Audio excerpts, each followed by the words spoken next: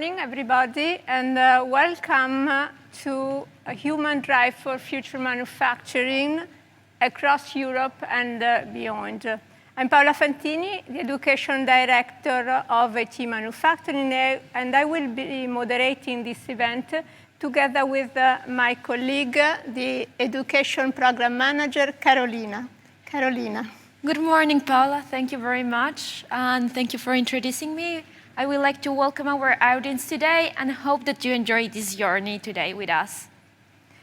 Okay, yes, this event that is kindly associated with the World Manufacturing Week today will bring together different perspectives and contributions towards the human role of manufacturing and with a specific role on education. So first of all, I would like to welcome our CEO, Klaus Bates, on stage for opening today's event. Welcome, Klaus. Yeah, thanks a lot, Carolina and Paola, for the nice introduction. I'm Klaus Bates, the CEO. Okay, I have to keep the mic up. I'm the CEO of EIT Manufacturing. I'm very happy today to open this day dedicated to education and training. And I want to emphasize really the importance of education and training for manufacturing. And this concerns not only that we have to educate a new generation of engineers, that we have to educate pupils, but also our existing workforce and even our existing management to run a traditional manufacturing business in the digital economy requires different capabilities, also for the top management. So education is really key for the transition towards the digital economy, towards the circular economy, towards the decarbonization of industry.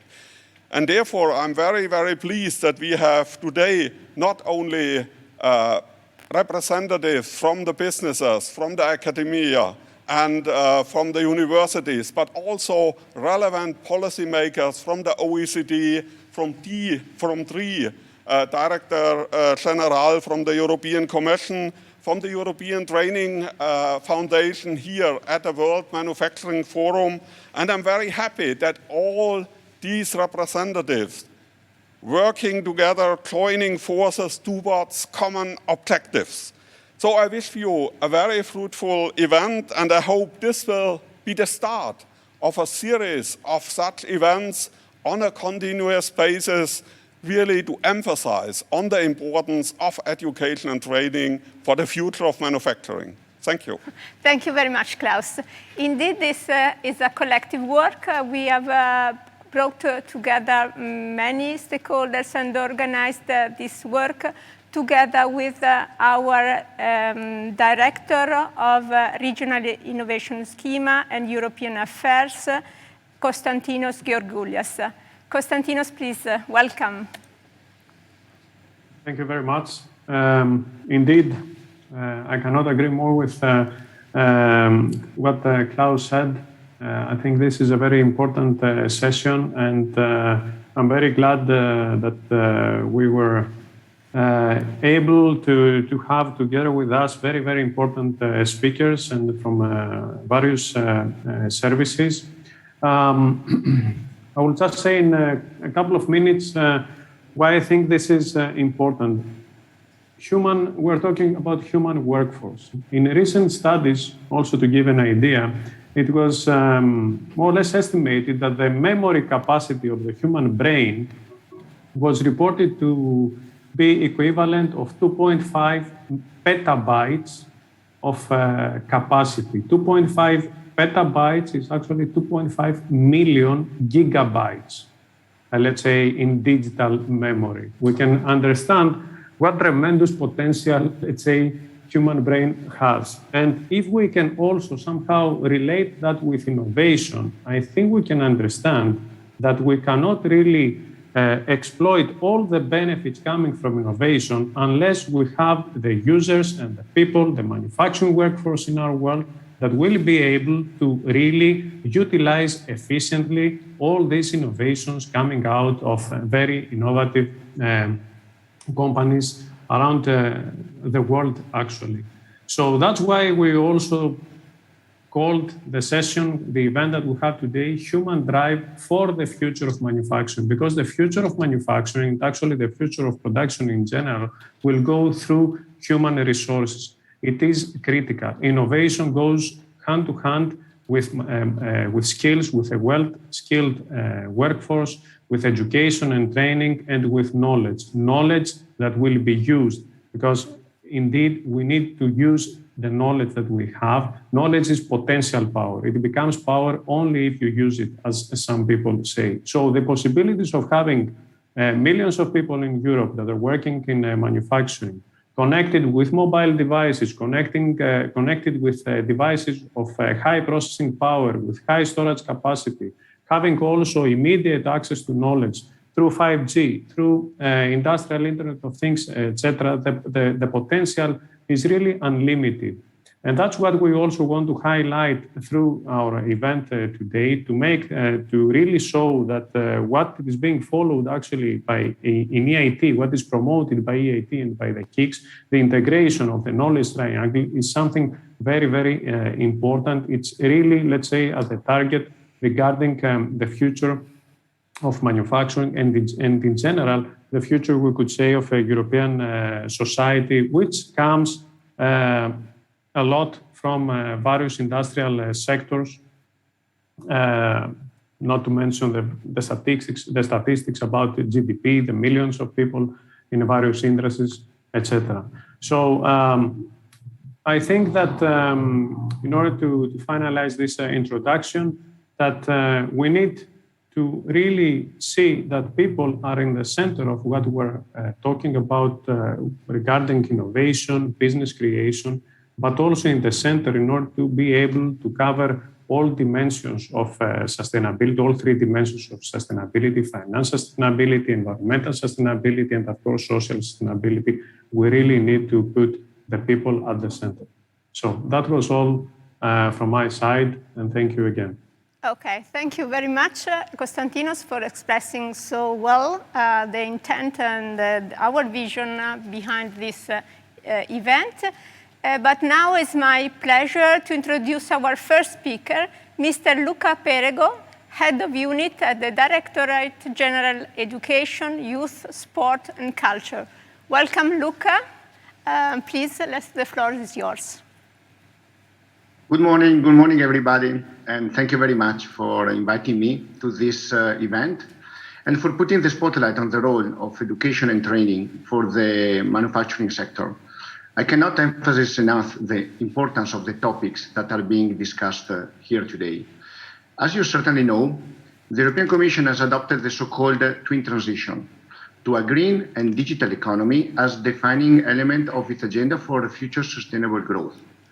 The European Green Deal aims to make Europe climate neutral by 2050, boost the economy through green technology, and create a sustainable industry and transport and cut pollution. The digital transition is aimed at delivering a Europe fit for the digital age by empowering people, businesses, and administrations with a new generation of technologies where the digital transformation will benefit everyone. Just like any other sector, the manufacturing sector will need to go through this twin transition. It will need to become more sustainable. First, socially sustainable, meaning that it will need to ensure safe, healthy, ethical, and socially sustainable production and products. And second, environmentally sustainable, meaning that it needs to transform into a green and clean industry. It will also need to become more digital, of course, and digitalization is expected to transform every link in the manufacturing value chain. For achieving this twin transition, innovation will need to be the driving force. The critical success factor to accelerate the green and digital transition and to unleash the innovation potential required for it lays in the human factor. It is clear that the change will need to be driven by talented and motivated individuals. These individuals are the students, researchers, innovators, and game changers that are equipped with the right skills and mindset. The manufacturing sector will very much need this kind of talented individuals in order to successfully shape modern and future manufacturing and to transform the challenges from the twin transition into opportunities. It is thereby crucial to train a workforce that will fit the needs of existing industry and that will also be able to adapt to new trends and evolution of the manufacturing sector. There will be a need for technical skills, since the sector will need individuals that are specialized in the green technology, and there will be an increasing need for digital skills. There will also be a need for soft skills like creativity, entrepreneurship, or ability to teamwork. To this end, the manufacturing community needs an inflow of talent, and the talent already present in the community needs to be further developed and upskilled. Investments in these skills and talents and education activities are therefore crucial. This includes the education activities offered by the EIT and its knowledge and innovation communities. The education activities need to be tailor-made, meaning that they need to be developed alongside the needs and gaps that hinder innovation and entrepreneurship. This will, of course, to a certain extent, vary from one sector to another. Identify these needs and gaps is an important and difficult exercise.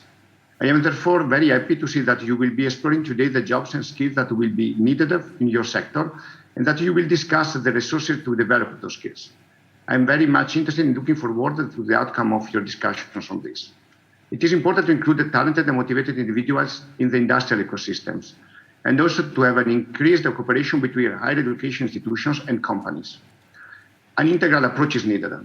Engagement of industry with education and training institutions is essential to determine the necessary competencies and future workforce, as well to align industrial technology with existing training.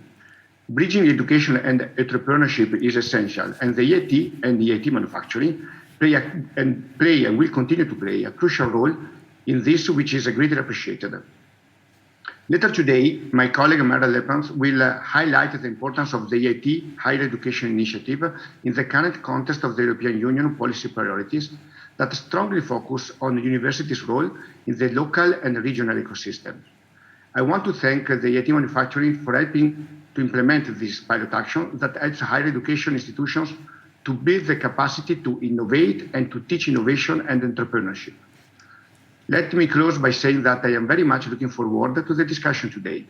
I'm deeply convinced that each of you, from your background and perspective, can bring valuable contribution to the debate, and I'm sure that we will have a session full of interesting and interactive discussions. Thank you. Thank you for your interesting presentation, Mr. Pergo. Indeed, boosting the innovation, talents, and capacity is of paramount importance for Europe. The EIT is one of the key instruments in that direction. I am very happy to have here Mr. Marian Belko, Education Officer of EIT. Good morning, Marian. Good morning, everyone. Hope you can hear me. Thank you very much for the invitation. It's always a pleasure and honor to represent the EIT at events with such inspiring full program on education, which is also very close to my heart. The EIT key objective and our motto is to power innovators and entrepreneurs to develop innovative solutions to global challenges. So let me briefly present what the EIT is and what it does to support the innovation in Europe. We believe that the EIT has a key role in enhancing innovation in Europe, and Europe's future really relies on innovation. We need to turn research into new products and services to remain globally competitive. And this is why the EIT was created back in 2008 to tackle Europe's structural weakness and in innovation and to help to compete in a changing world. The EIT was set up to drive innovation forward. This means creating the right environment for European innovators and entrepreneurs, fostering citizen-oriented research, and helping EU countries to invest more in their innovation capacities. To make innovation work, education, research, and entrepreneurship need to come together. Over the years, the EIT has firmly established itself as Europe's main instrument in promoting innovation and entrepreneurship. It works across entire innovation value chain, from students to entrepreneurs, from ideas to product, and from lab to customer. In short, the EIT community helps innovators turn their ideas into cutting-edge products, services, and jobs. And we do this by delivering education programs that combines technical and entrepreneurial and innovation skills and competencies. We deliver innovative research projects and business creation and acceleration services in a portfolio of activities. The EIT itself is relatively a small team, but our strength is in the knowledge and innovation communities, which are always established to tackle particular societal challenges.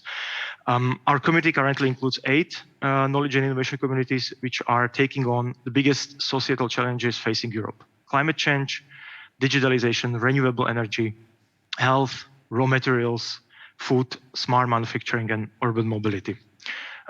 During 2014 and 2020, the EIT community channeled almost 2.5 billion in grants to innovate innovation activities across Europe. And in the next 7 years, we have increased ambition to further support a structural change in the innovation chain. Basically, EIT and KICS help innovators to turn their ideas into cutting-edge products, services, and jobs. But very important element in that is education of the next generation of entrepreneurs, nourishing ventures through business creation and acceleration services to empower smart solutions to Europe's greatest challenges. What is very unique, or what we think is very important in our model, is that over the years we learned that what makes the innovation communities very specific. It's a strong thematic focus and mission-driven approach. The KICS work on issues that matter to Europeans, all the very important societal challenges.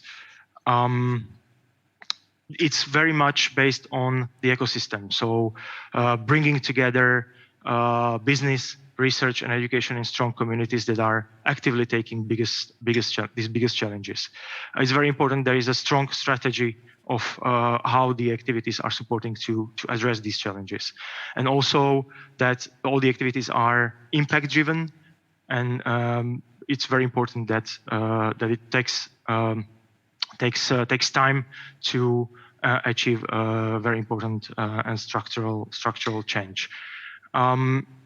This is very briefly, and I hope that you will have very inspiring sessions today, and you will have a chance to learn more, and especially on how the education plays a key role in nurturing talent for future of manufacturing industries. Thank you very much, and I wish you very inspiring sessions today. Thanks. Thank you.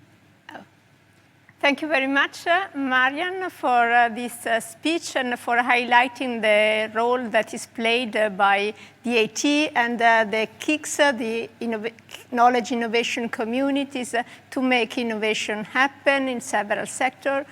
And yes, so today we will immediately start with our first session that will be focused on sustainable, human-centric, and resilient manufacturing, in which humans are no longer seen as key resources just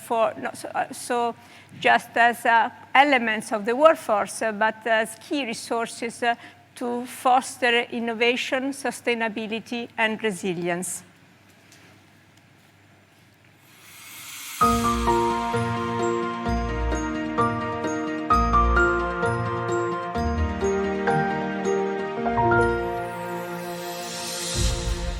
So, Paula, I will say that without further ado, we can start with our first session.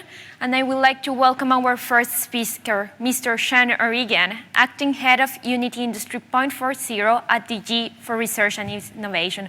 Welcome, Mr. O'Regan. Your unit has elaborated a vision for Industry 5.0. Would you introduce it to us, please? Yes, good morning, everyone, and thank you for the invitation. So, so far, as we know, digitalization has been a very powerful force for change in industry. transforming the way it operates, accelerating production processes, and changing the role of workers. But to date, the focus has very much been on using digitalization to improve productivity and drive down costs. And increasingly, we're seeing that this fails to take account of the full contribution that industry can make to the economy and society. So where Industry 4.0 starts from technology, Industry 5.0 looks at capitalizing on technology in order to maximize the creativity of the workers. So the approach is based on three principles. First of all, a human-centric approach to promote talent and diversity and empowerment. Secondly, resilience by applying technologies in a flexible and adaptable way. And thirdly, capitalizing in this way on the ability of industry to lead action in relation to sustainability. Next, please. So this is really the essence of Industry 5.0.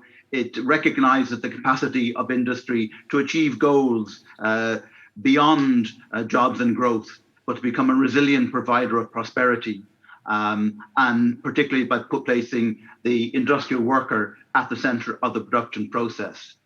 Next, please. So why have we looked to Industry 5.0 as the way forward? Well, for a number of reasons. First of all, this approach improves safety and well-being in the workplace. Secondly, it capitalizes on technology to empower workers, so that workers are at the center of the production process. It makes industry competitive because it offers challenging and rewarding careers, and so can attract the best talent. This also involves training for evolving skills, lifelong training and learning throughout a career in industry. Coupled then with the reduced cost due to resource efficiency, this gives industry a competitive edge in new markets. So for us, Industry 5.0 is a solution provider which can allow industry to play its full role in sustainability and in providing good careers for people. Next, please. So what we're talking about here very much is an industry that works for people. So we're really looking at a human-centric approach rather than a technology-driven approach. An approach that offers safe and qualitative jobs, that includes particular focus on the well-being of the worker. That sees workers very much as investments, not simply a cost for industry. And it looks at technologies in a way that will enhance workers' capacities and so foster creativity. So it is really about using technology in order to maximize the creative capacity of the workforce. Next, please. So what we're very much talking about here is attracting the best talents to industry. The current generation is the first generation we can say is digitally native. And as such, this generation will be very much sought after right across a whole range of different sectors of the economy and society. So industry will need to offer a very challenging and a rewarding career in order to bring people in. And what young people are looking for is employers who share their values, who believe in putting the worker at the center of the workforce, of the industrial process, and broadly respects the goals of sustainability and the limits of our planet. So we're very much through Industry 5.0 looking at ways in which we can offer valuable careers that will attract the best human talents. Next, please.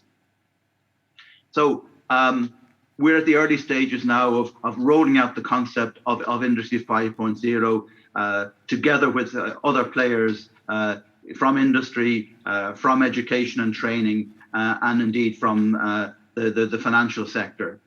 A number of initiatives that we have underway. First of all, early next year, we will launch the first ever Industry 5.0 prize. for a company that can offer the best Industry 5.0 business case. So that is a prize that will be judged later next year and will give recognition to those two companies that are really taking Industry 5.0 on board and applying it in a way that can make a lot of success and be leaders and guides for industry in general. Secondly, we're working with the idea of developing fellowships between factories and testing infrastructures so that we bring together the best talents from research and industry to take forward Industry 5.0 in this way. Thirdly, we're talking regularly with our colleagues in EIT manufacturing with a view to developing curricula that embody the essence of Industry 5.0. And of course, very importantly, we're talking on an ongoing basis with industry players in our public-private partnerships and right across different industrial sectors to establish a coalition of the willing industrial players who are willing to be the leaders, to move forward and to capitalize on the opportunities that Industry 5.0 offers for developing industry in a way that allows it to maximize its contribution to our economy and society, and not only to the direct profitability of companies. Next, please. So I will wrap up there. Further information is available on our website, and very happy to follow up with anyone who would like to later on. Thank you. Thank you very much, Mr. O'Regan. You did a very comprehensive and consistent presentation. You mentioned the development curricula with the EIT. This sets the ground for our next keynote speaker, Ms. Isabelle Schutzer from CEA Tech, a French auteur. Isabelle is in charge of the relationship with all the KICs and the EIT. She's also a member of the Strategic Industrial Committee of EITM Doctoral School. Good morning, Isabelle. You have an extensive experience on how to train young researchers in innovation and entrepreneurship. Will you share your perspective with us today, please?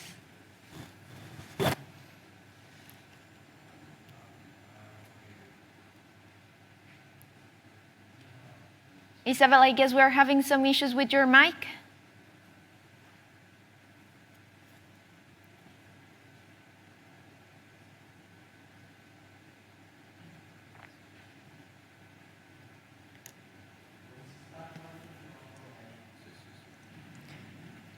Okay, just let's wait some minutes for Isabelle. Yes,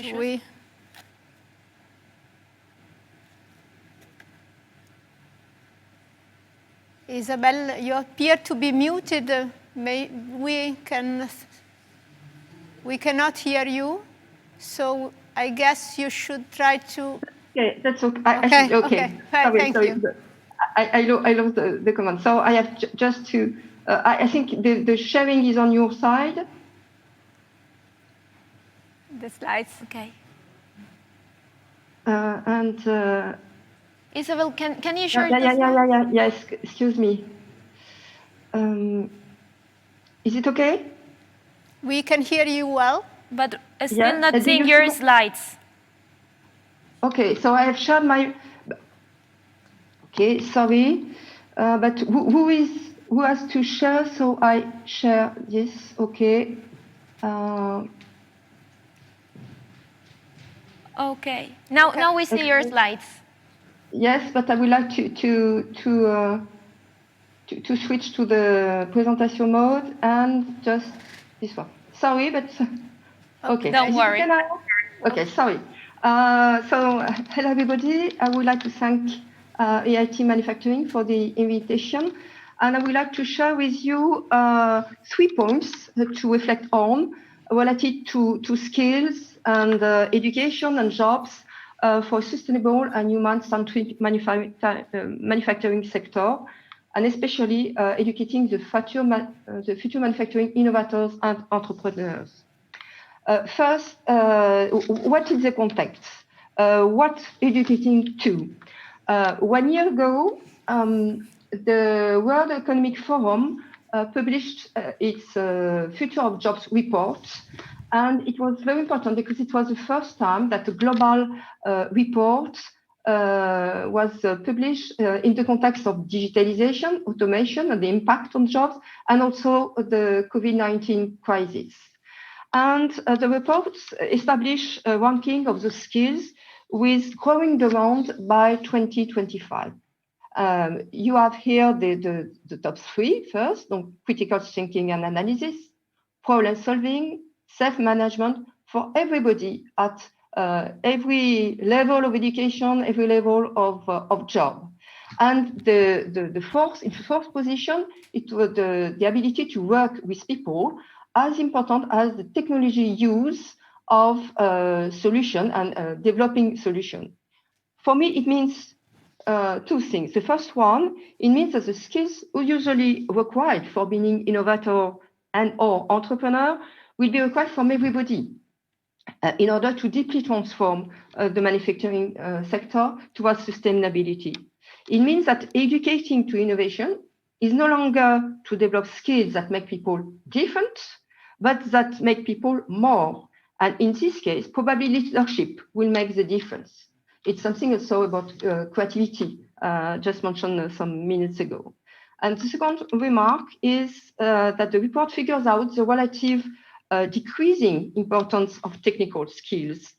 In another ranking, on the top of the top 15 skills for 2025 in industry and manufacturing sector, technology use, monitoring, designing, and so on was below the 7th ranking. So lower importance of technical skills. However, another recent study points out the role of high-level education, especially PhD education. Recently, MIT published its MIT Technology Review and a special issue about 35 innovators under 35. And it clearly demonstrates that innovation has something to do with high-level education, especially with the PhD experience. And for example, this year, in the ranking of worldwide finalists, the worldwide finalists, because the contest is based on a continental contest, and then all finalists are on the worldwide level.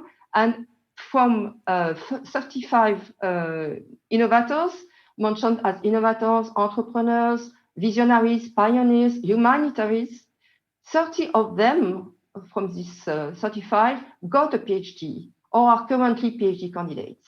So it means that if the technical skills are maybe have a lower importance on the benefits of human being, the high-level experience is very important. But in this case, for example, for PhD experience, one critical point is to transform the posture of the scholar, I am the one who knows, to a constructive attitude to serve the transformation of the sector.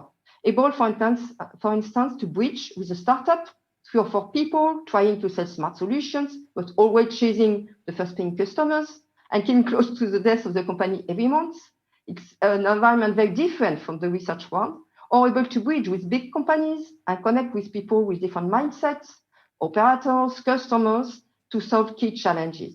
And it is exactly what EIT Manufacturing is addressing with the EIT Label program for PhD master students, offering with master universities unusual opportunities and unique opportunities to meet people and to transform their technical knowledge in a passion for innovation and impact.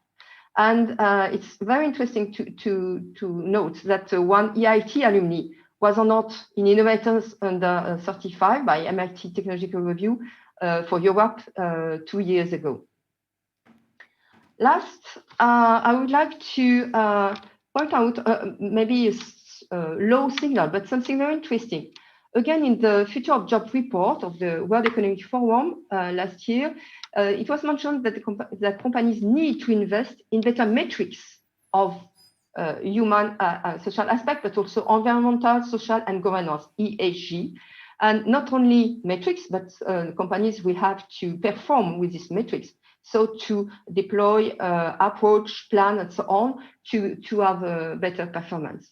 In parallel, the European Commission, the last spring, published a proposal for corporate sustainability reporting directive.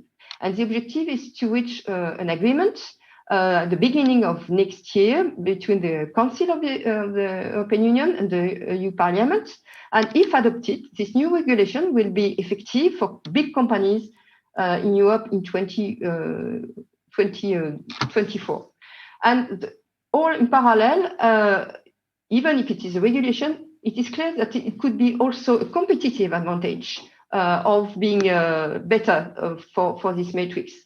It means that there is new skills to develop, and for example, to have a systemic approach to develop for innovative entrepreneurs, but it's also a new field to invest for innovation entrepreneurship, to develop new products and new services, for having better metrics and better plan to implement, for example, robotization in the manufacturing sector. And it's also a new way to attract young people to this sector. So I share just these three ideas to discuss and to challenge, and thank you for your attention. Thank you, Isabelle. Thank you very much for your intervention, for sharing this overview of different reports on skills, but also about your perception and your conviction and of what we should do and will do in the future in order to improve higher education and create innovators. Thank you. Now, next in our agenda, we have a panel dedicated to connecting and networking in manufacturing. So in this panel, we have 3 young talents involved in IT manufacturing activities. So we have the young manufacturing leaders and the alumni communities. So welcome Jacopo, Rahul, and Matej. Can we, okay, yes. So it's a pleasure for us to have all of you here. And I would like now to start with a question to the young manufacturing leaders. So Jacopo, who are the young manufacturing leaders and what are you looking for? Can you answer these questions for our audience, please? Yeah, for sure. Thank you for the welcome. I mean, it's not an easy question because we are very different in terms of composition. We are a very heterogeneous community, but one thing is sure, to be a young manufacturing leader, you should be someone that has a real purpose in your career, in your hobbies, in your point of view, to shape the manufacturing industry of the future. We follow basically 3 pillars. We want to address a gender balance in the manufacturing. We want to create a sustainable industry, so a sustainable development, a green manufacturing, and also a digital innovation in this context. We are a network that is based on 7 city hubs, all located in Europe, in these countries, Czech Republic, Germany, Ireland, Portugal, Spain, Italy, and Sweden. But we comes from basically all around the world. We have people that comes from all the continents all around the world. And we saw a very strong growth during the last year. We had plus 217% of people. Now we reach almost 370 members. And we have plus 56 countries involved during the last year. So we are very heterogeneous. We have different time zones, but we all love to meet up and to try to develop new skills through workshops organized by single city hubs or through initiatives organized by the YML Network Global. For example, the essay context that we will discuss during the main event on Thursday, as well as other workshop or contexts like the 3D manufacturing context. We have an age between 18 and 30 with a very heterogeneous distribution, starting from high school senior year, reaching bachelor and master student, as well as PhD and young professionals like me. Besides that, everyone has an interest, as already said, from a personal point of view, academic or professional, into manufacturing context. How to be part of Young Manufacturing Leaders? It's very easy. You can go to youngmanufacturingleaders.org. you have to fill the form, a SurveyMonkey form, really easy, few questions to be filled. And then you will be contacting from one city hub, the one that you belong in terms of geography, and you can access to all these amazing initiatives. So it's really easy to become a young manufacturing leader. Thank you, Jacopo. It's really interesting to see what you are doing, and hopefully you will have new members after this presentation. Now, I would like to ask the next question to Raul, so to learn a little bit more about what young manufacturing leaders are doing. Raul, can you tell us a little bit about one initiative you are particularly proud of? Definitely. Thank you for this opportunity to be a part of this panel today.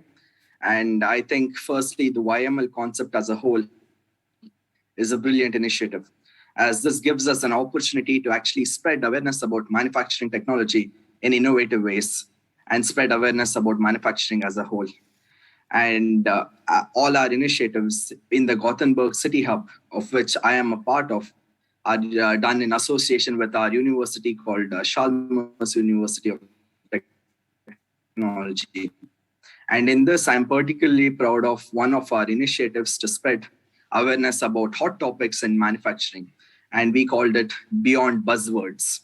And in this series, we aim to actually create an interactive environment where we can spread awareness about hot topics and buzzwords such as digital twins and predictive maintenance. And the best part about this initiative is that this actually grew from a meeting held with the City Hub members, where they expressed the need to actually understand and learn more about the hot topics and emerging trends in manufacturing. And we then further developed this idea to create an interactive panel where an industrial expert and an academic expert are present, and each of them presents their point of view on the topic. And once they actually present their point of view, we then initiate a discussion with the panel to actually understand the different points of views on a particular topic. And also, at the same time, we give room for the audience to actually ask questions and learn about both the industrial and the academic perspective. And I believe that this initiative, gives the audience the knowledge about not only about one aspect about the industry, but also about how it's actually done in the academic aspect. And this is something which I'm particularly proud of.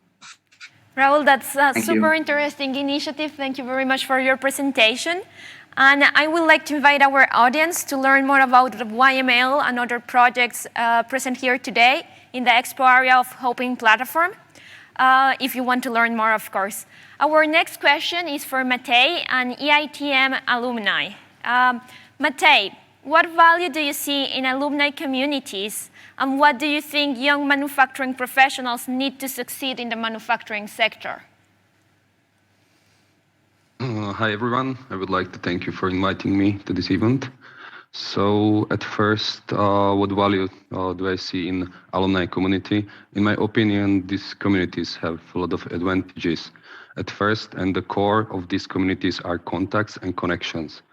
High concentration of creative and enthusiastic people is like the well of ideas and possibilities. So if you would like to find solution, fresh and innovative ideas, or skilled coworkers for any project, or you want to share or find some interesting job opportunity, I think the alumni community is the right place for that. And what about young manufacturing professionals need to succeed in manufacturing sector? I would like to summarize this in 5 advices. First, tons of experience or ability and willingness to learn and understand new things really fast. Then second is ask as many questions as possible, and crucially take notes, because you will need this knowledge later and forgetting is natural. The third is the well-known thinking outside the box. You need to look at processes and possible solutions from different perspective, which is really appreciated. Then fourth is don't be shy to give your opinion or come up with the ideas during the discussions and problem-solving meetings. And the last is ask for the new and harder challenges. The learning by doing is the key for the succeed. And that's all from my side. Thank you. Oh, thank you very much, Mattei, Jacopo, and Rahul. I think it has been really fascinating and refreshing to see how different type of network can support professional and foster the manufacturing community. So thank you very much. And now we move on to the next panel.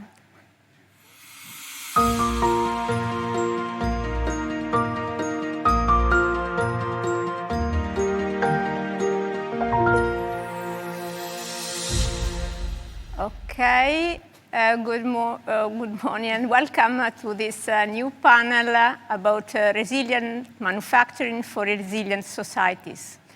We will discuss here two manufacturing projects that will show how education and training are essential for pursuing the vision of a resilient manufacturing. Carolina. Paola, thank you for presenting the panel. Let me introduce our two speakers, Hussein Tarhini from Fraunhofer IAPT for the project AM Help, and Achille Peternier from Subsib representing the Machina project. Welcome, Hussein and Achille. Hi, welcome. Good morning, Carolina. Thank you for the introduction. So, let me have you on the stage so I see you here. So our first question in this panel is for both of you. How can education and training make manufacturing more resilient? Achille, let's start from you. Okay, let's first say that I'm involved in a project that is related to virtual reality, to using virtual reality as a means to create digital twins of real machinery so that people can train and practice with a digital replica within a virtual environment with a selected set of machinery. And resiliency is coming from this approach thanks to the fact that since we are creating a digital twin of a specific machine, in our case, in our very project, we targeted till now 4 different machines. And this year we are dealing with quite complex ones like electrical discharge machine and a grinding machine. Since we are able to create a replica, a digital twin of such machinery within a virtual environment, people can train in a safe environment and can train without the need of being physically in front of the real machine, without having universities, small enterprises to buy such expensive machines and to allocate them, let's say, only to the activity of letting people train, practice with such expensive, cumbersome, and in some cases, even dangerous instruments. Virtual reality then, thanks to a project like R1, is providing a mean for potentially instantiating as many replicas of such machineries at will, since we only need a head-mounted display, virtual reality headset in the computer to access and to practice to have such a machine in front of us and to practice with it directly, even from at home in case. Oh, thank you, Achille. Virtual training is indeed a nice mitigation for several risks that may affect the physical world and the equipment. But Hussein, what are your thoughts on this matter? Yeah, so to maybe go back more to the question of how can manufacturing and training increase the resilience on societies, I would like to first, look more about the word resilience, and this is the ability to bounce back from an issue or a problem that happens with our societies. And I feel that the field that I work in, which is additive manufacturing, brings a lot to the table in this case. So when we look at additive manufacturing and when we look at crisis in general, so to be resilient is to be able to bounce from crisis, we need to diversify people and we need to educate them so they have the sufficient skills, as I think Isabella was saying earlier, she was discussing critical thinking, problem solving, self-management, which these are all soft skills, but we also need hard skills to allow to people to actually bounce back from crisis. And when we look at the COVID and what happened, which is a perfect example of when we need resilience with all the supply chain being disrupted, we saw everywhere in the news where additive manufacturing was coming to solve this issue. But the problem is there's little people who know about additive manufacturing. And this is due to our current educational systems, which are very outdated. And the need for training is to update all of these people, or upskill. I don't want to use the word update, but to upskill these people so they can stand for the new challenges. Thank you, Hussein. I think the others will be curious to know a little bit more about the project. So you are using AM in order to increase the resilience in hospital and in healthcare. Can you tell us something more about that? For sure. So in EIT, we have the project called AM Help, which is Additive Manufacturing Hospital Learning Program. And this is a sector where we looked at, and which is the medical field, which is very slow to adapt new changes. Technology is evolving, and a lot has been evolving in additive manufacturing. And we think we can save lives by introducing these hospitals to additive manufacturing. So I was just mentioning COVID, and we had these issues with the masks. We had these issues with the masks. We had these issues with some machines breaking down and needing some parts that you cannot simply bring because of the disrupted supply chains. And what we did, for example, at our institute, we were printing spare parts for the hospitals. And this still meant there was some lead time. And the idea of this project is to allow these hospitals to be able to utilize directly additive manufacturing by training these medical personnel to use additive manufacturing directly to respond to crisis and to be more resilient in the future.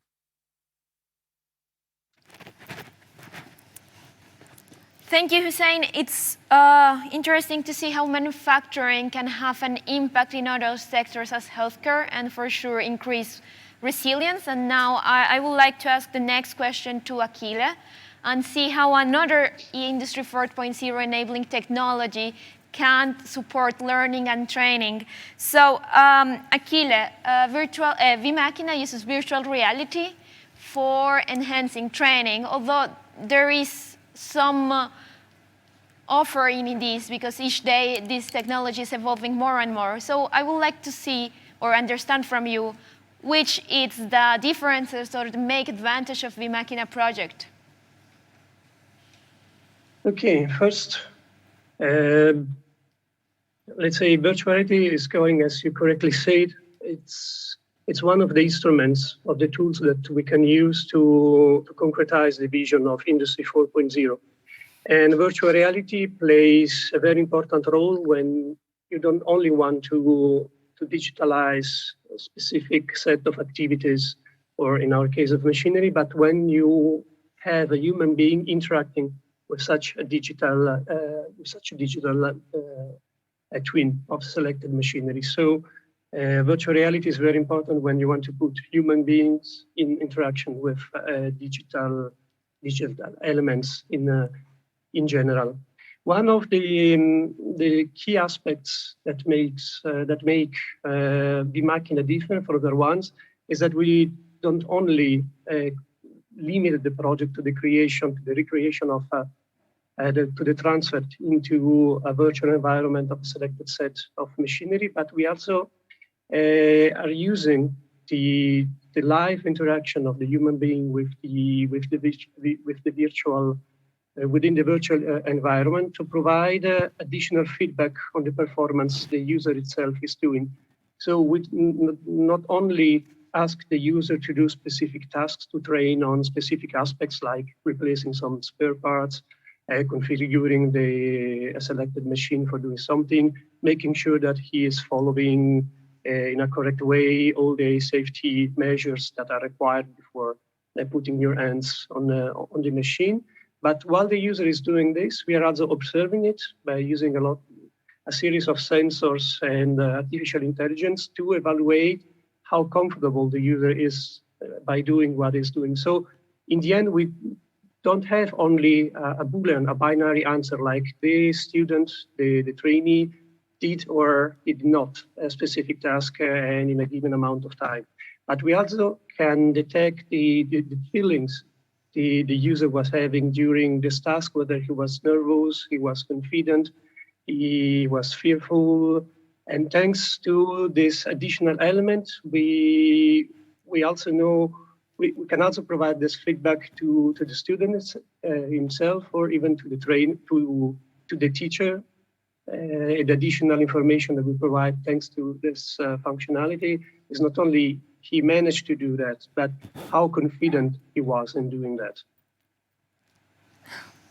Thank you, Achille, and thank you, Hussein. I think you provided two different but very inspiring examples on how education and training at the cutting edge of technology can really help in making manufacturing and society more resilient. Carolina, I think that another aspect that can contribute to increasing resilience is looking at the younger generation, right? Yes, for sure. That's why our next panel will be focused in young pupils and how to prepare the future generations. Very good.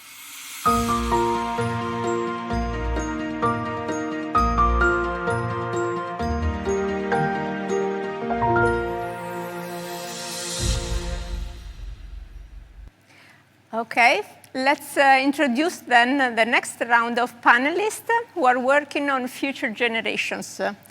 So we will start with a question to Nadia. Nadia, who is leading the LeapFox project. Nadia, in our previous panel, we saw how virtual reality was used in order for training and education. In your project, you are using augmented reality, right? In order to present pupils. And the question is, how have you validated that this tool is effective in education of children, and what are the results? Good morning. Well, to answer your question, it is important to know what the intention of augmented reality in our project LeapFox is. So we do not want to use AR to deliver a lot of content. So the main content is delivered via the nuggets on our learning platform. So the AR app is more a kind of a bridge or an entrance gate to the learning nuggets for getting the pupils excited about our project. So instead of having a static flow chart of the production process, the pupils have a puzzle consisting of all stations along the production process of a car. And each puzzle part is connected to an animated 3D model. So we are bringing each step of the production process to life. So the main purpose of augmented reality is to make the pupils interested in getting to know more about each production process. And AR is interactive and it's also extraordinary. So maybe pupils have experienced it in their spare time by playing games like Pokemon Go, but most never got in touch with it in school. So, and AR also has one big advantage compared to other technologies. There are no extra tools required. So a conventional device with a camera, such as a tablet or a smartphone, is sufficient. And the schools do not have to buy extra stuff for solely one purpose. So to answer your question directly, we have not validated the effectiveness of AR in the scientific sense. So we are not testing how much knowledge is gained with or without the use of AR. But we already got the feedback of teachers saying, oh, we want to try this out. And catching the interest of the teacher is one big first step for the success of our project.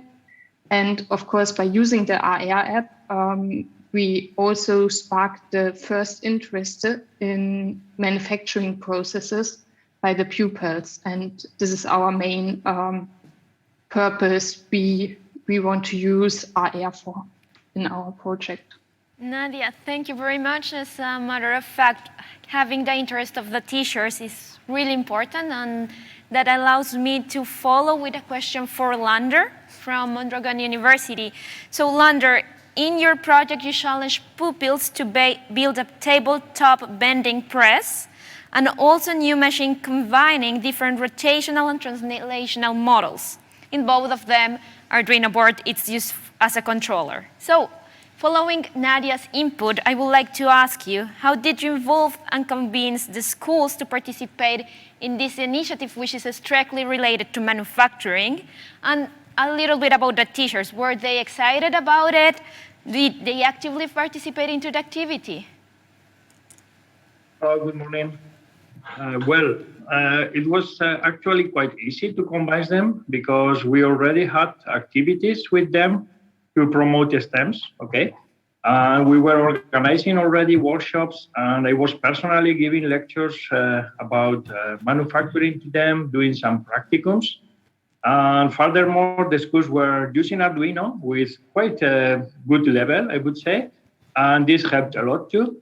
And in Germany, it was pretty similar. PTU Darmstadt was giving lectures or doing activities to promote engineering in nearby schools. And Professor Grohe from Darmstadt contacted another 4 schools there, and they were happy to join. So we had in total like 12 classrooms during the 2 years of the project. And this was how we did it, okay?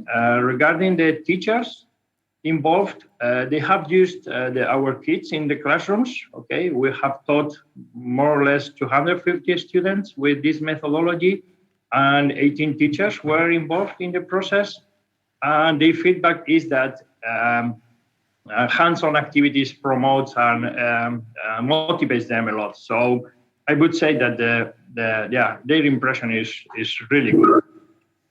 Thank you very much, Lander. It's nice to see how manufacturing is entering schools, and that's why I want to ask the next question to Triana. Triana, while Lander introduced the challenge to high school students, you decided to go even further and challenge elementary school kids. So how did you target them, or why did you target them, and how do you engage the kids on this project of yours? Absolutely, thank you, and good morning, everybody. So, Carlino and everybody, we had been speaking with older children and had already found that actually they had made decisions and subject choices, maybe already closed off to STEM and to manufacturing by 14, 15, 16. So it became something of a goal then. Well, how about we get to them sooner so that they make decisions with all the information that they need to have? And there's data out there that shows children are making subject choices by as young as 11 years old. And particularly our focus is girls, because so few girls go into manufacturing. And there's also a survey, and of girls of a young age surveyed, 80% of them want to work in the caring professions. They want to help people. Now, I work for Stryker, and Stryker's mission is with our customers to make healthcare better. So through manufacturing, through studying STEM, I help people all the time. I consider myself that I am in the caring profession, as are the thousands and thousands of employees who work for Stryker. So that's why we wanted to get to younger children. We really wanted them to understand or see a bit about what manufacturing is about, because it's very hard to get into manufacturing if you don't know somebody. And lots of children and lots of young girls and young boys don't know anybody in manufacturing, don't really understand what it is.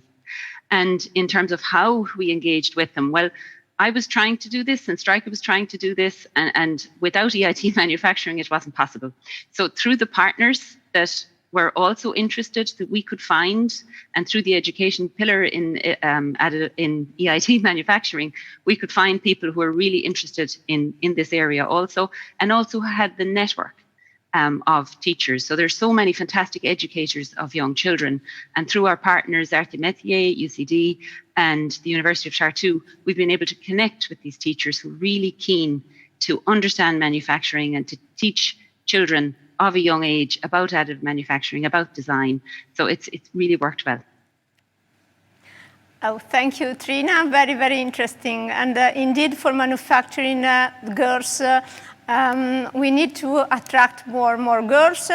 And that's why, besides your project, I would like to ask Monica from EIT Manufacturing how they are doing and their activity in order to close the gender gap at school level.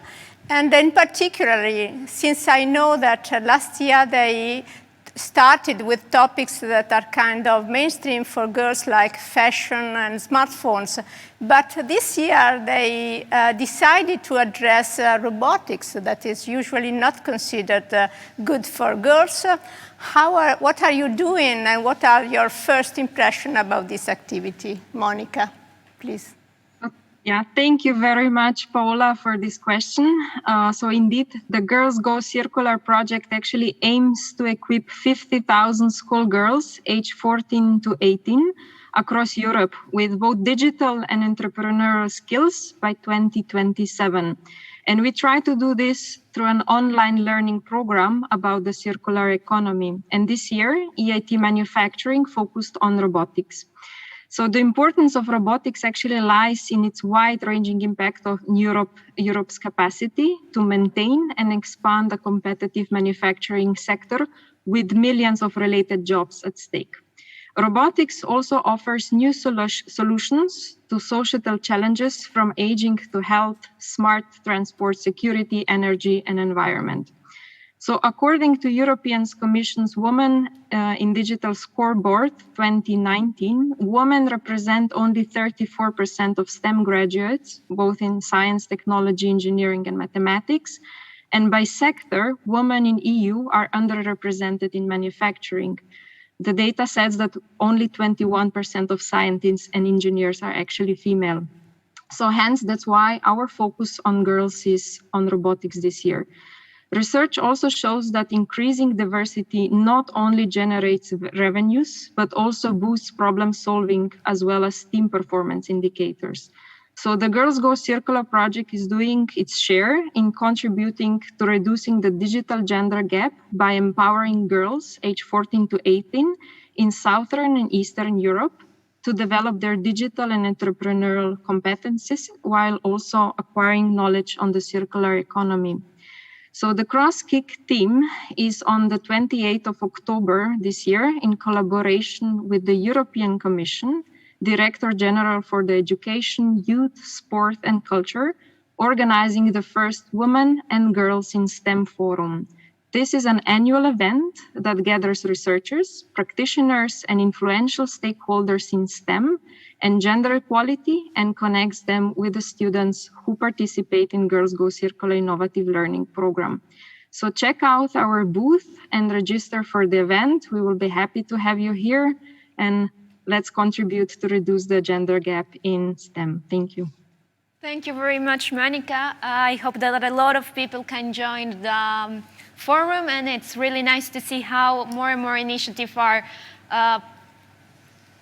taking girls into manufacturing and robotics especially. So my next question will be for Michael. Michael, we are currently speaking about robotics, and ManuCode, your project, was a summer school completely focused on robotics. So I would like to ask you, what was the feedback of the participants, both the teachers and the students? Okay, thanks a lot for being able to present a little bit our findings in the project. Overall, it's very positive, extremely positive, and it really demystified production and manufacturing to pupils and teachers who usually are on the consumer side. So, I mean, we started off with a task that involves two key points in manufacturing, that is manipulation and intralogistics. And also added some other flavors like teamwork was extremely important, also working across borders. So we had a team that worked partly in Austria and in Estonia. And also we had, picking up what just Monica said, we had a girls team in there as well. So it's not just gender mixed teams, but also a pure girls team. And actually the girls team blew away all the other teams. That was extremely nice to see. But it really gave them some flavor on what it means having human-centered European production and going to specific feedback. What they extremely liked is actually working on a real industrial robot. That's something they didn't have access to before. And it really gives them some idea of how to program it, how difficult it probably also is to operate this robot, and also what are the limitations. So overall, it really demystified robotics and in general, this assumption that robots will be able to do everything for us in the near future.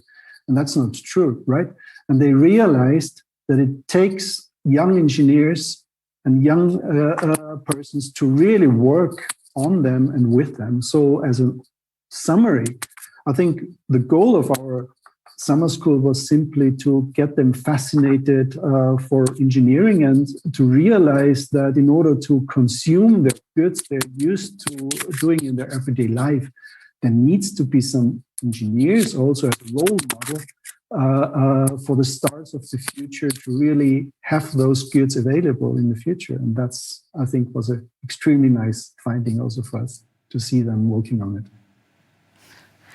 Thank you, Michael. It was really interesting to hear from you what you discovered and your students discovered in this initiative.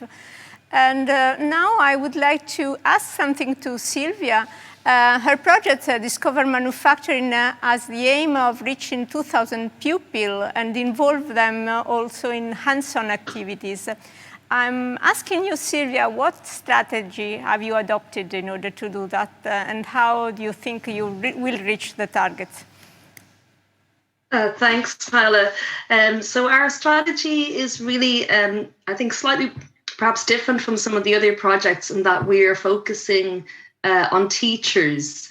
So teachers are a really key influencer on young people, and because manufacturing is changing so rapidly, teachers sometimes don't have all of the up-to-date information and know exactly what manufacturing today is like, and that it's a very exciting, rewarding career and very suitable for girls as well as boys. And as Trina referenced, it's a way, if girls want to make an impact on the world, an impact on society, that's a very powerful career to follow.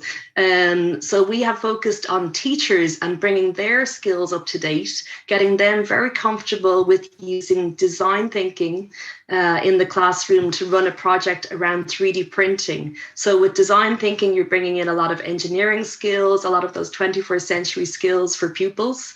And then with 3D printing, that is like a key enabling technology for manufacturing. So combining those together, getting the teachers really comfortable with that technology and with that process. And then the teachers in turn will then bring their students through a health challenge that's designed to appeal to the young people as well in ways that they can, make a change, make a positive change in their local community. So that has been our strategy for reaching that number of pupils. Thank you, Silvia, and thank you very much all for being here today and for presenting us these bright ideas and initiatives on how we can involve our younger generations into the manufacturing. This for sure will help in the future to tackle one of the main issues we have right now, which is the workforce shortage in the manufacturing. So thank you all for being here and for presenting your initiatives. Paola, what's next? Now, with this panel, we have ended the first session. So we are preparing for our next session, the second one, bright skills and valuable jobs for future manufacturing. So please stay with us and see you in a few minutes.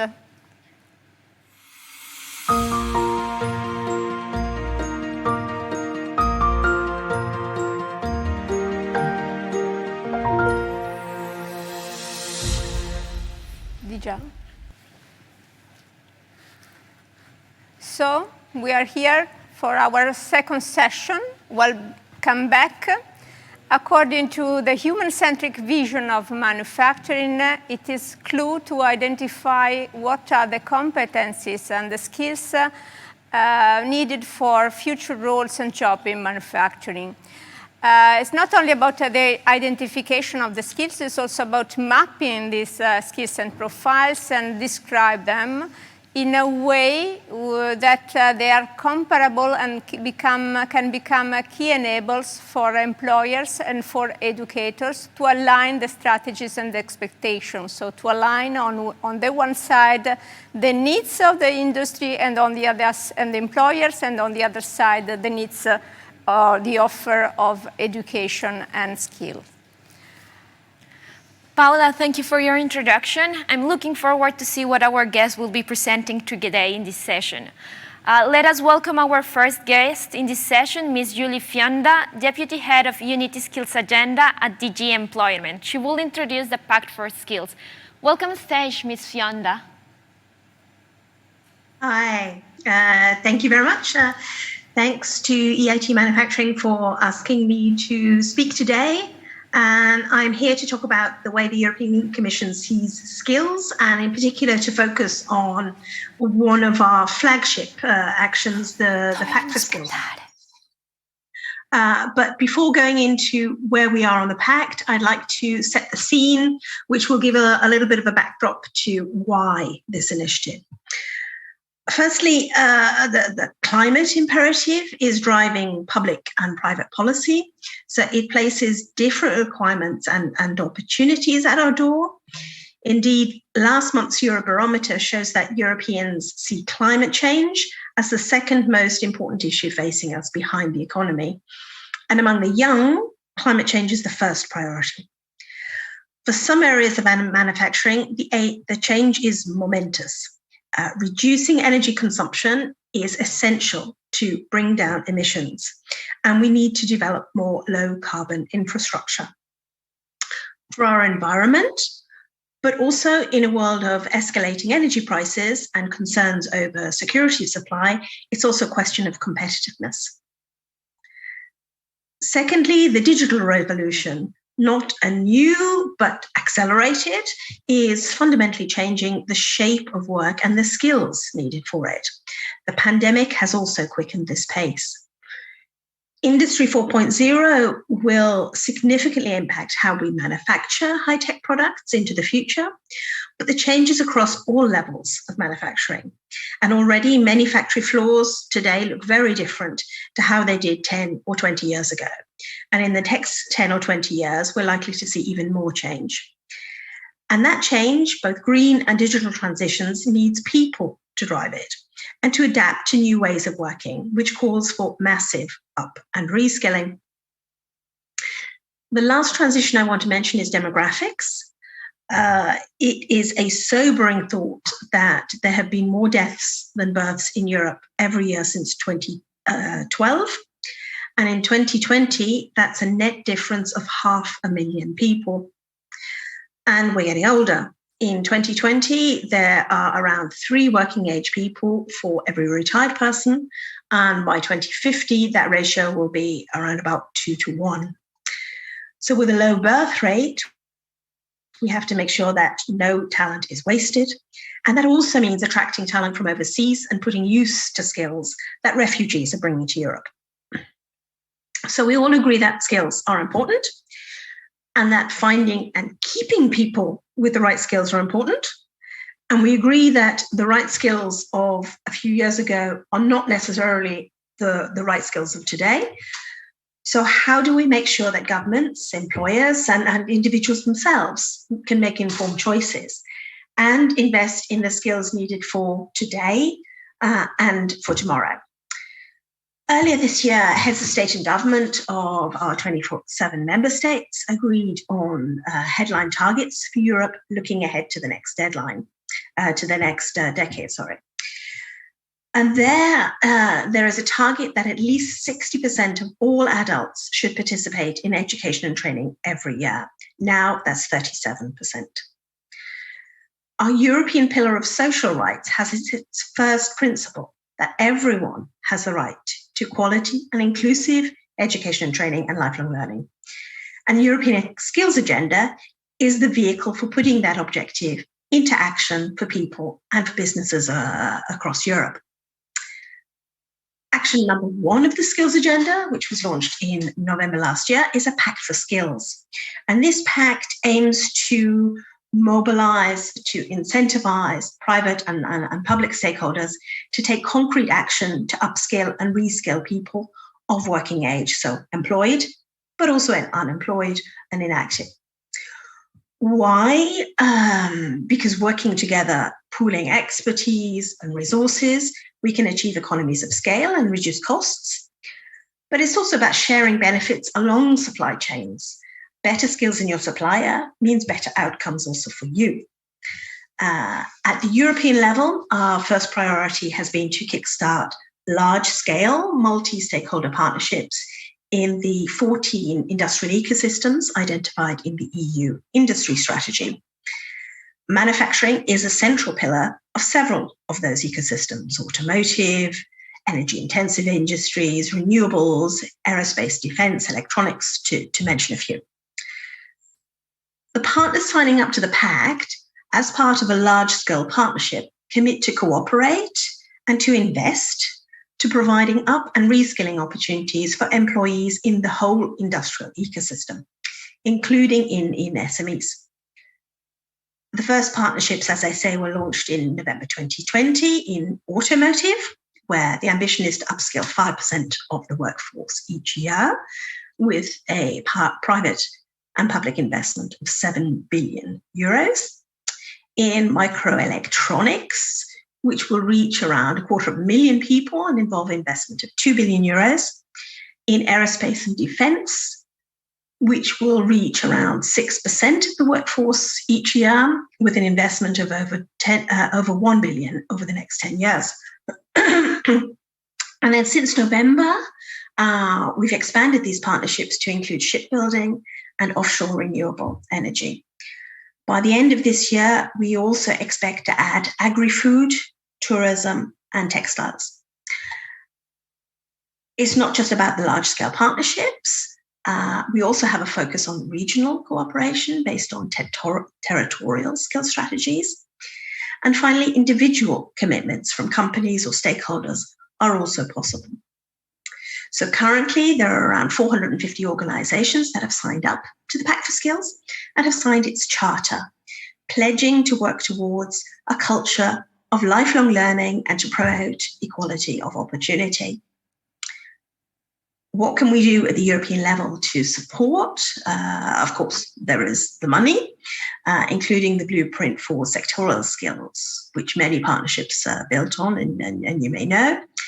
And there is access to European Social Fund, especially in regions. But it's not all about the money. And the money is not what the industry players are actually asking us for. It's more about providing the forum for exchange and putting different pieces of the puzzle together and visibility for what's being done. From early next year, we will put in place European-level support services, so a networking hub to give help in finding partners, a knowledge hub for peer learning, and a guidance and resources hub for connecting to information on relevant EU funding and tools like skills intelligence. Finally, I wanted to say a word on connectedness. The Pact is just one of the 12 Skills Agenda actions. All of the actions should work together to bring about the revolution in adult learning in Europe that we want to see. Later this year, we'll present the last two of these actions. This is a call upon countries to set up individual learning accounts, putting people in the driving seat of their learning, a kind of piggy bank that you can use to choose learning that helps you to improve your prospects at and for work, combined with guidance and counselling and information on what training opportunities are available to choose from, and a list of trustworthy training programs. And the second proposal is a proposal on micro-credentials, setting out a common EU definition for micro-credentials standard elements for their description and principles for their design and use. And these standards will facilitate a better understanding of and ultimately trust in micro-credentials offered by different systems or by different providers. And ultimately, they could support their use as building blocks to broader qualifications as well. So these two initiatives on individual learning accounts and micro-credentials, to go together with the Pact for Skills, will open up more learning opportunities for millions of people across Europe. And that's what we're all about. That's what will get us to the 60% of people engaging in training every year. And will make that training visible, accessible, trusted, and in line with strategies identified by Pact partnerships, useful and used. Thank you. Thank you very much, Ms. Fionda. It's really impressive how DG Employment has managed to gather already a lot of stakeholders in this commitment of upskilling and reskilling the workforce. And we as EIT Manufacturing for sure want to play a role on that. On the micro-credentials, on the Pact for Skills, we are sure we can support you in reaching your targets, which is our target as well. Thank you very much and have a nice day. Now that we have this overview of the Pacts of Skills and the Skills Agenda, let's move forward with our next interview that focuses on the competencies in the manufacturing and how to identify the skills of the future.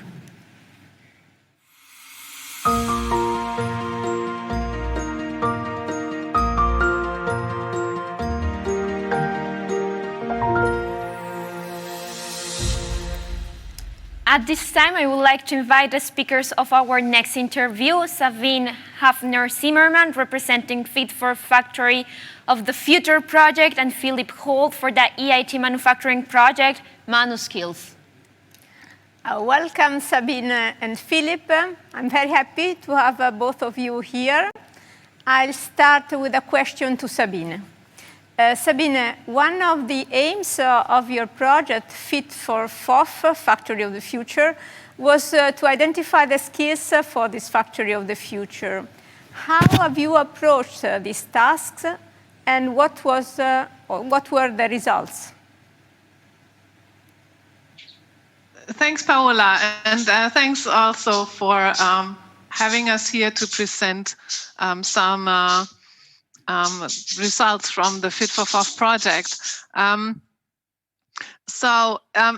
We already heard from the European Commission, but also from major networks in the field, how important upskilling is, and it will become even more important in the future. For one thing, to counter workforce shortages in manufacturing especially, but also to be able to utilize the technological advances that we are going to see in the coming years for a sustainable and competitive European industry. And this was the starting point also for the Fit for FOF project. We wanted to identify the skills needs of future manufacturing and test how tailor-made training programs could look like. So the results from that project, on the one hand, we did a quantitative activity using desk research and bibliometric analysis to identify those future skills that will be relevant for manufacturing in the future. And we focused on the 6 industrial areas of main interest for European industry, namely robotics, additive manufacturing, machine automation, data analytics, cybersecurity, and human-machine interaction. So what we see, and what I invite everybody to have a look at as well, we developed a matching tool to where everybody, each company, each individual can check what job profiles will be needed in the future, and which skills I will need to have to be able to fulfill this job profile. So this is on the one hand something that is a very, very tangible result of that project. But on the other hand, we'll talk about that later as well.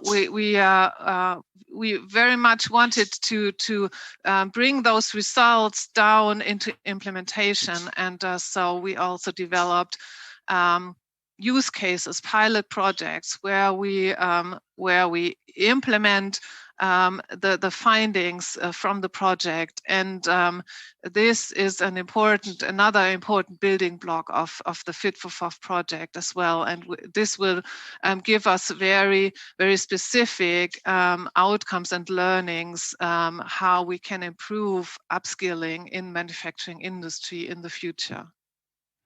Savine, that's really interesting, and it's impressive how you have mobilized different sectors on the manufacturing industry with a sound methodology.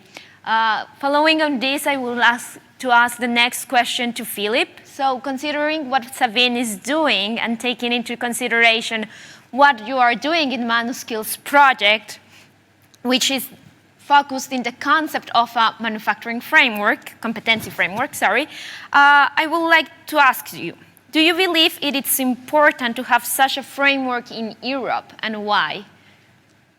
Yes, of course. I think it's very important to have such a framework in Europe. Of course, everything becomes complex and becomes more and more complex, and so it's much more difficult to figure out what to learn, what is to be known by the operators in manufacturing, but also by the management, and what should students learn. So I think in general, it's hard to figure out, even in the study time, what is really good to learn, which courses I should take, which lectures are interesting, and so on. And the same challenge is in the industry, because there's a very high technology push from the manufacturing in Europe by technologies which have the high potential to be used in production and also in logistic processes to improve the productivity, to improve the focus on the human, to improve the human-machine interaction, and so on. But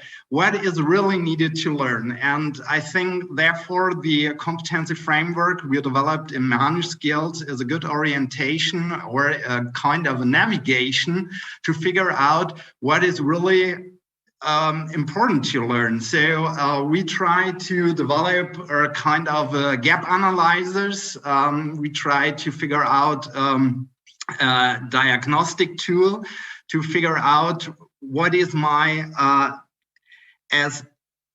is status and what can be my to-be starters. And this is also very important to have a close discussion with the industry, because when you do learning and when you try to operate with such a framework, and also with digital learning platforms, though you have the question, what is the benefit and what does it cost? And therefore, it's very important to figure out what is the bottleneck by the industry partners regarding what could be the benefit when you got this information, when you got the knowledge to do things which are good for the manufacturing in the future. Thank you, Philip. We perceive that there is a lot of, and we know that there is a lot of work behind and reflections. So maybe you could elaborate and clarify a little bit more for the audience how this competency framework can guide and support the development of the learning offer. Yes. So first of all, we had a lot of projects in EIT manufacturing, which developed so-called learning nuggets, means digital learning content, which can be learned by the user of the guided learning platform. And here we have, in the first step, we define so-called entry dimensions. So they address the human, they address technology aspect, they address process aspects, and so on, in order to realize a very easy entrance to the competency framework. And then the user has the opportunity to choose between a job profile or to choose between different competencies. And what he selected in these entry steps, the learning nuggets will become very directly to the user. And there's, of course, a kind of interaction between these competency levels we defined in these learning nuggets. And this, of course, is a high data analytic aspect of the metadata. Every learning nugget should be described so that a very good learning path between, I said before, the as-is starters and the to-be starters can be realized. And yes, this is a core definition of the structure of the guided, of the competency framework in order to realize a digital learning environment. And I think when we finish the project, it's an added value to realize this digital learning in a kind that the user can learn in a very good learning path. But the next step will be to combine the physical learning environment with the digital learning environment. And I know from some Austrian companies that they are at the moment very interested in so-called mixed digital learning systems, which combine, as I said before, the physical and the digital learning environment. Okay. Thank you very much. Very good. It's good also that you are in a dialogue with the companies to better understand their need. Going back to Sabine, in our first session, we spoke about very human-centric manufacturing, and this is in line with the vision of your Fit for FOF project. And in particular, I'm interested because you gave a voice to the workers. So can you tell us something more about the co-creation approach that you have adopted for achieving this fit for the workers for the factory of the future? Thanks, Paola. Yes, of course. We already heard quite some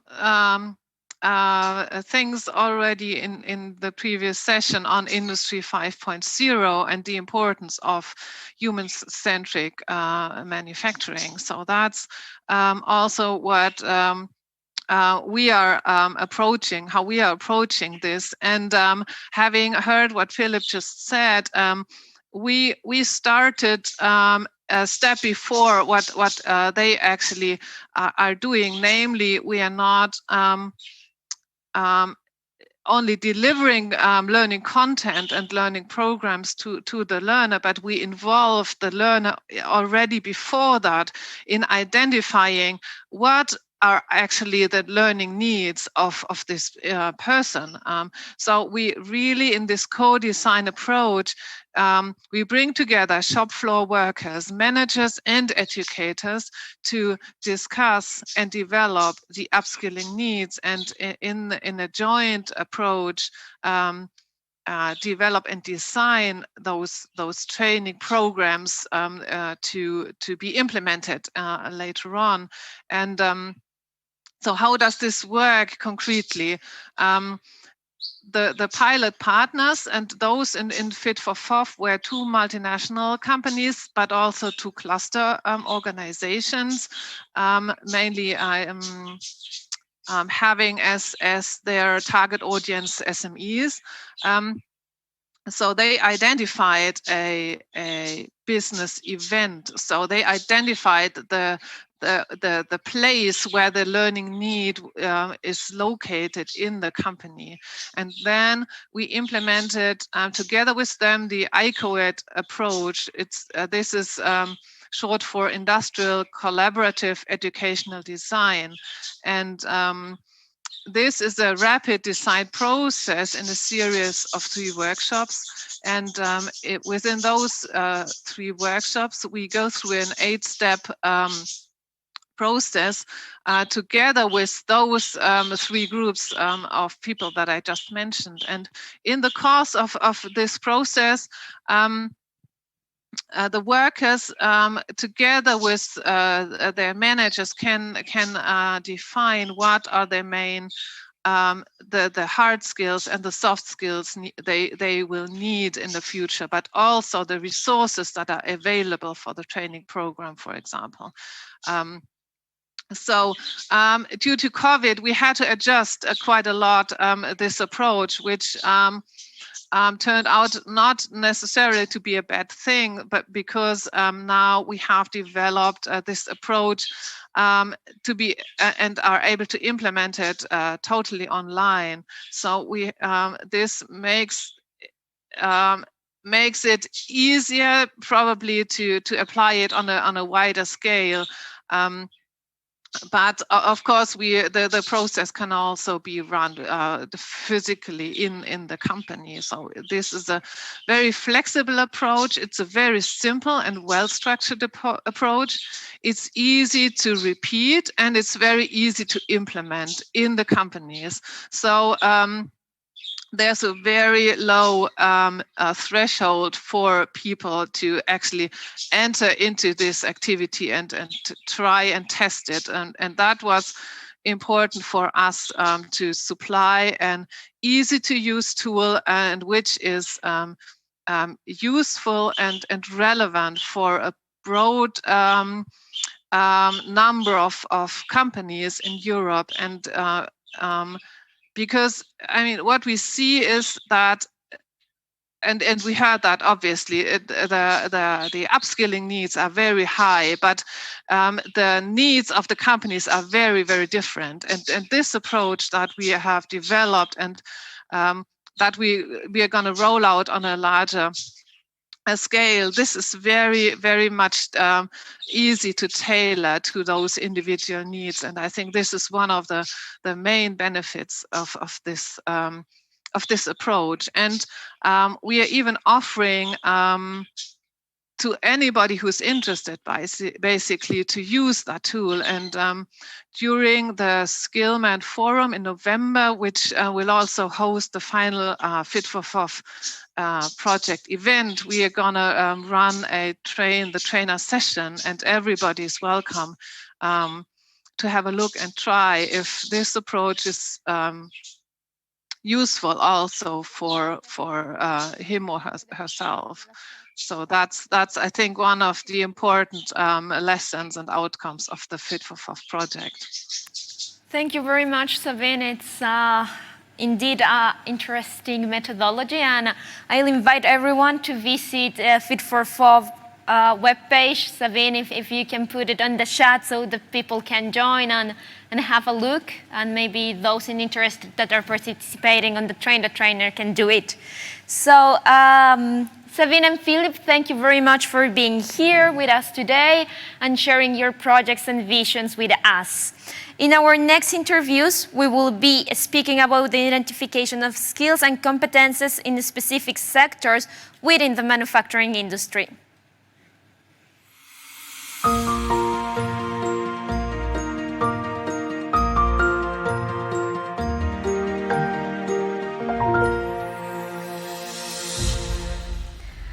Hello, it's my pleasure now to introduce our next interviews. We have Adelaide Almeida from the European Welding Federation, Stefan Zuppa, who's professor at SRH University of Applied Sciences in Berlin, and Christian Börling is a CLC director of EIT Manufacturing Central. So welcome all, and during this session we will be asking you some questions about contribution that your project bring to the identification of skills and job profiles that are relevant for manufacturing. So we will start by Adelaide, who is has been working in the skill strategy in additive manufacturing. That is a SAM project. It is an Erasmus Plus project. And Adelaide, you have designed and reviewed some professional profiles. For example, the additive manufacturing designer for polymers. So how did you arrive to the final definition of these profiles? And how important it is, the consensus and the recognition that you collect by industry? Paula, I guess we are having some issues with having Adelaide connected, so we will move forward with our next speaker, who is Stefan Supa, and then we might come back to Adelaide. Let's go with our next question for Stefan. Yes. Stefan, President von der Leyen, through the Green Deal, emphasizes the relevance of the green transformation that will require new skills. You have conducted one of the first studies to identify the skills in different sectors. Can you tell us what have been the main results? Yeah. Hello, Caroline. Hello, Ola. It's a pleasure to meet you. Hello, everybody. Yeah, the main result of our study that has been conducted in a cross-kick project together with Energy and Climate Kick and EIT Manufacturing.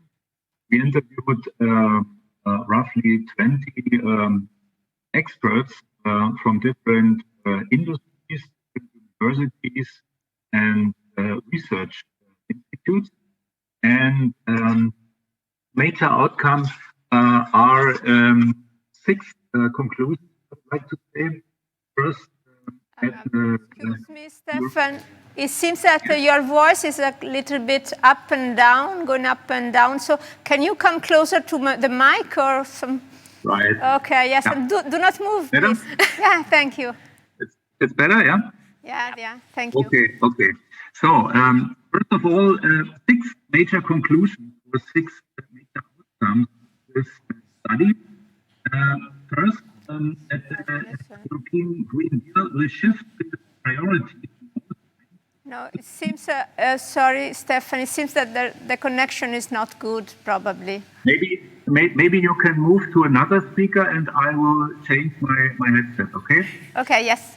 Okay, so Paula, should we move with Christian? Yes, well, Christian, I must say that we know that you deep dived in artificial intelligence in a project that not only addressed manufacturing, but together with the other innovation community, you investigated artificial intelligence with several types of applications. So we would like to ask you first, what are the main findings so far? Yeah, thank you, Paula, and hopefully you can hear me well. Yeah, we ran, or we are still running, a cross-kick project on artificial intelligence together with EIT Digital, Energy, Climate Kick, and Health. And what we did so far is, of course, an analysis of the different, or the situation in the different industrial sectors. And we started with a survey which is not dealing directly the skills in the very beginning, but the overall governance situation. So, and we took 2 perspectives into consideration. The first one was from the technology adopters, and we asked, okay, how prepared, how ready do you feel within your own organization? And we got the information that more than 50% of them feel prepared in the case of data governance and also data availability, but they had a feeling that when it comes to integrity of data and security, they are they are not prepared well. And the opposite we see on the solution provider side. So that means there we have a big gap that they say, okay, the governance bodies are not prepared and only 20% of the data we can use for AI. And on the other hand, they also stated that more than half of the companies they're working with already had issues with data security. So that means when you translate that to a need of the industrial sector, that means we are talking about a skill set in the companies which seems to be not available, at least at those companies we have asked today. Most of them were larger than 250 employees, so we're not SMEs. And that means, okay, when we talk about skills, it clearly comes out that we need to further develop the industrial sector. And I'm talking today from Stuttgart, and before I joined event at the High Tech Summit here in Baden-Württemberg, which exactly dealt with the question, okay, what do we need in the future as a skill set? And we talked about data engineers, we talked about data scientists, but interesting development is, okay, we also need a AI development manager in the company. So that means from that perspective, it clearly deals with it clearly fits to the outcome of our questionnaire, where we could find that most of the companies we have asked feel prepared, but on the other hand, most of the solution providers say, okay, we have some doubts on that topic, and we need the companies need to further develop on that topic. And so this is one of the main findings, and it also fits to what we have discussed this morning in another group here in the environment. And I guess this is also an overall feeling if you go to other local ecosystems and discuss with them. So that's the first finding, our first summary of what we did. And of course, we are currently further developing the project, and also now discuss how can we, as EIT KICS, contribute to that topic with a European-wide and cross-KIC approach, and what are the offers we need to implement for industry. Well, Christian, I said that these first findings are pretty interesting, and actually we see that for applying AI in the industry, the development of new skills is extremely necessary and will be a key enabler. So I would like to know if you have identified skills in your project, or which are the first results regarding the skills? Yeah. We have, of course, a first analysis, and we see two main activities. First hand, of course, we need to address the topic of AI to the decision-making bodies in the company. So that means we need to have explanation. Yeah, so that's maybe less on education, but more on explanation. Okay, what is AI? What can you do? How do you need to prepare yourself to be able to use it? So this means this is a decision. This is a clear message or clear outcome which needs to be addressed with the decision-making bodies in the corporate. On the other hand, and we discussed that also yesterday in another meeting, it's also the question of acceptance. So if you want to implement AI in your company, you need the acceptance of all levels of workers. So that means not only blue-collar, but also engineering level and so on. And that means those people need to understand what is going on. Yeah, they need to understand that, okay, it's not replacing me. Yeah, so we still have a future in the company as a worker. So that means the first skill we need to develop is explain what is AI and what is AI not about. So this is, I guess, still a major work to do before we can go into those details and can talk about data engineers, data scientists. They all know about their business, and we have the courses, we have the educational programs, but we also need to convince those who are working in companies for many years. And I guess this is one big task, and there we need to expand the skills and the knowledge about what is the technology about, what are the possibilities, and what is not intended with the technology. Oh, Thank you, Christian. Thank you very much. Indeed, your vision is very much aligned with our idea, our programs are transforming our organization through education. So delivering awareness, creating awareness, delivering training to all the levels. And we already have some offer that especially the high projects, for example, specifically address artificial intelligence in IT manufacturing. But I see that luckily enough, Stefan is back. So we have not forgotten the question. We are back to him to ask him what are the first findings of this cross-sectoral initiative about identifying the skills for the green skills, let's say. Stefan, the floor is yours. Thank you very much, Paola. Can you hear me better now? Yes. Okay, that's fine. Yeah, the first findings are, first of all, that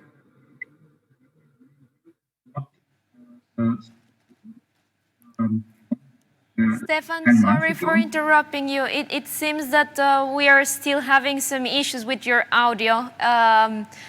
It goes back and forth and we cannot listen to you. So I guess that we will try to go with Adelaide, who just joined us, and we will see if in the future it works. Okay, I just try it once more. Okay. So sorry very much for these issues, but you know, when you are on these events, this can happen. So we will go with our first question for Adelaide, Paola. Yes, Adelaide, you in your project, some that address the job profiles and competencies is an Erasmus Plus for additive manufacturing. You have identified several job profiles, right? So can let us know a little bit on how you did this and what are the results? Yes, of course. Good morning to all of you. Sorry for not being able to join in the first place. I had also some IT issues. Exactly, Paula, so as you mentioned, in SAM, the Sector Skills Strategy for Additive Manufacturing, we have been conducting a work of designing and also reviewing professional profiles and qualifications for the industry, concretely for the additive manufacturing industry. So the approach that we have been using is also a systematic and collaborative approach in the design and review of those profiles. The way that we ensure this systematic collaboration is by setting up an European observatory for additive manufacturing. So this structure is composed by two main councils, one for qualifications and education, and the other is composed is an industrial council that is responsible for defining the priorities and the trends related to the technology. And so these two structures, these two councils work together to be able then to make sure that what is designed and developed in terms of profile is aligned with the industry needs. And the training programs are also designed to meet the needs of the industry. Concretely, how is this process undertaken? We have identified 5 core steps that we follow, and this is the core activity of the council. So the first step is related to the market study. So we undertake several auscultation of the needs among different target groups.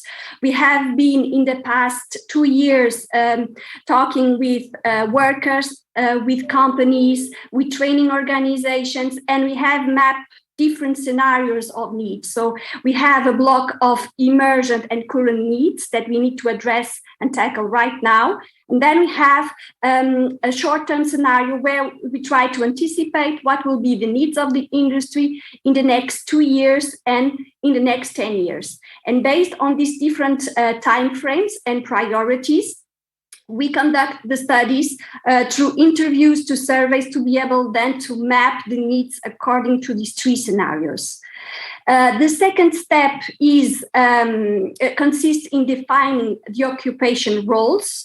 So it means to define the job profiles, the occupations, in alignment with a specific additive manufacturing framework. So we try to map what is the proficiency level in alignment also with the European qualification framework, and we start from there to this job analysis and mapping of the core activities and responsibility of the workers to be then able to go into more detail into the curricula.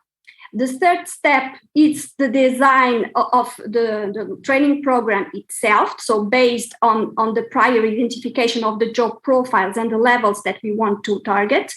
And we define learning outcomes for each one of the competence units. It's also important to say that within the design of the curriculum, we are giving priority to a modular and flexible system. So it's like we have small units of training. For each one of these units, we identify specific learning outcomes according to the level, and we will then be able to deliver these units to the students and also perform pilot testing with the students. The pilot testing is it's let's say it's the feedback loop process in which we will extract information that we need then to be able to also to revise later on and to make sure that what we have defined in terms of profile is adequate to the purpose. Of course, and just the other question that you made was related to the importance of having consensus of the industry. Well, for us, this could not be in a different manner. So for us, and being the qualifications that we are developing, international qualifications for additive manufacturing, which are integrated in the international IM qualification system, which is a private system for the qualification of personnel, of workers for the industry, we could not consider to develop such qualifications for the personnel without looking into what are the standards and the requirements from the industry. So we ensure this recognition in two ways. We have been involved in standardization activities and working together with ISO and also ASTM. And we have EWF concretely, convener, and Deputy Director is the convener for the technical committee group for the qualification of personnel. And so we make sure that both aspects are aligned. So from one side, the industry needs, and from the other side, the development of the training program.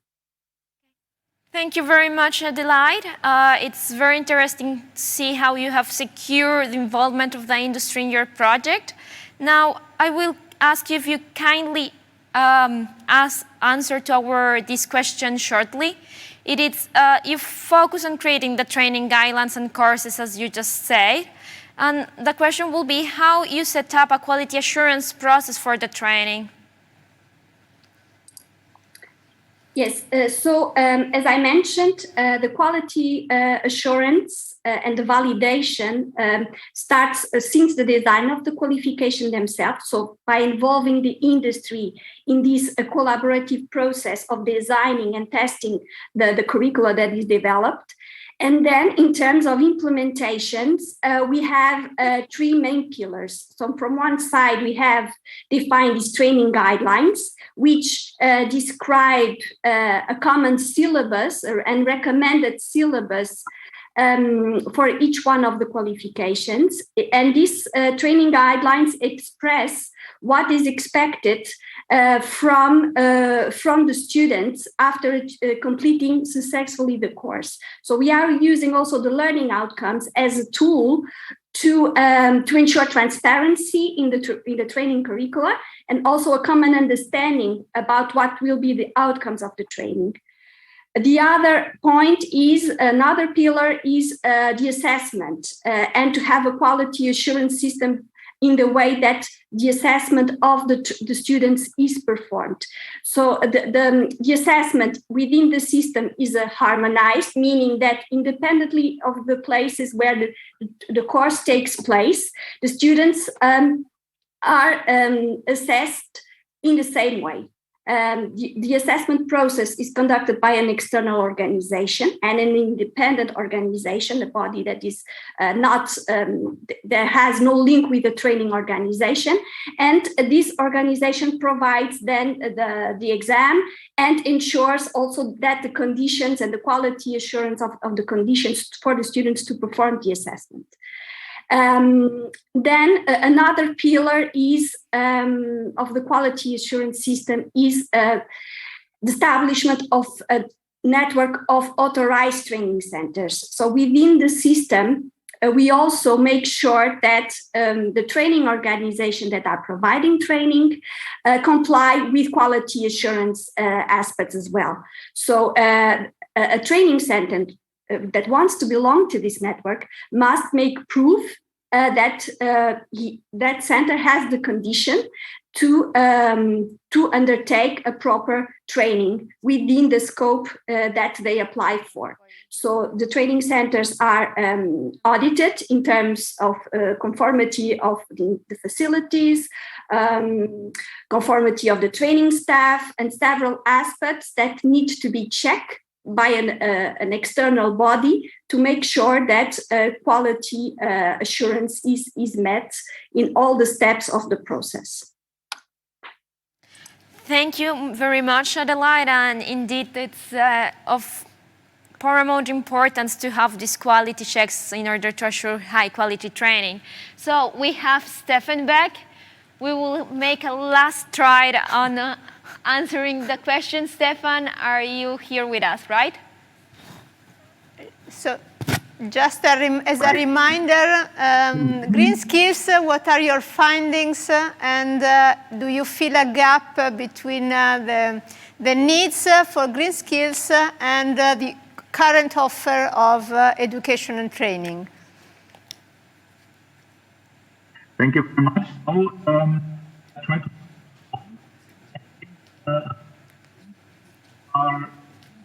we are talking about policy areas, for instance, related to industry, sustainable industry, clean energy, or avoidance of carbon oxygen, or sustainable mobility.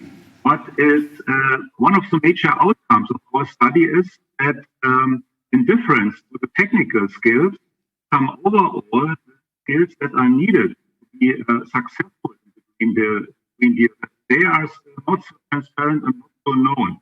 And for instance, that is distant thinking, interdisciplinarity, or collaborative cross-sector innovation. But to handle successfully the challenges of Green Deal, especially to be sustainable in energy efficiency, on the other hand, to ensure really circular solutions in the use cases of industry, you need definitely this cross-sector and overarching. That is still seen as a gap from many experts. And second outcome is that those skills required by European Union Green Deal are not something specific skills for white-collar workers, for engineers, but definitely also at a specific basic level also for blue-collar workers, and explicitly also for vocational educational training, combined with studies as it is offered in some of the European Union countries. And what is needed for that and how to implement this cross-sector innovation and interdisciplinary system thinking, it's definitely a new mindset, also open innovation mindset. Sure, we have been talking about open innovation for decades almost, but now we are coming to the point talking about ecosystems where it's really needed. And what's also needed is cross-sector collaboration, because also in the technical skills, they're very often overarching, and you can't deliver skills in one specific sector. To give you one example of our interviews, the sustainable mobility policy area is definitely connected with avoidance of carbon oxygen, and also as well with sustainable industry. So we need this overarching skills, and we need a new behavior also. And for that point of view, definitely also new training is needed. That will look different as in the compared to the past. We will have to see that there will be definitely a based training, and that will be based on real projects that we can see in the. I hope that answers your question a little bit, and I apologize for the difficulties that we have here. Thank you very much, Stefan. We kind of listened to all of your answer, but we understand that somehow when you're on these remote connections, this can happen. So I would like to close the panel here, and I would like to thank you all for your answer. It's compelling to see how skills are evolving and how each sector is working to keep the pace. Paula, we are reaching the end of this session. Will you like to ask some last words? Well, yes, I think that summing up what we have listened to so far, it's about the importance of education for supporting a more sustainable, human-centric and resilient manufacturing. And after we have deep dived in how the green and digital transitions are changing the landscape of jobs and skills. So I think we had a lot of very, very interesting speeches, and I invite everybody to put in the chat links or visit our Open to get more information, because for the sake of brevity, these speeches have been quite short compared to the work that is behind. And before closing, I also have an additional invitation for you. Please do register to the EIT conference, The Future of Learning, that will take place on November 5th. It will provide a platform to explore current and future learning trends in Europe. And we close this session now, but we will meet again for the continuation of this Human Drive Day at 12:30, so that we can continue the journey together. So see you soon. Goodbye, and thank you very much. See you soon. Bye.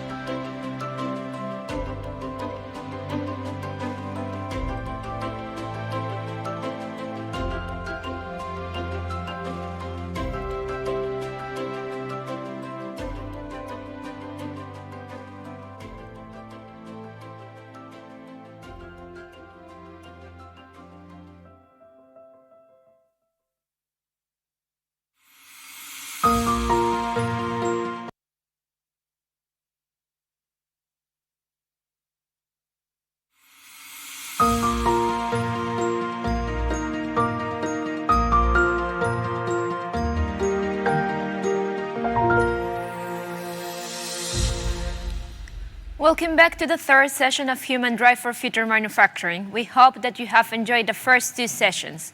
In this session, we will focus on how to prepare and develop the future skills and competencies, overcome the limitation of siloed traditional education, and stimulate the development of sectoral and transversal skills through a tight collaboration between manufacturing companies and universities, federations of training centers, and communities of peers. Yes, that's right, Carolina, thank you. Now I would like to introduce the keynote speaker of this session, Georgios Zizisomos, Head of Unit for Policy Advice and EU Programming at the European Training Foundation. Georgios, you will speak us about the initiative Network for Excellence.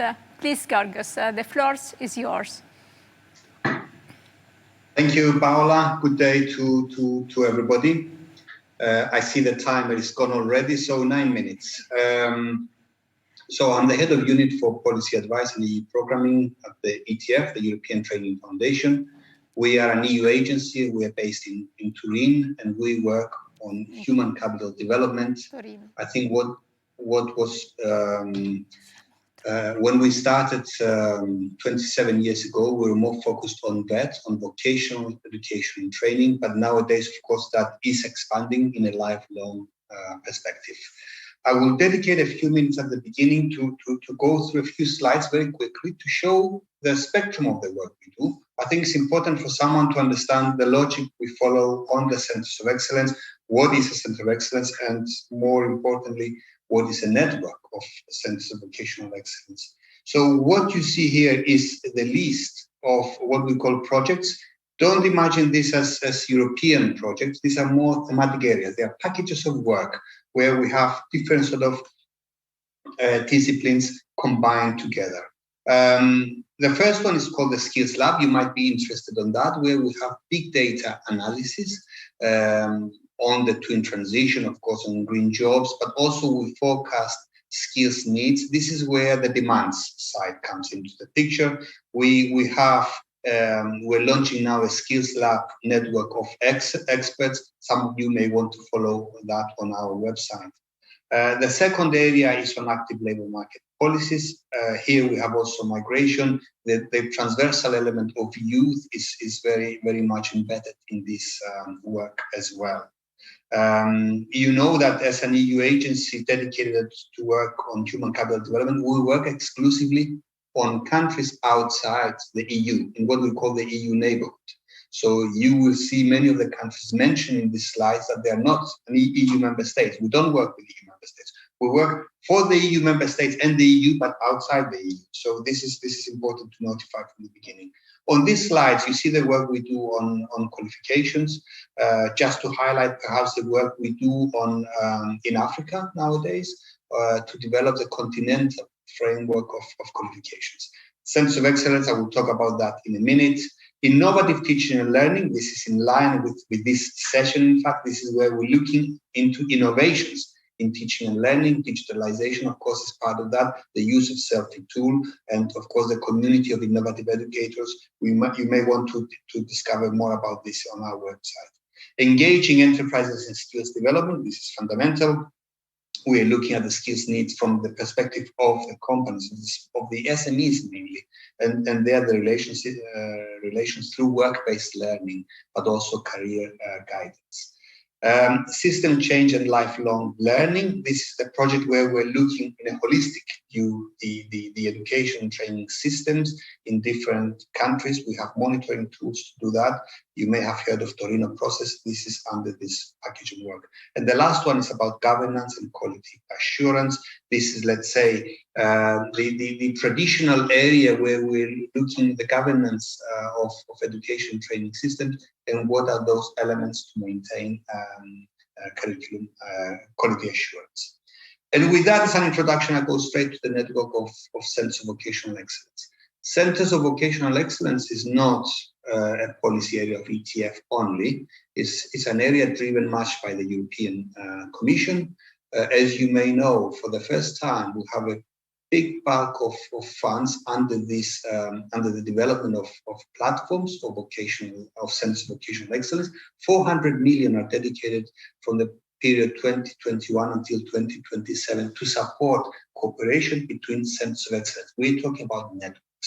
Now, what is a center of excellence? You may want to follow our publication on that, where we explain not what is a center of excellence, but what could be the characteristics of a center of excellence. For example, autonomy, state-of-the-art pedagogical processes, teaching and learning, cooperation at international level, part of the smart specialization strategies, and so on. We have listed, together with the European Commission, 25 of those characteristics. Some of them do more than others, but this is how we describe a center of vocational excellence. It is important for them to work together, as we have a more globalized work, and the systems, education training systems, work beyond their national or regional borders. Of course, there is a further need for networking, for cooperating with other institutions beyond these borders. So the network is an international network. We have, you will see, more than 200 members. We do knowledge sharing through that platform. You can visit all that on our website. We do peer learning, we do coaching. Of course, it's strengthening the international dimension. And policy advice, this is where we focus a lot in my unit. Policy advice, we're working closely with other big organizations, OECD, World Bank, cooperation and development agencies, financial institutions, World Bank, EIT, EBRD, and so on. We work a lot with them, and Centers of Excellence and the network is part of that work. Now, of course, talking about excellence, many would argue that it has different dimensions. We have decided to focus on 8 of those dimensions for vocational excellence. This is a decision we had to make in order to be able to manage the work in this network, but of course, other dimensions could be added. Lifelong learning. So we're looking at Centers of Excellence that they provide lifelong learning. They don't work only on initial sort of training, but they continue with upskilling and reskilling. Education and business collaboration, this is a fundamental element of the Center of Excellence. We're looking into how the two worlds are working together. Pedagogy and professional development, I already said state of the art of pedagogy, but also professional development. How the teachers cooperate through this network is fundamental. Smart specialization, we want to see how, once a smart specialization strategy is developed, how do the Centers of Excellence contribute to that for the provision of skills? Industry 4.0 and digitalization. So we're looking into areas like advanced manufacturing, for example, the KIC that you are responsible for. We're looking into digitalization within these Centers of Excellence. And we have many members which are specializing on that. Autonomy, they need obviously this autonomy in order to execute all those activities. So we're doing a lot of studies on that. Going green, this is how the Centers of Excellence contribute to the twin transition, especially the green sort of element, the green agenda, and social inclusion. What makes Centers of Excellence special for inclusion?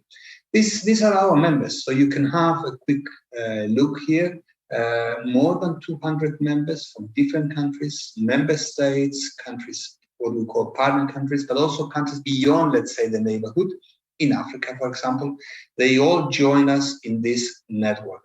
It's growing every minute. We started this network last year with let's say the cooperation with relevant ministries, and here we have now all these members. How do we work with them together in this network? We work in thematic areas, so we try to see the dimensions of excellence, what applies for which Center of Excellence, and we try to do that. This is work that is very, very high profile for many ministries responsible for vocational education training, not always for the right reasons. So our approach for excellence is to use these centers as diffusers or transmitters of excellence to the best system. We want to break this element of exclusion that often Centers of Excellence are linked with. So this is the work we do. You can find more about that on our website. Thank you. Thank you very much, Georgios. Perfect timing. You are doing an impressive work with many countries, also beyond Europe. And we will like to look forward in potential synergies between the ETF and, of course, EIT manufacturing for working in potential collaboration. So thank you very much for your presentation today, and thank you for being here. Thank you for the invitation. Bye-bye. So, in our next intervention, we will be speaking about teaching factories. For those that don't know the concept of teaching factories, the teaching factory is a paradigm in two-way communication channel between the industry and academia based on industrial challenges. This enables the knowledge exchange between the shop floor staff and the students, hence transferring knowledge from the shop floor to the classroom and vice versa.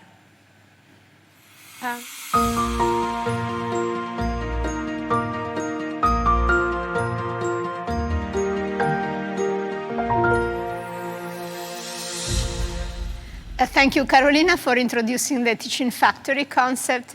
Now, let us welcome Rui Pinto from the Faculty of Engineering of the University of Porto and Haris Bikas from LMS of the University of Patras, so that we can deep dive in this concept together with them.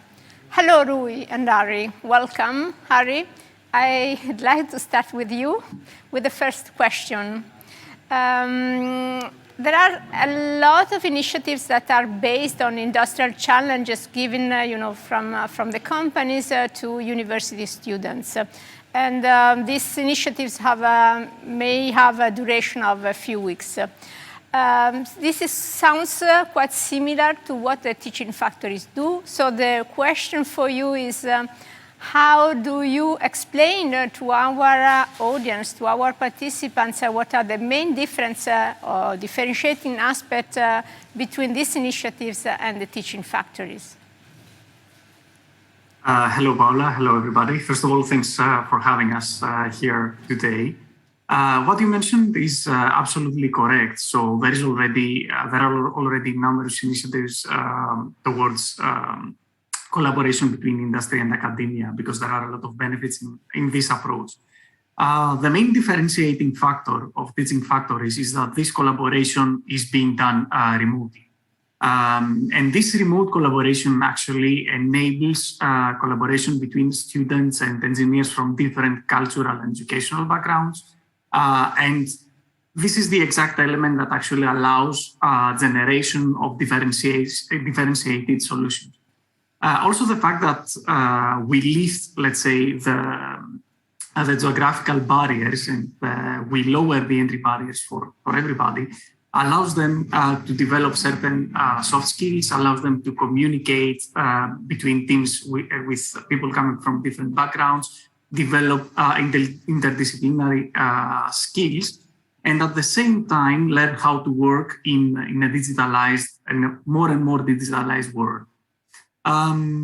This remote collaboration also enables something that's very unique to the teaching factory paradigm, and this is the sharing of infrastructure that is geographically distributed and is located in different areas or in different countries. So teams can use their locally available infrastructure and equipment, and collectively they can put this equipment to good use towards developing concepts, towards developing solutions for the industrial companies and for the industrial companies' challenges that are participating in this scheme, in this network. Thank you, Hari. We can perceive that you have such experience with teaching factories. So based on this experience, can you tell us which are the main benefits for the different stakeholders, so the students, the companies, and the universities? Sure, and let's maybe start from the company side. So what the companies can get out of such a scheme is basically access to a new pool of talent that think differently from what they are. So, companies face a number of different challenges in their everyday business. Some of them are very urgent and need to be solved. And of course, we are not trying to solve this kind of urgent challenges through a teaching factory, but some of them are a bit more long-term, investing towards a company future. And in this case, a teaching factory can provide out-of-the-box thinking and potentially novel solutions that can be evaluated in a safe environment and then transferred over to a company. We already mentioned access to talent. So since these solutions are elaborated by groups of young engineers, companies can have access to such a pool of potential future employees for them.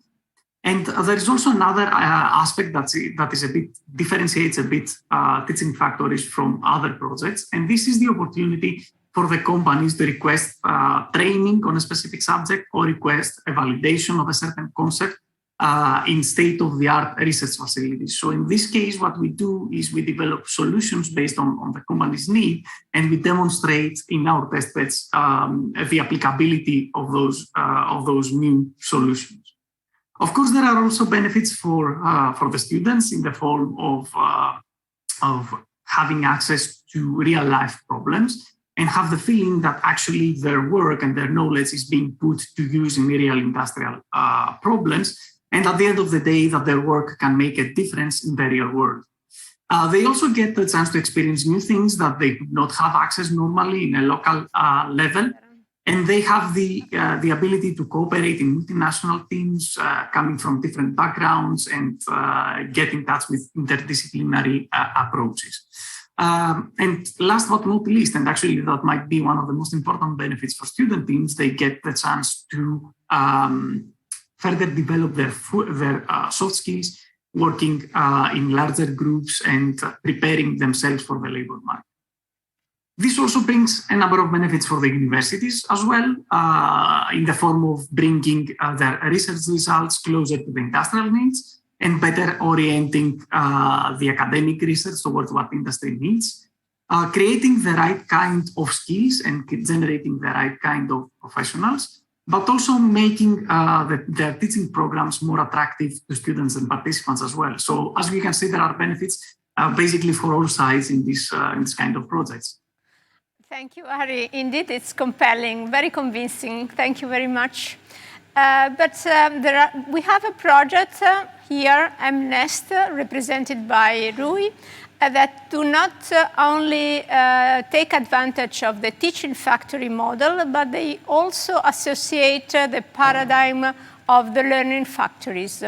So what are learning factories? These are simulated environments that resemble the manufacturing facilities, but they are in a smaller scale and safer, and in which industry and academia can enhance their competencies working hands-on on training.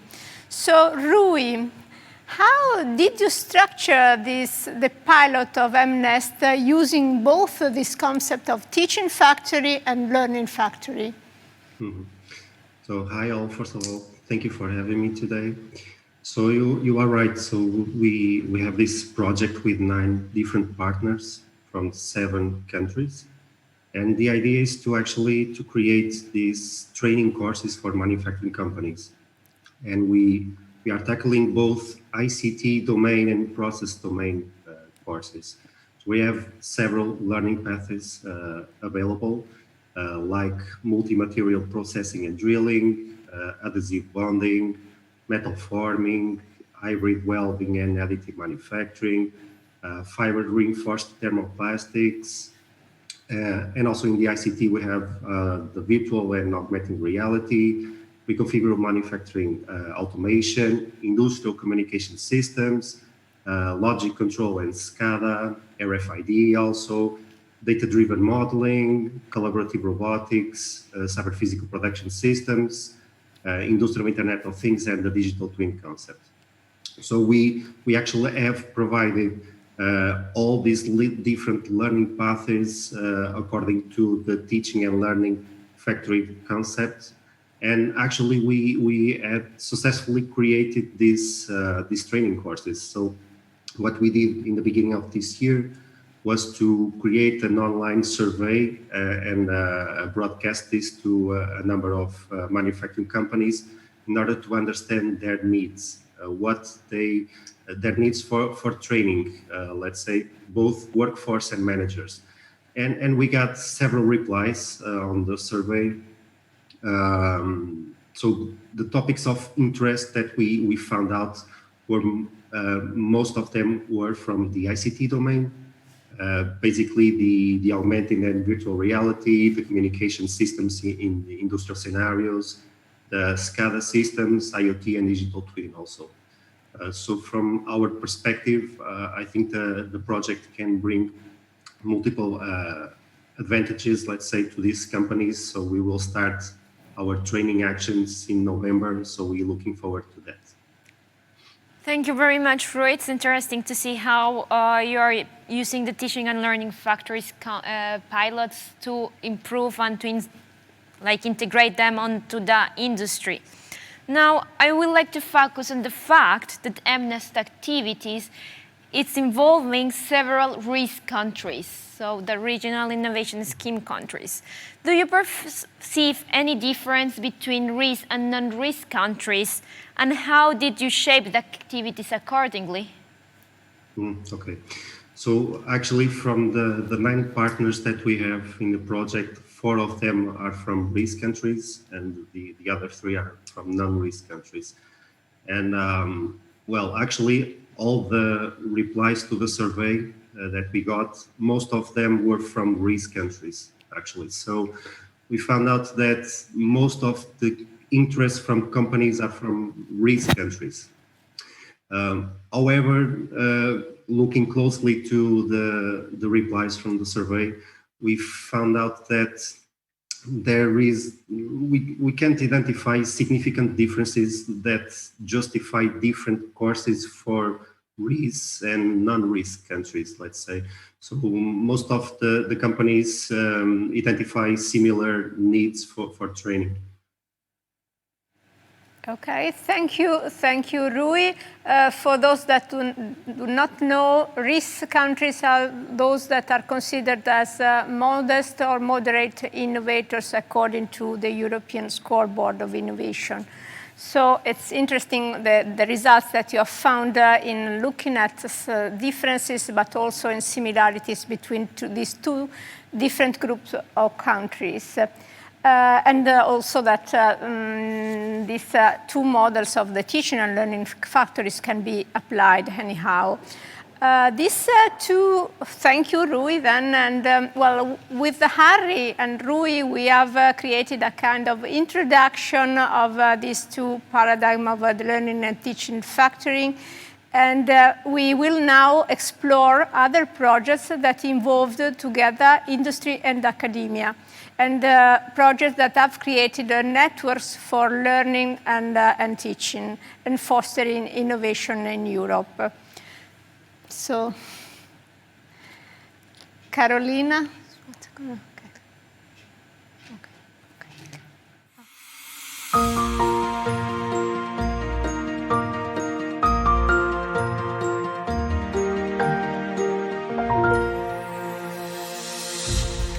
Thank you, Paola. Now let's welcome on stage Monica Rossi from MAID Competence Center, Jingle Salves from the Faculty of Engineering of University of Porto, and Doris Askren-Brenner from the Technical University of Delft. Good afternoon all, and thank you for being here. So, in line with what we are just discussed in the previous interview, I would like to ask the first question to Monica about the Powered Lift project. Monica, you have created a big network of learning factories all around Europe. How did you structure the collaboration between the different organizations, and how a learner can take advantage of this network? Thank you, Caroline, and good morning to everyone. Well, yeah, we did create this network of learning factories, and what it seems natural to do was to arrange a division of roles based on the partner adding value, meaning that the university had the role of, let's say, scientific content developer for nuggets and creating the learning paths. and as well as the pilot factory. So we had this role of creating scientific and technological content, while MADE, the competence center in Milan, as a business owner, was supporting the market test, bringing the learning path to the customers. How did we work together? Well, we use agile method and interactive, iterative method, using working group for the learning path creation and involving the market, the customer. So trying to learn from the market feedback to improve and adjust the nuggets and the content creation according to what is the real market need. In terms of what the market could, let's say, gain from us and how the learner could take advantage of the network and what the network is doing. Well, first of all, to participate to the ongoing market test that we are running and provide feedback, because we live with the customer and the market feedback. Also to register to the Skill Move platform that is ongoing and almost ready. So it's where the content and the learning will take place and will be available for the learners. And to participate, of course, to Powerlift dissemination events and meet the partner, hopefully in person as soon as possible. Thank you, Monica. It's really nice to hear that from you, that you have structured so well the collaboration based on different roles, and especially that you put a lot of focus on the users, on the learners, on the target groups.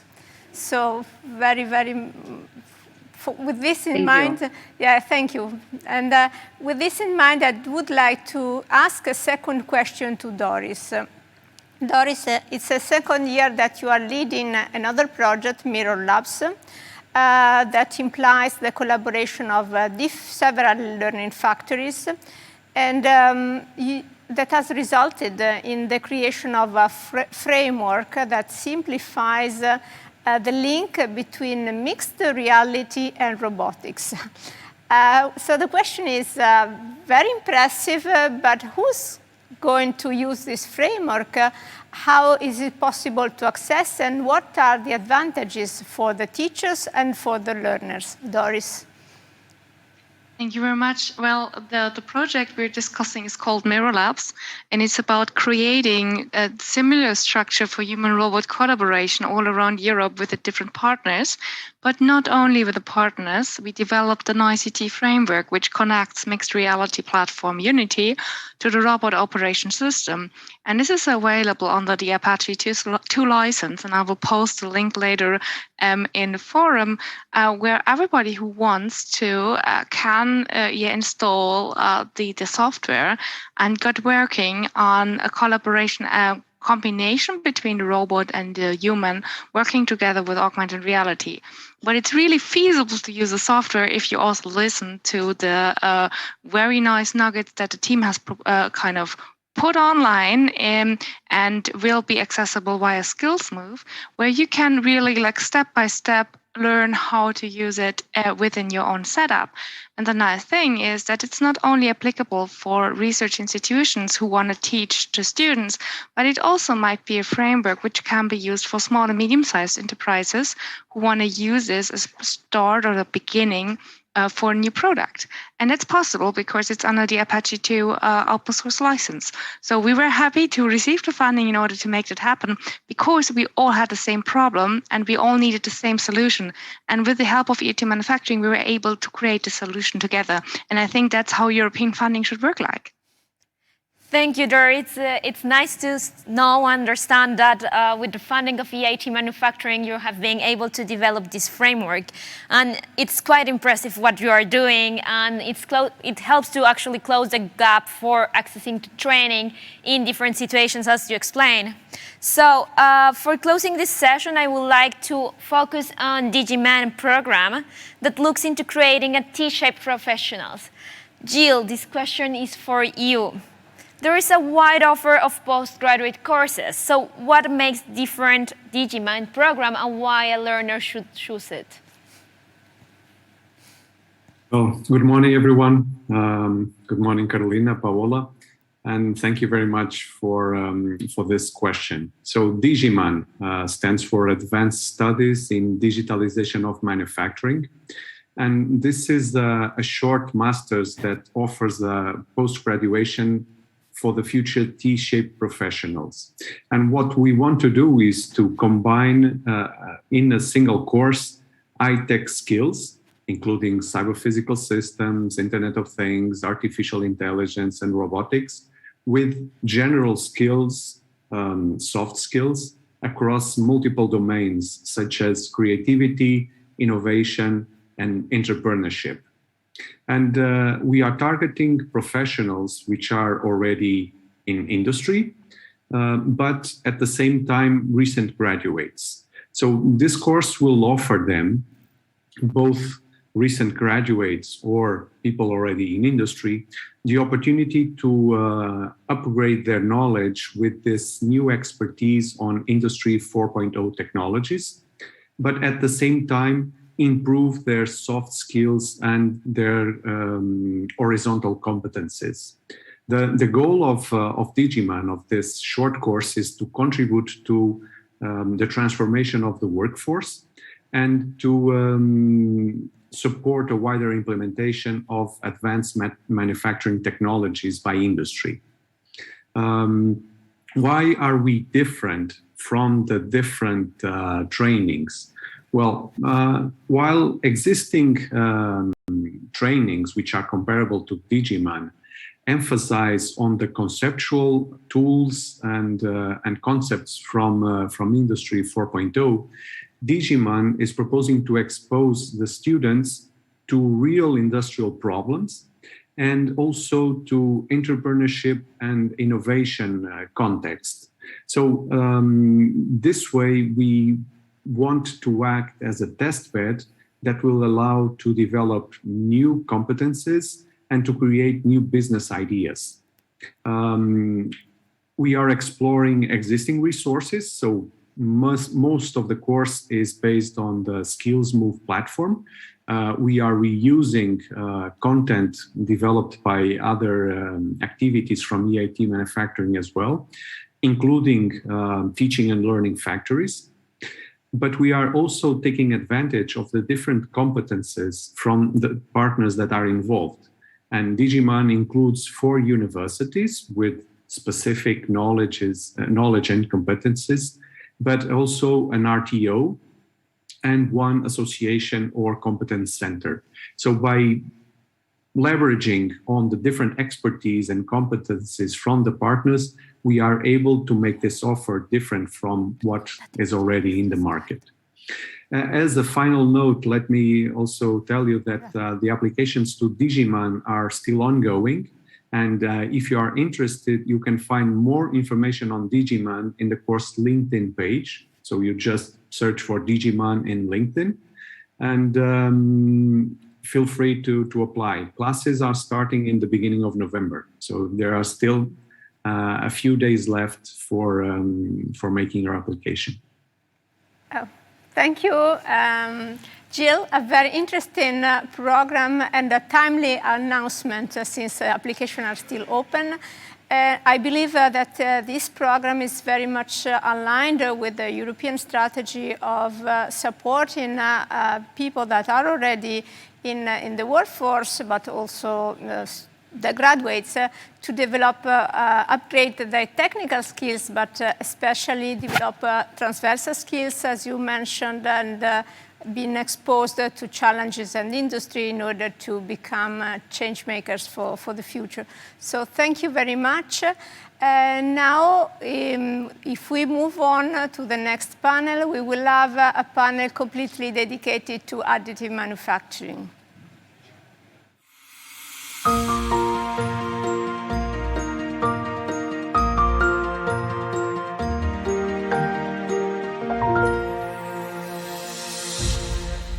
Hello, here we are with the panel dedicated to additive manufacturing. Our next speakers are Julia Hanna Schönherr and Gernot Mautner from Technical University of Wien. Then we have Sergei Chekurov from Aalto University and Frédéric Second, Arts et Métiers, Paris. So welcome all of you. Following the line of this session and the importance of learning factoring and hands-on activities, my first question goes to Julia. Julia, you are leading EIT Admanu project that introduces the concept of additive manufacturing with a learning path that in practice is oriented and includes hands-on tasks. So can you give us some more detail on which are these hands-on activities, what are the skills that the learners can develop? Thank you. Thank you, Paola. Yeah, I'm very happy to introduce you our activity, which is called Admanu, EIT Admanu. And in fact, as you might all know, additive manufacturing is a highly digital technology, and also the education should be digital. So, or more, has to contain more digital parts. So, as we figured out, the most currently available educational modules are based towards certain providers of AM systems and contains mostly rather theoretical modules. So with EIT Admanu, we promoting skills in manufacturing education. So what is our solution? We are providing learning content for teaching additive manufacturing in higher academic and as well in industrial education. So we try to develop a broad and manufacturer independent education. The content will be highly professional as we have a consortium from 4 different countries all over Europe. So we have our specialists in design from the TU Delft and those for the processes in Mondragon University. And moreover, we have partners from the Aalto University, which are the experts for mechanics and materials. And yeah, from TU Wien, we are the experts for 3D printing of ceramics and polymers. So what are the benefits of us? We create this content on the guided learning platform powered by EIT Manufacturing. And there you can create your own learning path with the content you need or you're interested in. And this content will be online available all time. It will be self-explaining, and the short learning units are around 10 to 20 minutes, so you can create them whenever you have time for it. They will contain graphics, text, quizzes, and videos, so they are quite diversified. And moreover, they will be up to date as we recently update the content. If you want to become an expert of one topic, you can study the extra materials, such as latest published scientific papers. The content is moreover for free. Only if you want to have an certificate, you have to pay for it. What is the role of EIT in this project? So first of all, they are the provider of this guided learning platform, and they financiate our project. Moreover, they help us networking, so they bring people together. We found our partner in our partner universities, but also in the EIT Manufacturing. We already did a lot of connections to other people and other universities. And moreover, they help us of activities dissemination, like today with the World Manufacturing Week. To sum it up, our what are our activities? We provide online learning content as well as hands-on workshops. So people will become an expert of 3D printing technologies, not only theoretical, but also practical. And in these practical hands-on workshops, they will get to know other people. They can connect with them. So that's more or less all from my side. Thanks a lot, and feel free to visit our booth. Thank you very much, Julia. And it's nice to see what you're doing. My next question will be for Sergey. Sergey, in additive manufacturing is one of the pillars of Industry 4.0. Although still it hasn't been widely adopted by the industry, one of the main reasons is that there's skill gaps in the workforce. So what type of learners and skills are targeted by a matching project in order to reduce this gap? Hey, thanks for the question, Carolina. I'll try to open the gap thing a little bit. So we have been researching in recent years why some companies use additive manufacturing or 3D printing to really great effect, and why some companies don't use it at all or use very little. There's many legitimate issues why they don't use it, such as it's too expensive or it can produce parts that are too small for the company. But in majority of cases, really, the main difference between companies that use 3D printing a lot and those that don't or use very little is in the amount of knowledge and skills related to 3D printing in those companies. So our goal at Imagine is to reach these companies with limited 3D printing and show them where the technology could be useful in their operations by giving them the exact lacking knowledge. To this end, we teach only the things that companies don't already know, so to close the knowledge gaps. And the reason why I think we can do this is in our approach. We do the things a little bit differently at Imagine. So we start by interviewing various stakeholders in a specific region. We started from Finland and Austria. And then we use advanced content analysis to understand what the largest knowledge gaps are in the particular region. So we really map out exactly what companies don't know in a particular region. So for example, in Finland this year, we found out that the largest knowledge gaps are in the requirements of different 3D printing technologies. So you design differently for metal printing and plastic printing and so on. And in Austria, it's more related to understanding the costs of 3D printing. So these are very different things. So once we have identified the knowledge gaps in a region, we have local partners give workshops in a local language because we want to reach companies that don't usually take part in this international English professional education. And at this moment, the professions we're targeting are mechanical designers and product managers in manufacturing companies. And of course, we are very much present on the SkillsMove GLP, and we produce nuggets also based on these knowledge gaps. Thank you, Sergey. Very interesting, your approach. I like particularly the specialization on the specific needs of different countries. And yes, it's clear that training should also cover all the stages of a product, from design to not only manufacturing, all the stages. And this open up or leads us to the next question to Gernot, who during this year has been working on the TRAM project. So Gernot, why is training modeling simulation for additive manufacturing important? And more specifically, what are the roles inside the company that you are targeting with this type of training? Yeah, thank you for the question. Hello, everyone. Thank you for having me.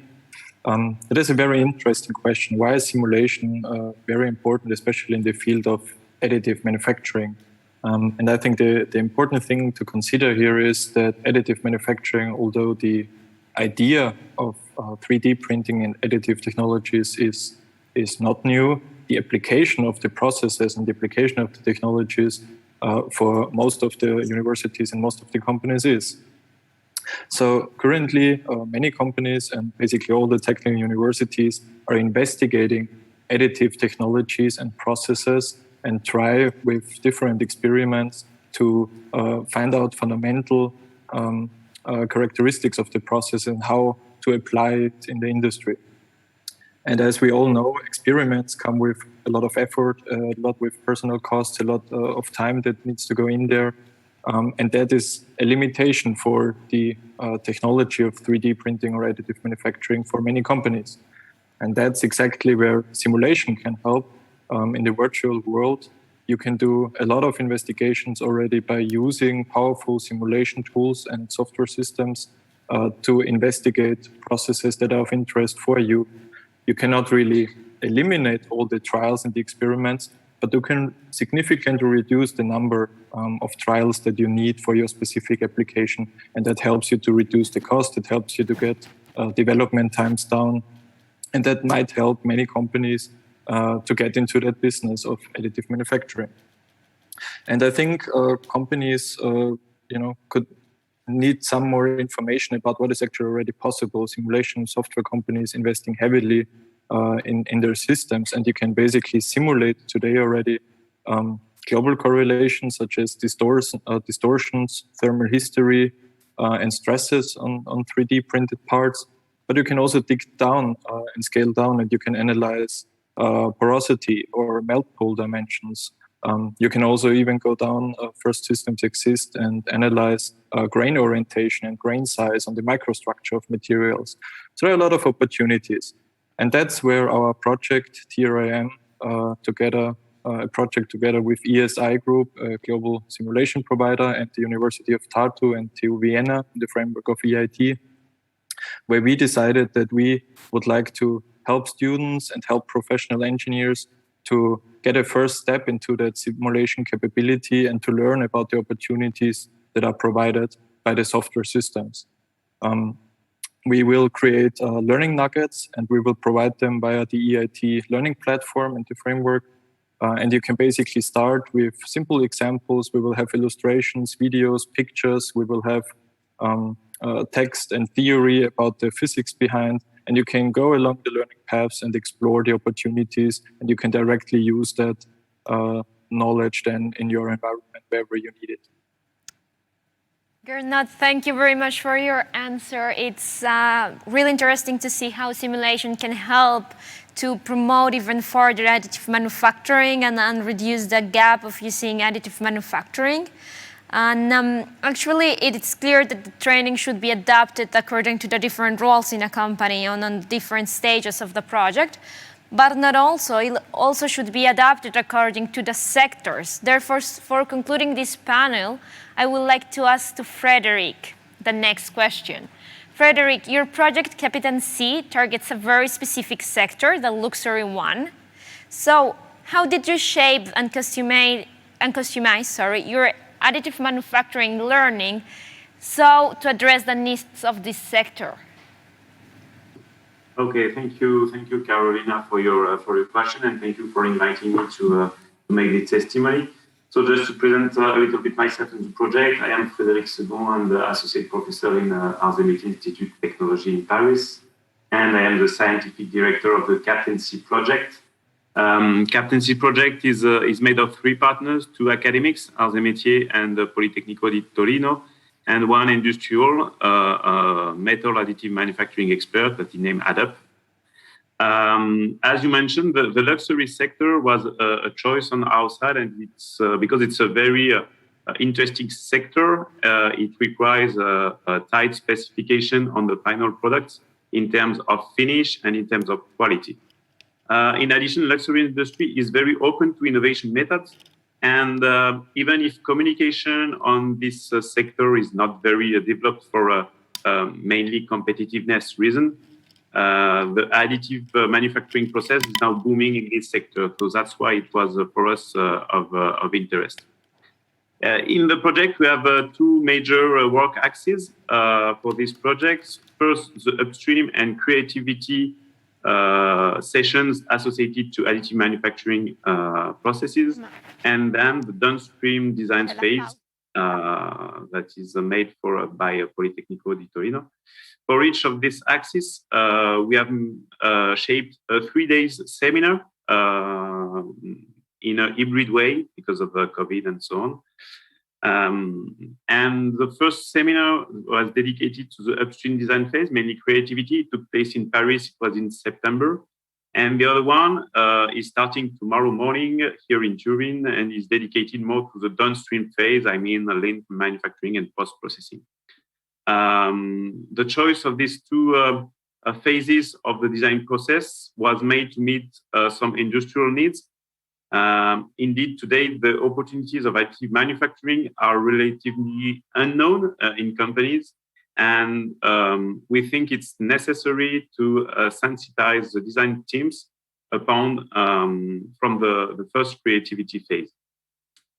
The complexities are mainly that we can do in additive manufacturing and that we can't do with another processes are mainly related on shape complexity, hierarchical complexity, material, and functional complexity. And that's on this complexity that we work and that we want people to be creative. Likewise, the downstream phases of the design, I mean post-processing or this kind of things, are poorly documented and are a source of significant cost for the finish of product. And it's from the order of 30 to 50% of the final price of the part. So it's quite of importance. We are therefore joined our forces with a major player in metal additive manufacturing in Europe that is named ADAPT in order to offer method and tools dedicated to these phases. In addition to these two seminars, participants of the captaincy project will have the opportunity to follow learning paths on the EIT skills.move platform. And I would like to thank the EIT for providing us this platform. This learning path consists of a video capsule or nuggets, some quizzes, and summary sheets, allowing the learners to synthesize his or her knowledge. And this educational path has been designed to provide complementary knowledge to that developed in the seminars. And in addition to the project partners, we have also testimonials from renowned industrials in connection with the target teams. We can, for example, cite Dassault System for digital chaining, Richemont for creativity and luxury industry, or Adrenaline for aspects related to the industrial property. Finally, I would like to thank all the project partners and especially Carolina in EIT Manufacturing for the support. And I hope this presentation was clear. Thank you. Thank you. Very clear. And thank you very much for providing all these insights about the project, but more in general, we can perceive through your words and also from the other speakers how indeed additive manufacturing is one of the key enablers for Industry 4.0 with a lot of potential of business, but requires education and training, and there are several approaches and a lot of things that you are doing in the project in order to upskill people and create the condition for additive manufacturing to be deployed in the industry. So thank you very much. And I think now we can prepare for our next session. And thank you again, and see you in a few minutes. Thank you.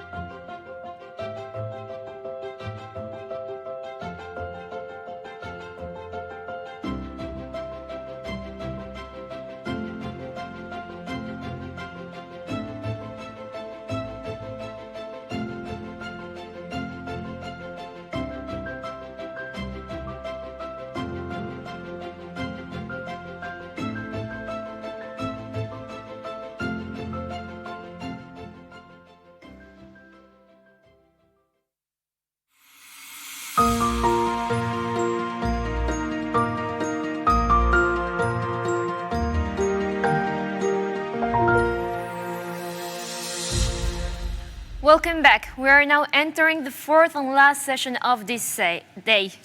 This session is dedicated to investigate how education and training can be a key lever for industrial transformation. Paola, where do we start? Well, Europe has recently issued a new policy counting on higher education institutions to boost innovation ecosystems. So this was mentioned in the opening as well. We have the honor here to have Meryl Leppens from the DG EAC to tell us something more about this HEY capacity building initiative just launched at the beginning of 2021. So Meryl, please, the floor is yours. Thank you. Thank you. Thank you for the introduction, and thank you for inviting me today. So I have been asked to talk about the EIT's higher education initiative within the context of the current European policy priorities. And of course, I will not reiterate what my colleague said already this morning. However, let me start with confirming that ongoing discussions at EU level very much focus on the role of higher education institutions and the need for closer partnerships with the research and businesses and industry in innovation and industrial ecosystems. So this highlights the relevance of this pilot initiative within the current policy priorities. I would first like to acknowledge EIT Raw Materials' coordinating role in the development and implementation. And likewise, I would like to thank my colleagues here in EIT Manufacturing for cooperating on the implementation of this important pilot initiative. So this initiative is a key objective for the EIT as part of their new strategic agenda for the upcoming years. But let me stress that this initiative is not only central for the EIT's education strategy, it is an important contribution in the EU's overall vision on higher education and innovation. I think that we can agree that we stand at an important juncture in time. Not only do we have to assure a recovery post-COVID, but we are also looking to make a speedy transition of our economy to one that is more sustainable with more green skills and appropriate use of digital skills and technologies. Higher education institutions have an important role to play in this transformation. Looking at all these challenges, we need to invest in human capital, in our innovators, our researchers, students, wherever they are in Europe, to give them the opportunity to put their talent at the service of our society. Our education systems demonstrated their capacity to train the best talent, which I think, and I think we all agree, is one of Europe's main factors of having successful innovation and industrial ecosystems. However, we need more of them. We must ensure that our higher education institutions can live up to these ambitions, not only in the training of students, but also in terms of their active role in the transformation of society, the economy, our industries. This calls for a transformation of higher education at institutional level, which is exactly the objective of the initiative, aiming at capacity building of institutions when it comes to becoming more innovative and entrepreneurial at their campuses and in their leadership, but also with regard to assuming their central role in the local and regional ecosystems. We are very much aware of the enormous efforts that have already been achieved. And I would like, therefore, link the support of this initiative with other EU actions that promote higher education's role in boosting transformation. Let me ensure you that we are creating synergies between all these initiatives. The implementation of the higher education initiative will complement the European University Alliances. Our aim is that the European University Alliances boost the quality, economic and social relevance and international drive of European higher education. To date, we have set up 41 alliances, many of whom are already members of the EIT community. Moreover, 6 European University Alliances are taking part in the pilot, with work having started last July. These alliances will bring their experience from the pilot into their alliances network, ensuring synergies between both initiatives. In addition, we are working on a European strategy for universities to be published early next year, which also will need to look into how to strengthen their capacity to support entrepreneurship and innovation. The strategy affirms the monumental role that universities play in our democratic, knowledge-based and open societies and social market economies, and validates their contribution towards advancement and prosperity in Europe. The strategy seeks to reinforce stronger partnerships between universities, as well as the various interlinkages between them and their related ecosystems, be it research, innovation, industry and businesses, and local or global communities. It will also have a focus on the support in the uptake of skills of graduates in strategically important industrial sectors. This links to universities' role in the alliances for the sectoral cooperation on skills, which are targeted at the 14 industrial ecosystems of the EU's new industrial strategy.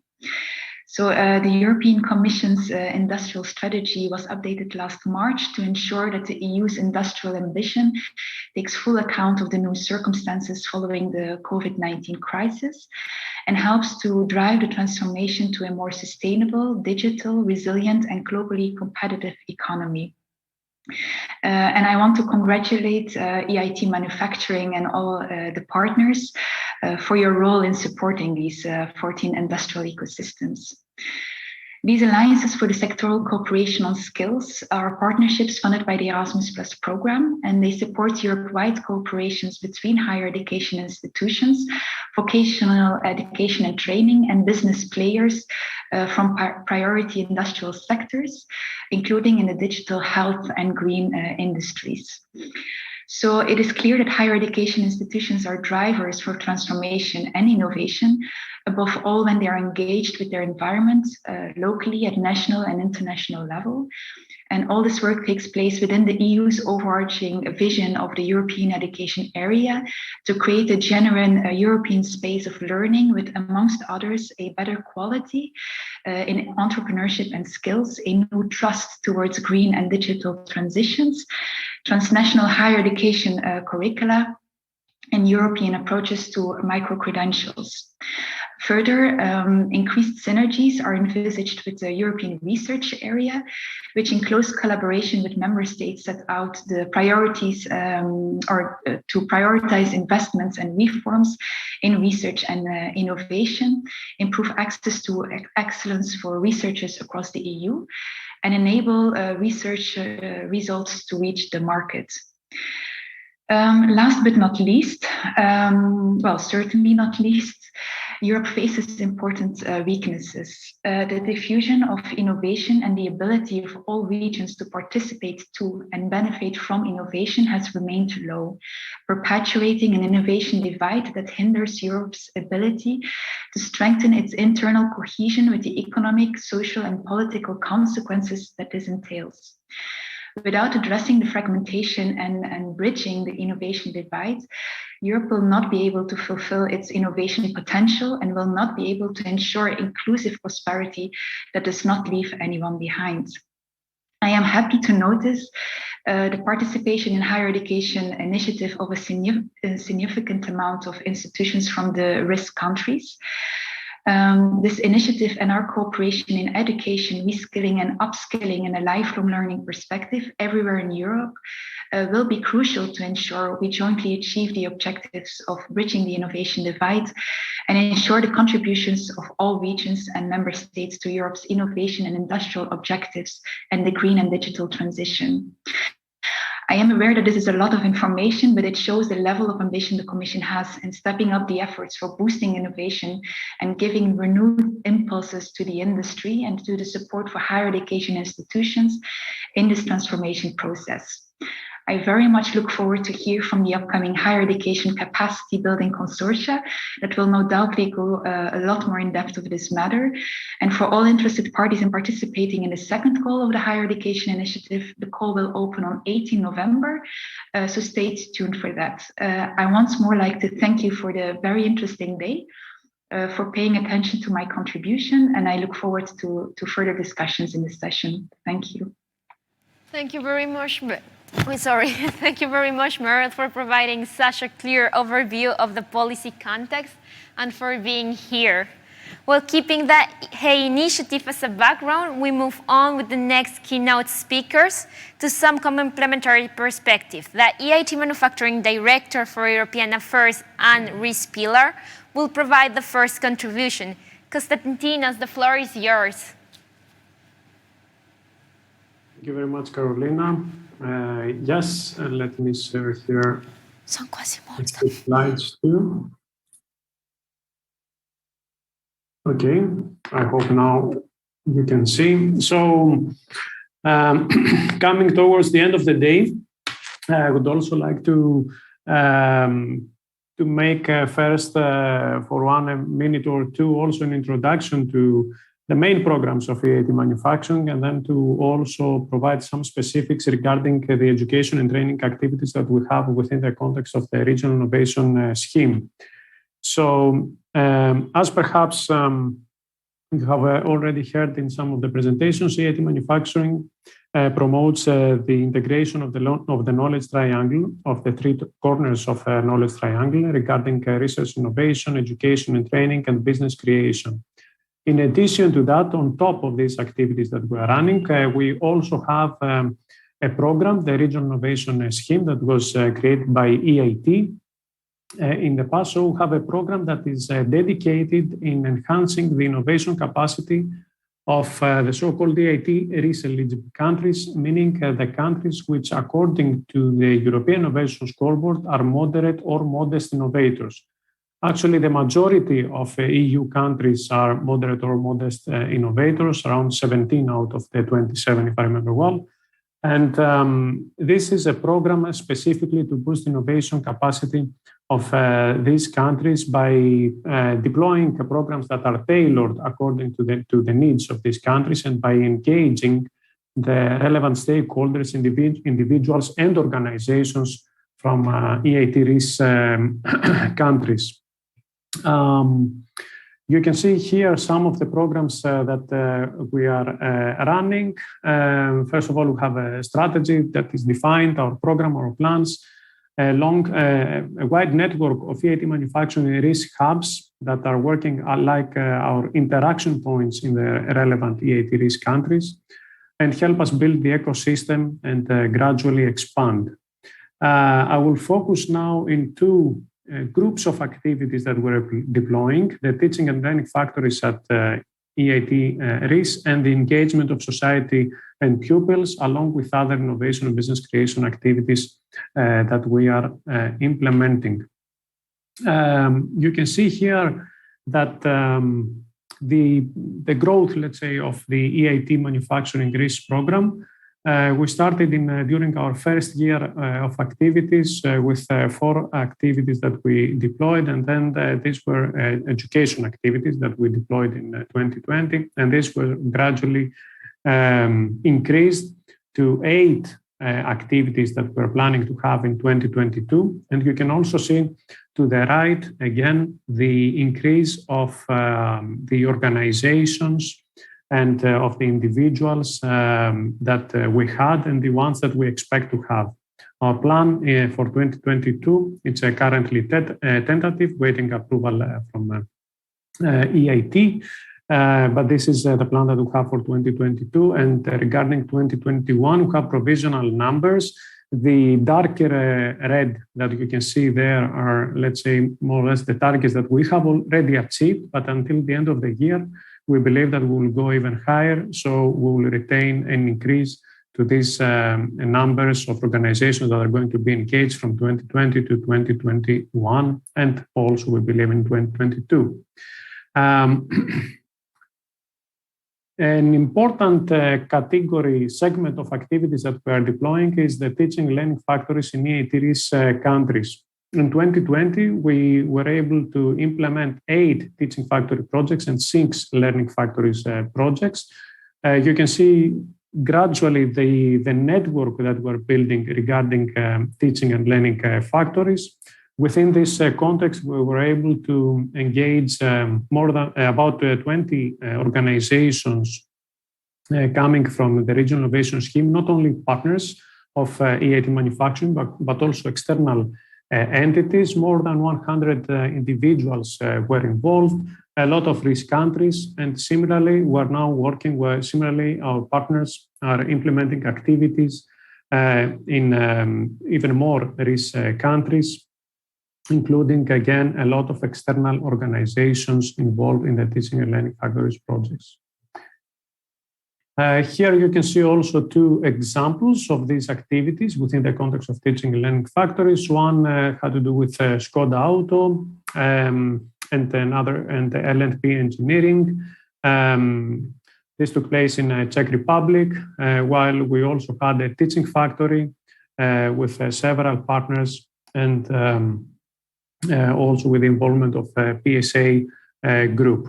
Technically, these programs had to do with manufacturing process like arc welding, as well as regarding guidance systems for AGVs, advanced vision systems, etc. A second category of programs that we are deploying has to do with the engagement of society and pupils in EIT countries. We need to ensure that in the future we have a well-skilled workforce in manufacturing, because as we said in the beginning today of this day, we really believe that education and training and a well-skilled workforce is essential so that we efficiently utilize the innovations that are currently being developed. So we want to show to youngsters, especially in high schools, the modern, let's say, picture of manufacturing, to show how attractive manufacturing is and how modern manufacturing is. That really most of the latest technologies are being used in manufacturing, also in the engineering, let's say, departments, but also in the shop floor. And we saw that by going to a lot to high schools together with our partners, and we were able to engage hundreds of people in 2020, and we believe now we'll reach thousands of participants, of young people that we're going to engage within 2021. And as usual, all these activities are being deployed, as I said, in EIT eligible countries, and we try to engage as many as possible organizations and individuals and from different EIT countries. As you have seen, the title of our event, of the whole event today, is about across Europe and beyond. So we really want to have the geographical distribution, because we believe that this will provide a lot of benefits, not only to, let's say, to the EIT countries, but in general also to the whole manufacturing domain, because a lot of leaders in manufacturing, for example, in Central Europe, are also depending on well-skilled manufacturing workforce that is, for example, in EIT countries. So regarding the outlook of 2022, we're going to have 8 risk education and training activities. This means that compared to the first year, 2020, in 2 years we have almost doubled, actually we have doubled our activities. And we believe also our engagement, and we do that all in agreement also with the programs that our education pillar, our education area is developing. And we also work very well with our education team, for example, for enhancing specific programs about the engagement of students in EITM masters and PhDs. So that was all from my side. Thank you for your attention. It was really a pleasure. Thank you, Konstantinos, and thank you very much for being here. That has been a very valuable insight from the EIT manufacturing and what you are doing within the risk pillar. Now, there are relevant differences among countries and regions. The world is, of course, not uniform. So I would like to welcome on stage our next keynote speaker, Dana Redford, President and founder of PEEP, who will explain how higher education can have an impact on the local ecosystems. Dana, good afternoon. Good afternoon, Carolina, and good afternoon, Paula. Thank you so much for your invitation. It's a pleasure to be here. And well, Constantino is a hard act to follow in terms of his excellent explanation of what is going on in the RIS regions. I will try to take a broader approach, and we'll talk a little bit about smart specialization, and we will discuss a bit about how this has and can have a potential impact on higher education institutions. If we look at the curriculum and the research element, the regional element is something that can be defined as the third mission. So we have the first and second missions of teaching and research, but we have the third mission of outreach. And this is something that I think in terms of the initiatives that have been developed so far in Europe, such as HEI Innovate, which my colleague Raffaele will perhaps touch on, something that started in the OECD and with DG EAC, Education, Arts and Culture. This is something that looked at trying to figure out what are the aspects in the entrepreneurial university that needs to be worked on in a self-assessment type of way. One aspect which I think is missing in this self-assessment is the regional dimension. So it does look very much at the third mission, but we need to think about this third mission in terms of what the university can do in the regional aspect and what's the role it can play. In terms of the smart specialization aspect, a greater aspect of applied research, and an idea that the sort of research that's going on in universities can be shared with industry, can be shared with government, with local government, local businesses, and the idea here of doing interdisciplinary, cross disciplines, both of teaching and learning, as well as in research, and really looking at horizontal, these future types of skills, which Konstantinos also mentioned. In terms of embedding a regional governance, also, the idea here is that we can use smart specialization strategy within HEIs, within higher education institutions, to help embed this idea of how the university itself can interact with others and how it can relate and include other entities, other stakeholders in its strategy. In terms of the different models and tools for engagement, really regional innovation and the smart specialization strategy, looking at what the region specifically is strongest at, is extremely important. And this is one of the keys in which we can have a greater impact. In terms of at the end of the day, it's all about trying to respond to challenges and problems. So this is really something where a university can excel by addressing some of those regional challenges. And my colleague Raffaele Tropazzo will also discuss a bit more one specific example in which the OECD has been doing work. And finally, this is just to make a pitch also for the interdisciplinary aspect of higher education institutions. This is really something that is key. We are looking at a role for social sciences in higher education, in things like manufacturing, and having these crossover aspects, these aspects that are key for interdisciplinary innovation. So this is my brief presentation, and I will hand it over to Raffaele, who will discuss a bit more in the specific areas in which the OECD is working with an excellent and very interesting example. Thank you so much. Yeah, thank you, Dana. Indeed, as you have said, higher education institutions are critical or maybe critical for the development of regional ecosystems. And this is also something that is requested by the HEI initiative that Meryl mentioned before.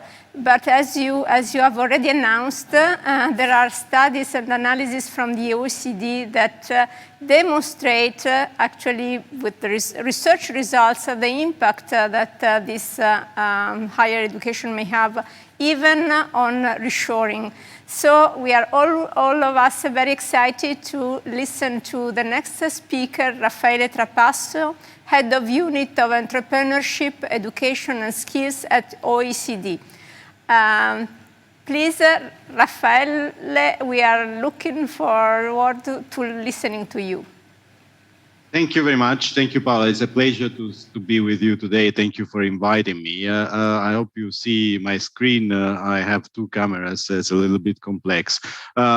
We are working on the same production chain. The OECD has no money, but a lot of experience in policy dialogue. We support, we are the R&D of policies, and we support not only Europe, but 37 countries in the world to improve policies. And what I wanted to discuss with you today is the way in which higher education can connect to industrial and manufacturing ecosystems to support the specialization of activities and skills. Why we want to do that? Because there is COVID that it's a good moment, it's a bad moment. There is a lot of jobs that have been lost. Investment is coming. We want manufacturing activities to fill this gap, because these are valuable jobs and will avoid people to sleep in low wage, low quality jobs. Entrepreneurship education is a very important part. As Dana was saying, I coordinate HR Innovate at the OECD. We are fond of entrepreneurship education, not because only we like businesses and startups, but because we think it is important in terms of a mindset, an entrepreneurial mindset that can complete technical skills of individuals and provide them with learning to learn capacity, empathy, and leadership. Can we see that? Can we measure that? And the answer is yes, because even when we know these are the top 50 skills required by employers in the United States when it comes to artificial intelligence. And of course, you can see you have the bundle of skills up that is technical, but increasingly an important part of those are, socio-emotional, what we call entrepreneurial mindset. We were discussing examples. We were discussing examples, and an important one is the Academy of Smart Specialization in the Karlstad University in Sweden, that we had the possibility to assess, to evaluate actually last year. Now, the big point is that higher education institutions are not designed for cooperating and helping their ecosystems. In reality, higher education policy is partially blind. So there is a great deal of effort in generating connections between higher education institutions and their productive ecosystems. And the Academy for Smart Specialization generates fundings and know-how to fill this gap, and is owned by the university and by the region of Varnat. What does that is important, the Smart Specialization Academy? Well, it creates specialization and tailored skills in sectors that could be the future, the present of the regional economy, both in terms of sectoral specialization, also platforms. So specialization that can facilitate innovation.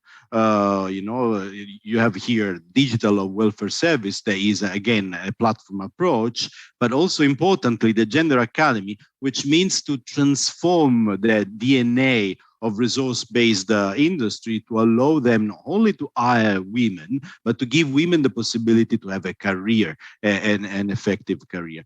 It's not the only example, it's a very relevant one, but we have also other examples in which there is a long-term collaboration between local higher education institutions and their ecosystem. Is the case of the colleges of nanoscience in Albany, in New York, in which we have a nanotech college that was created as a foundation at the beginning to gain flexibility. And we are talking about the United States here, not Europe, but to gain flexibility and to be able to cooperate better with actors such as IBM, the local IBM, cutting edge equipment, of course, was an advantage, but also with the Center for Economic Growth, there was exactly what smart specialization strategy is forecasted.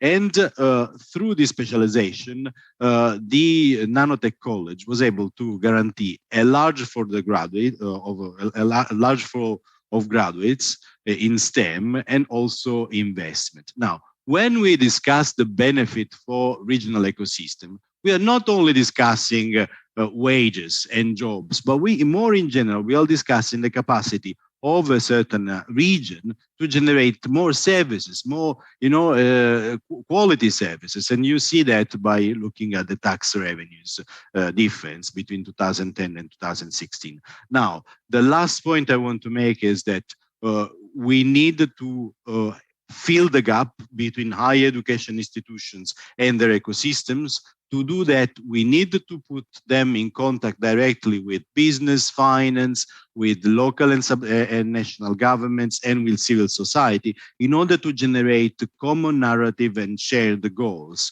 For this reason, we are trying to generate a call. There is entrepreneurship education, collaboration, and engagement.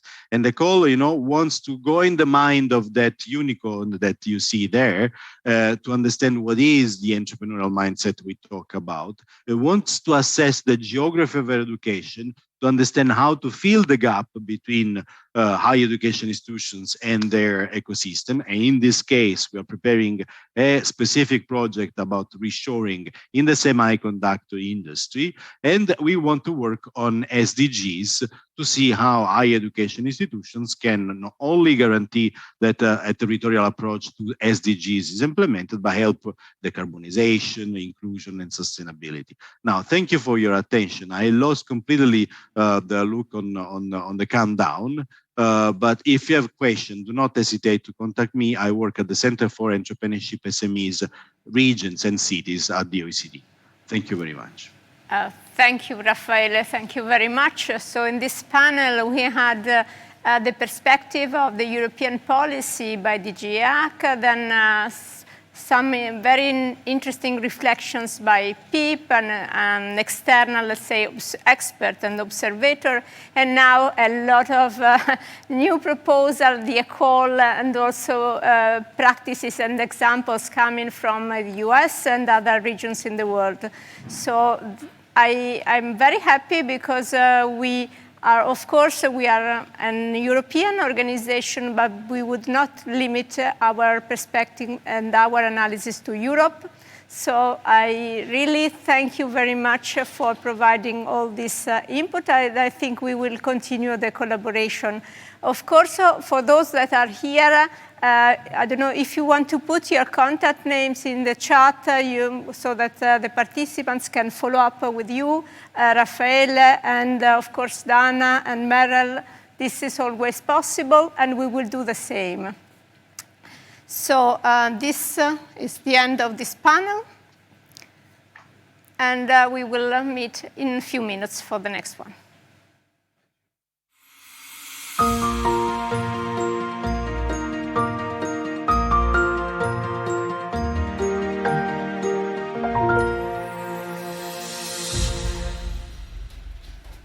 Okay, welcome back again. We have listened a lot about this HEY initiative for capacity building of the higher education institutions launched by Europe, by the European Commission and the EIT. Now it's time to see this in practice. We have the first cohort of projects that are piloting this initiative. And so here, Gil Gonsalves in person, he's assistant professor and researcher at the Faculty of Engineering of the University of Porto, and he's the coordinator of one of the 3 initiatives that are supported by EIT Manufacturing under the HEY initiative umbrella. The name of this initiative is Invent HEY, supported by EIT and EIT Manufacturing. So please, Jill, let us know something more in practical. What does it mean implementing this first pilot of the HEY initiative? Hello, Paola. Good afternoon. So thank you very much for the invitation to present Inventay. So as you mentioned, it's one of the first projects from the HEY initiative. I have a couple of slides. I don't know if it's possible to share them. I'm already sharing my screen. I don't know if you can see the slides. Okay, good. So this project starts with this vision. So by 2030, we want to have this critical mass of highly educated people coming out of the universities. We want them to be young entrepreneurs and innovators trained in innovation and entrepreneurship. And we want them to be the basis for this highly dynamic research and innovation ecosystems, which we call the innovation districts. And this innovation districts will favor the creation or the inshore of knowledge-intensive companies. And Inventay proposes a first-hand practical experience. So it will give access to students and staff in the university to a journey and to challenges, adventures, and excitement that comes from this kind of challenge. So it's based on an innovative learn by doing approach, and it wants to engage students, contribute to an upskill of the workforce, and promote a culture of innovation in the universities. Always focused on this innovation hotspots, the innovation districts. So our project includes 8 partners from different countries in Europe. So we have partners from Portugal, from Estonia, from the Czech Republic, United Kingdom, Romania, Spain, and Belgium. And we start by the idea that the HEYs are anchors of this innovation districts. So what we want is to use the HEYs to cluster companies and connecting with startups and societies. And by doing so, we want to look at existing practices and infrastructures in the universities in order to improve the regional ecosystem. We want to use the A's that are part of the network to create a European network of innovation districts, and to use this to implement learning and mentoring programs. So this is based on the education pillar, learning and teaching structures for the innovation pillar, and learning and collaboration approaches for fostering the business pillar. In terms of the process, Inventay uses a methodology which is inspired in the lean startup approach. So we have an initial IVAP, so initial vision. We will pilot this vision, and during the piloting, we will be learning and improving the vision. So this is done in several cycles and several iterations that will allow us to understand what are the practices that are best fitted for the different regions. So also taking into account the specificities of each region and their specialization. In terms of sharing the innovation vision, we have a website, we are in LinkedIn, but we are trying to share this vision not only to the outside, but also within our universities. So we want to engage more faculties from our universities to make sure that by the end of the project, this this culture will be widespread across the university. We are also trying to engage newcomers to our ecosystem, to our network. We are linking with other running projects, but we are also looking at other universities that would like to become part of the A initiative. And we are mentoring them, trying to help them to become part of this initiative. And thank you very much. And if you have any questions, feel free. Thank you, Jill, and congratulations and best wishes for the next phases of your project. I invite everyone to have a further view on this project on LinkedIn, as just Jill presented it. So let's move forward with our next consortium. So our first HEY project coordinator was from the West in Portugal, and the next one is from the East in Greece. So let me welcome Michael Kornaros, professor of University of Patras. Michael, what are the main features of Prometheus? Will you introduce us? This is a very interesting project.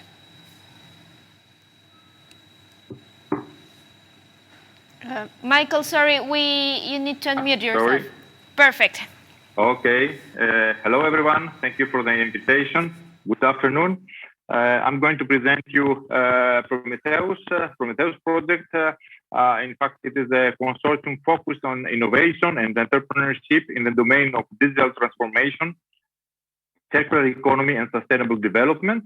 This project was formulated under the HEY initiative of innovative capacity building for higher education. And our consortium consists of, as you can see here on this slide, of 5 universities, 2 in Greece, 1 in Sapienza in Italy, University of Twente in Netherlands, and North Macedonia, 2 research centers and 1 enterprise.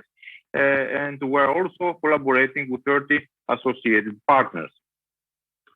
Our primary goal is to foster on innovation and entrepreneurship, focusing on circular economy. And we're going to do this following 3 different axes. First, we're going to develop an ecosystem among universities, research organizations, businesses, NGOs, and government institutions, including the kicks of digital, manufacturing, and climate, targeting to digital entrepreneurship in a circular economy context. Then we also wanted to develop high-quality education programs and non-formal education activities on the area of digital transformation related to circular economy, climate change, and sustainable development. And finally, we are aiming to develop innovation and business support services based on relative software platforms for engaging and assisting HEY students, staff, and alumni towards innovation and entrepreneurship. How we're going to do this? Based on our initial ecosystem of 8 partners and 30 associated partners, which are spread through several countries and sharing different disciplines in education, research, business, administration, society, having HEYs at various levels of excellence. We have strong digital skills and experience in developing prototype software platforms and applications for innovation, networking, monitoring, and dissemination of information. And of course, we are going to be based on our experience in organizing open innovation and entrepreneurship support events and programs, such as summer schools, open labs, hackathons, entrepreneurship competitions, and industry internships.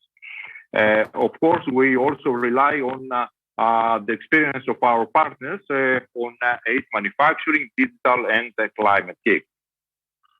Now, we are proud of the tools that we're going to develop.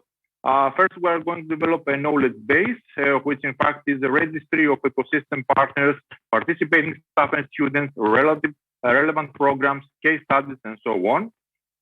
We're going to have the Intelligent Assistant, which is a platform able to provide assistance and support to engage students and staff for innovation and entrepreneurship activities. We're going to develop the entrepreneurship acceleration platform, for supporting innovation and entrepreneurship competitions, with a special emphasis at first on gathering ecosystem leads, but also we will provide, of course, extensive mentoring. So within this Prometheus project, we also aiming to develop 7 massive open online courses that can later on be used for updating existing curricula and, of course, provide new material on digital innovation and entrepreneurship in a circular economy context. So that's it from me. Thank you very much for listening. And if you have any questions, I'll be glad to answer. Thank you very much, Michael. It's a very clear concept, and I wish you all the best. Moving on. Thank you very much. Thank you. Moving on to the last but not least HEY project, supported by EIT Manufacturing and coordinated by T. Bartosz Kalinowski, Associate Professor from University of Łódź. Bartosz, will you please introduce the RecoLab project? Yes, yes, of course, with a pleasure. Greetings from sunny Łódź and sunny Poland. I will very briefly talk about the RecoLab project, which stands for Responsible Innovation Led Entrepreneurial University Transformation Centers, which in short we call Ecosystem Integration Labs. So the Ecosystem Integration Labs, and it is something that we would like to develop within the project in order to make the higher education institutions participating in it more innovative. So this is the presentation of the consortium. We have like a wide geographical spread starting from Ireland on the west and with Turkey on the east. And we also have Germany, Belgium, Romania, the Netherlands, and of course Poland, where the lead partner, University of Łódź, comes from. So basically, we are focusing our consortium on the higher education institutions, which one, University College Dublin, is already a member of one of the 8. One of the 8. We have University of Łódź. We have like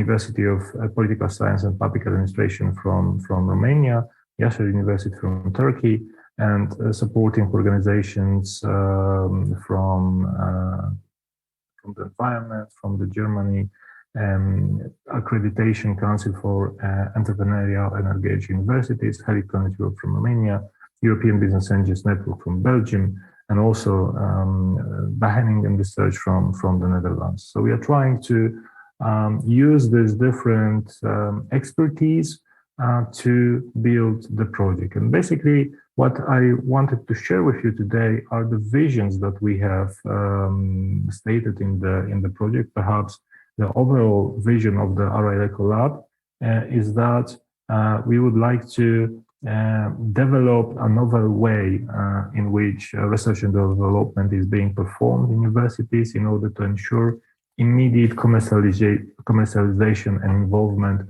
of large number of internal stakeholders. So academic, non-academic staff, students, and also external stakeholders as well. Based on this vision, every university participating in the project has its own IVAP developed according to the smart specializations in the project and in the region, and we will be updating our IVAPs as the progress of the project in order to make the best potential out of the joint vision of the whole consortium. And just a very quick overview of what we are doing currently, as the first phase of the project is focusing just right now until the end of the year. And at the moment, we are working on different kinds of toolkits that we would like to use to boost, to improve this approach of higher education institutions to research and development. Then our next step is going to be to specialize those toolkits and IVAPs for each partner. And by the end of the year, we would like to have like a pilot start of the ecosystem integration labs, which will be created in each of the organizations. And then we will be also preparing documents and processes for the second phase of the project. And this is our plan, very briefly, for the current state. Thank you very much for your time and attention. Thank you, Bartosz. I see, well, very interesting for us to understand that you have a common vision, but also individual vision and action plans that compose a nice picture and continuously evolve a long time. So I thank you, and also I thank all the other projects, and I think that we have seen in this session from the strategy or the policy to the first steps of the implementation, and we have provided also our audience with a nice insight about the HEY initiative. So now it's time, I think, to draw our attention to other topics, right? So we close the session here and look for the next session in a few minutes.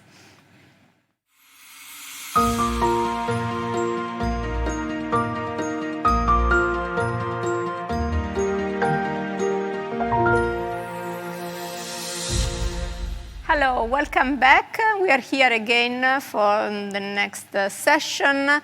And Carolina, what do we have now? Paola, I'm very excited because now we have the first panel of experts of EIT manufacturing community strongly engaged in upskilling and reskilling for Industry 4.0. Let me introduce Johan Mollard from Bordeaux EINP, Fabrizio Timo from Comau, Stefan Nixdorf from Technical University of Wien, and Andrea Mata from Politecnico di Milano. Good afternoon, everyone. Nice to have you here. So I would start by Johan. Johan, your training focuses on an open source tool for training on robotics. What are the challenges for your industrial trainees for actually using these skills in their working environments?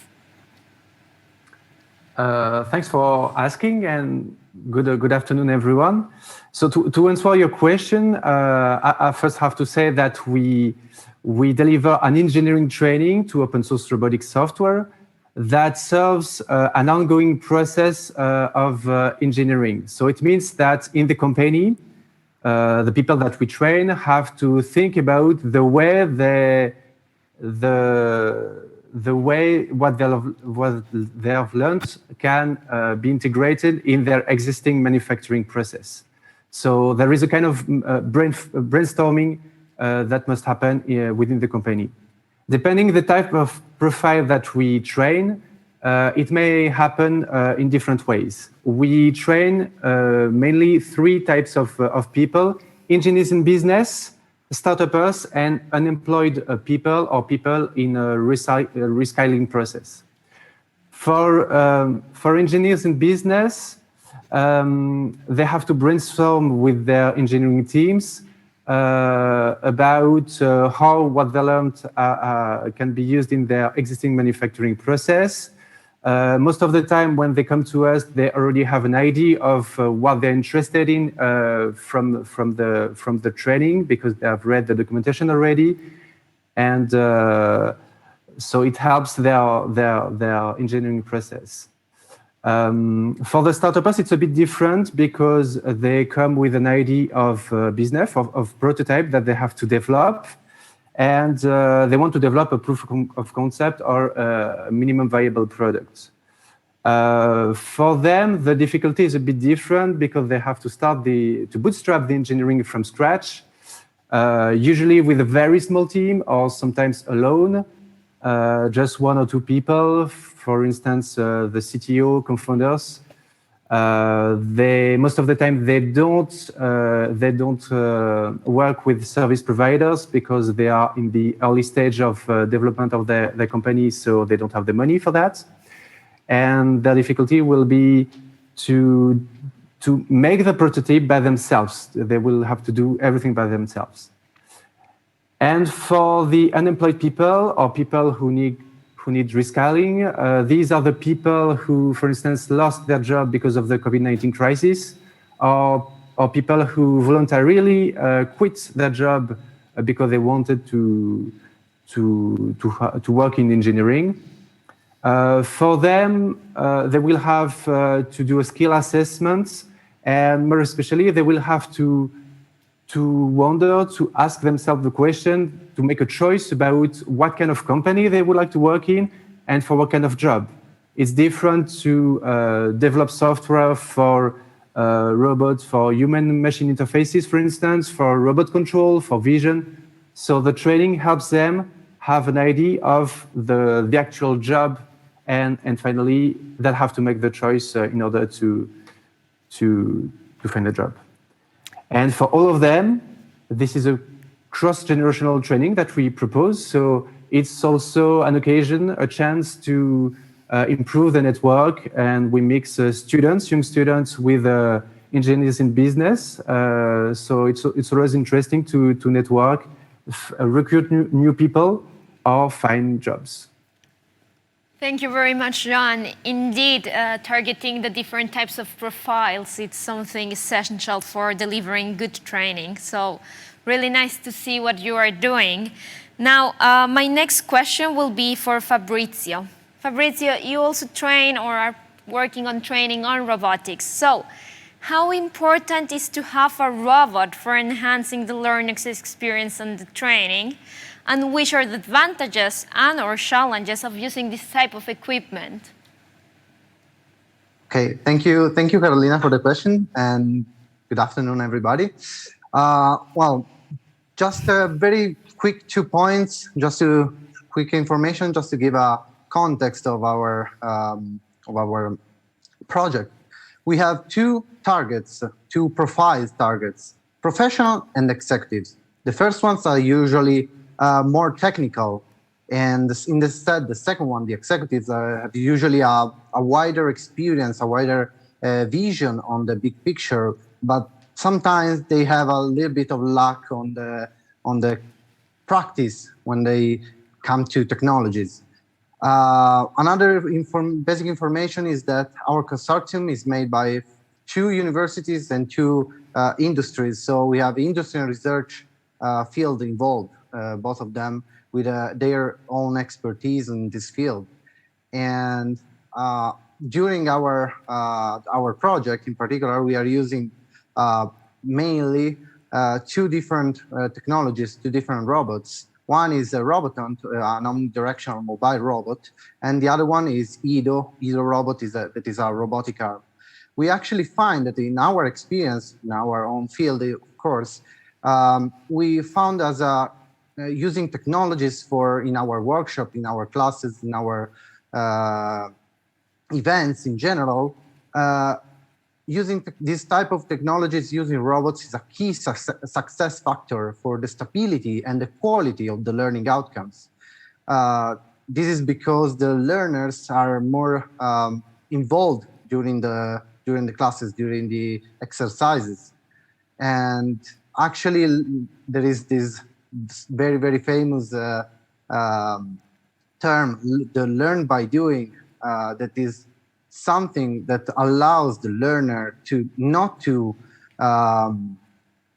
give up when an error occurs, but to go ahead, and these stimulate creativity and logical skills, and they stimulate also to adapt the circumstances. Going back a little bit to our targets for professionals, using these technologies allows them to further go into deep with the technologies. Instead, for the executives, it allows them to try firsthand the technology that is not usually so common.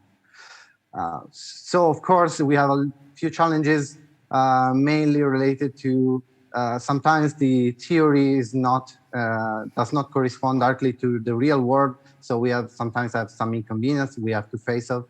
But in general, the advantages are way more. the impact we have on the learners, on the participants, is way higher with this type of approach. And yeah.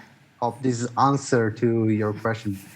Yeah, thank you, Fabrizio. We are really sure that the experience that you offer with the Rob Taunton, the EDU, are very effective and engaging. So thank you for that. And let's move on to the next panelist, Stefan. The maintenance operator is a key role in Industry 4.0. And your project, DigiMain 4.0, supported them to better perform their job and their daily task. But how is it possible? What do you do for them? Can you explain, please? Yes, of course. Hello, Paola. Thank you for having me. So maintenance is under a huge transformation. Maintenance has been mentioned regularly as one of the businesses that are most impacted by next generation of artificial intelligence, but also digital twin technology, industrial data science, but also inexpensive wireless sensors. So the discussion usually predicts skill mismatches in the area of digital skills, such as programming, for example, or in the field of data science. So this is certainly true, but it, as you said, it overshadows the fact that the maintenance operator still has to do a range of manual tasks. So in order to do that, we divide maintenance teams into two separate groups. So there are the front-end division and the back-end division. While the back-end division is usually more concerned with the database decision-making, facilitated by condition monitoring in order to put predictive maintenance measures into practice.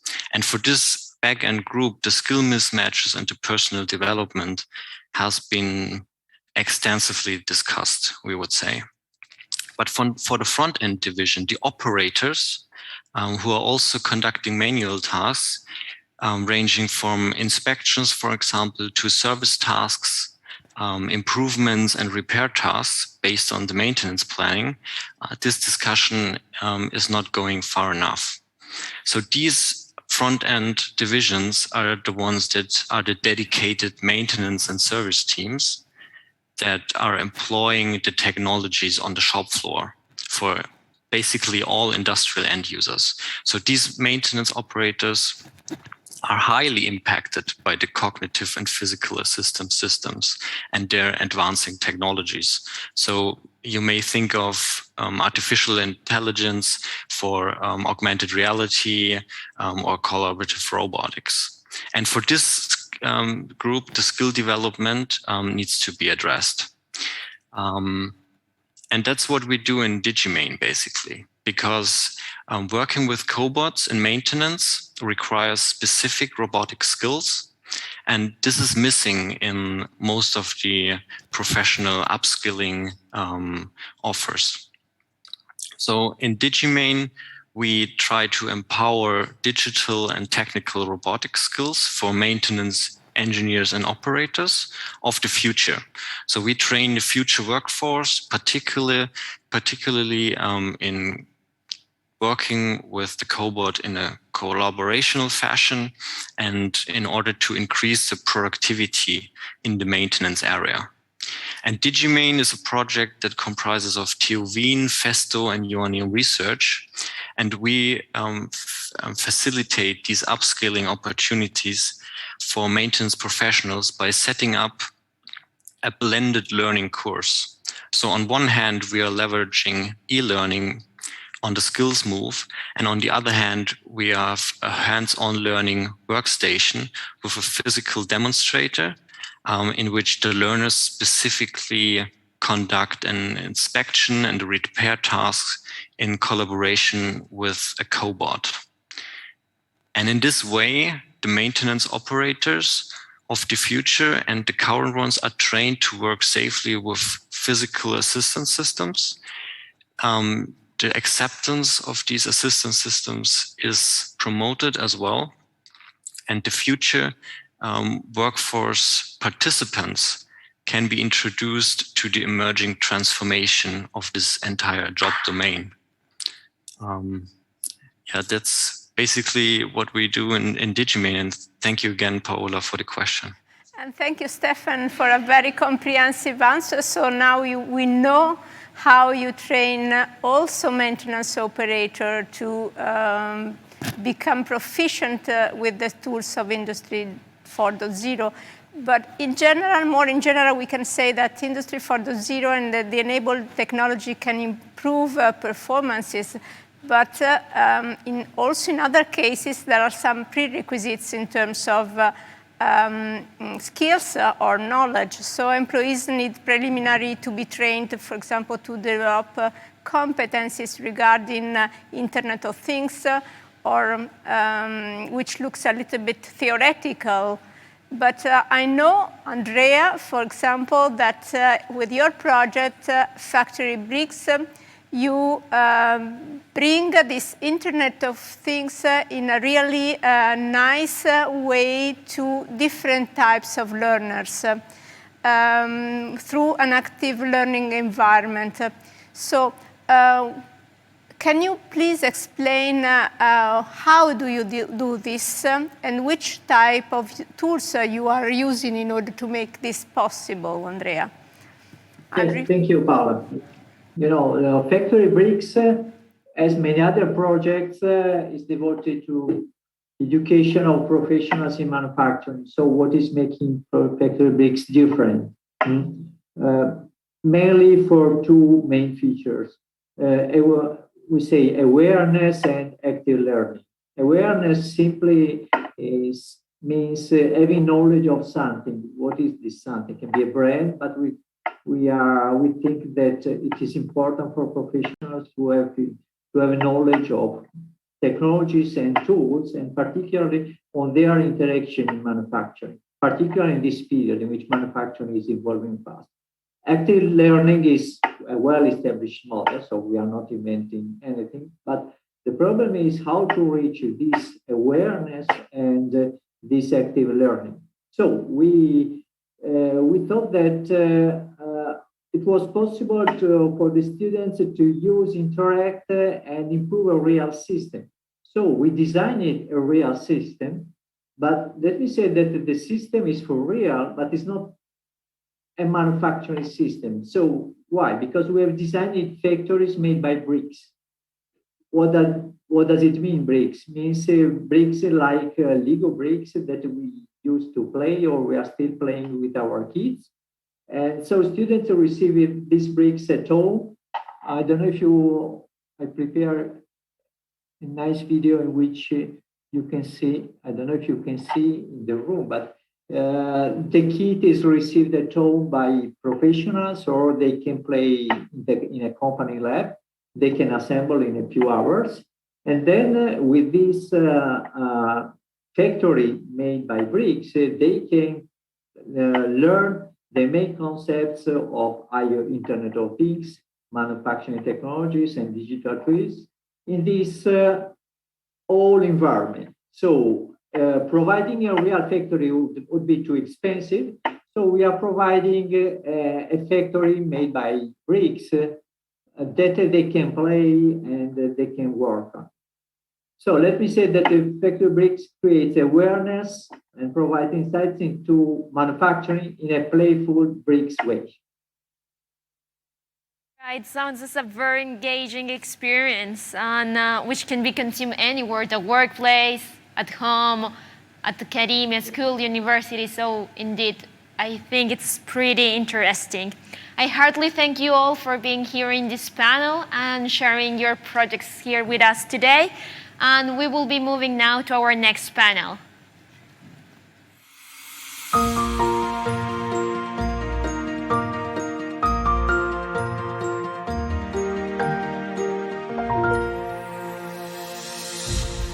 Hello. We have now a new panel of IT manufacturing experts. They are tackling very relevant training challenges to develop skills in industry concerning artificial intelligence, augmented reality, green design. So we are very proud to have here Yannick Rosemeyer, Technical University of Darmstadt, Jan Witze van der Weyt from Philips, Jan Lucas Sievert from Ruhr University Bochum, Anne Chambar, ESI Group, Yannick, Yannick, let's start with Yannick. In the previous session, we know that the new skills are needed for AI in manufacturing, not only at the engineering and management levels, but let's say more widely. So whom does your project target and how do you train to this respect? To be precise, we actually have two target groups. This is first of all shop floor personnel, so actually the users, so the people who finally use artificial intelligence technologies, but also, and this is actually the focus of this year, that we're focusing on shop floor managers, so white collar workers, academics, anyway, any person who has decision-making competency on the shop floor. And what we found out in a previous study is that what people actually need in production environment is practical-oriented learning nuggets, is practical-oriented learning material. This is what we're targeting with our project. So what we did is, or what we're doing is that we setting up learning material always in a discussion with an industrial partner. So we always are in a loop with an industrial company. Here we're focusing on specific subjects that people in production environments deal with every day.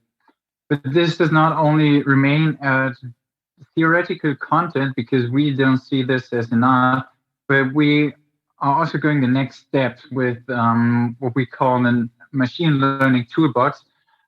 This machine learning toolbox is then actually a practical application of theoretical knowledge that was gained in advance.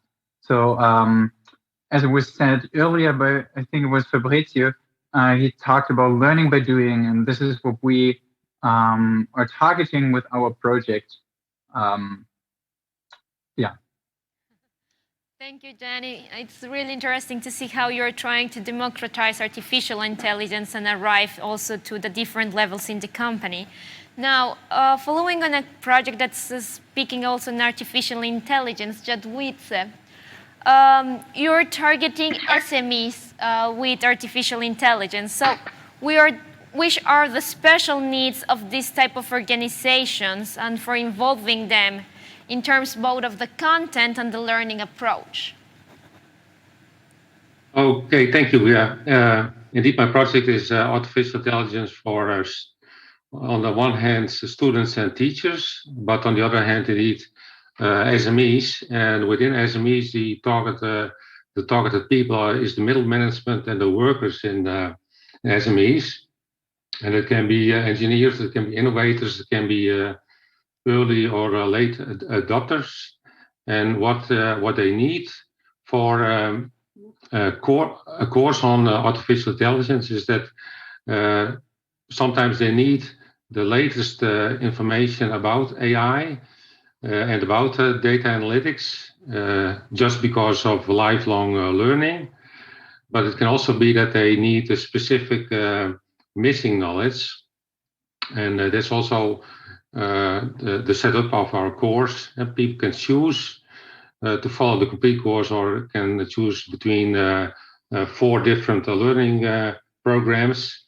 And the learning programs are data analytics, machine learning, deep learning, and content and decision making. But within these learning platforms, there are also in total 16 nuggets, which they also can choose to obtain a specific missing knowledge. Does that answer your question? Yes, Thank you, John Witze. Thank you very much. And yeah, it's important that this content that is being created in artificial intelligence, it's used by the SMEs, so in order to reduce the skill gap and allow them to actually access the technology, which is normally one of the main barriers for accessing a technology. And in this aim, it is also important to generate effective and engaging training in other Industry 4.0 enabling technologies as are virtual reality and augmented reality. So this next question is for Gianluca. Gianluca, ProAR aimed to making accessible augmented reality to everyone, not only to a specialist on the topic. So could you tell us how will you reach this aim and why training is essential in this endeavor? You are muted, Gianluca. Okay, let's wait a couple of seconds.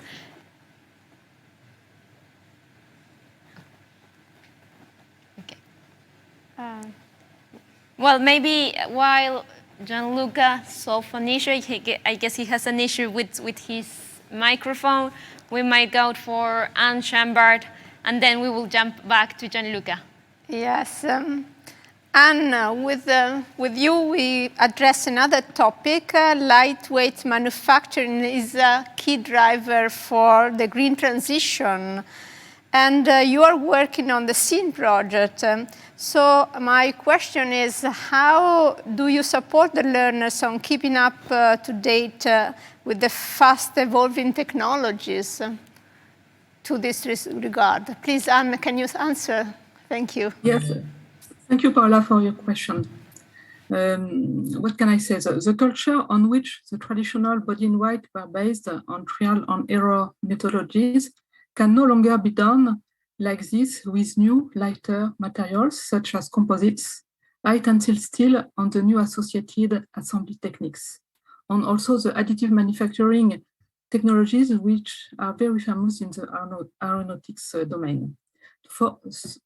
So for these new materials, if we use the trial and error methodology to validate the material, the assembly, the technology, as we did in the past with the traditional steel, for example, it will take 10 years and we have no time. So the numerical approach on the simulation make it possible to go much faster. In that case, the learner, therefore need to master to very well know these tools when they enter the industry market. They will therefore contribute to the lightweight manufacturing for the green transition.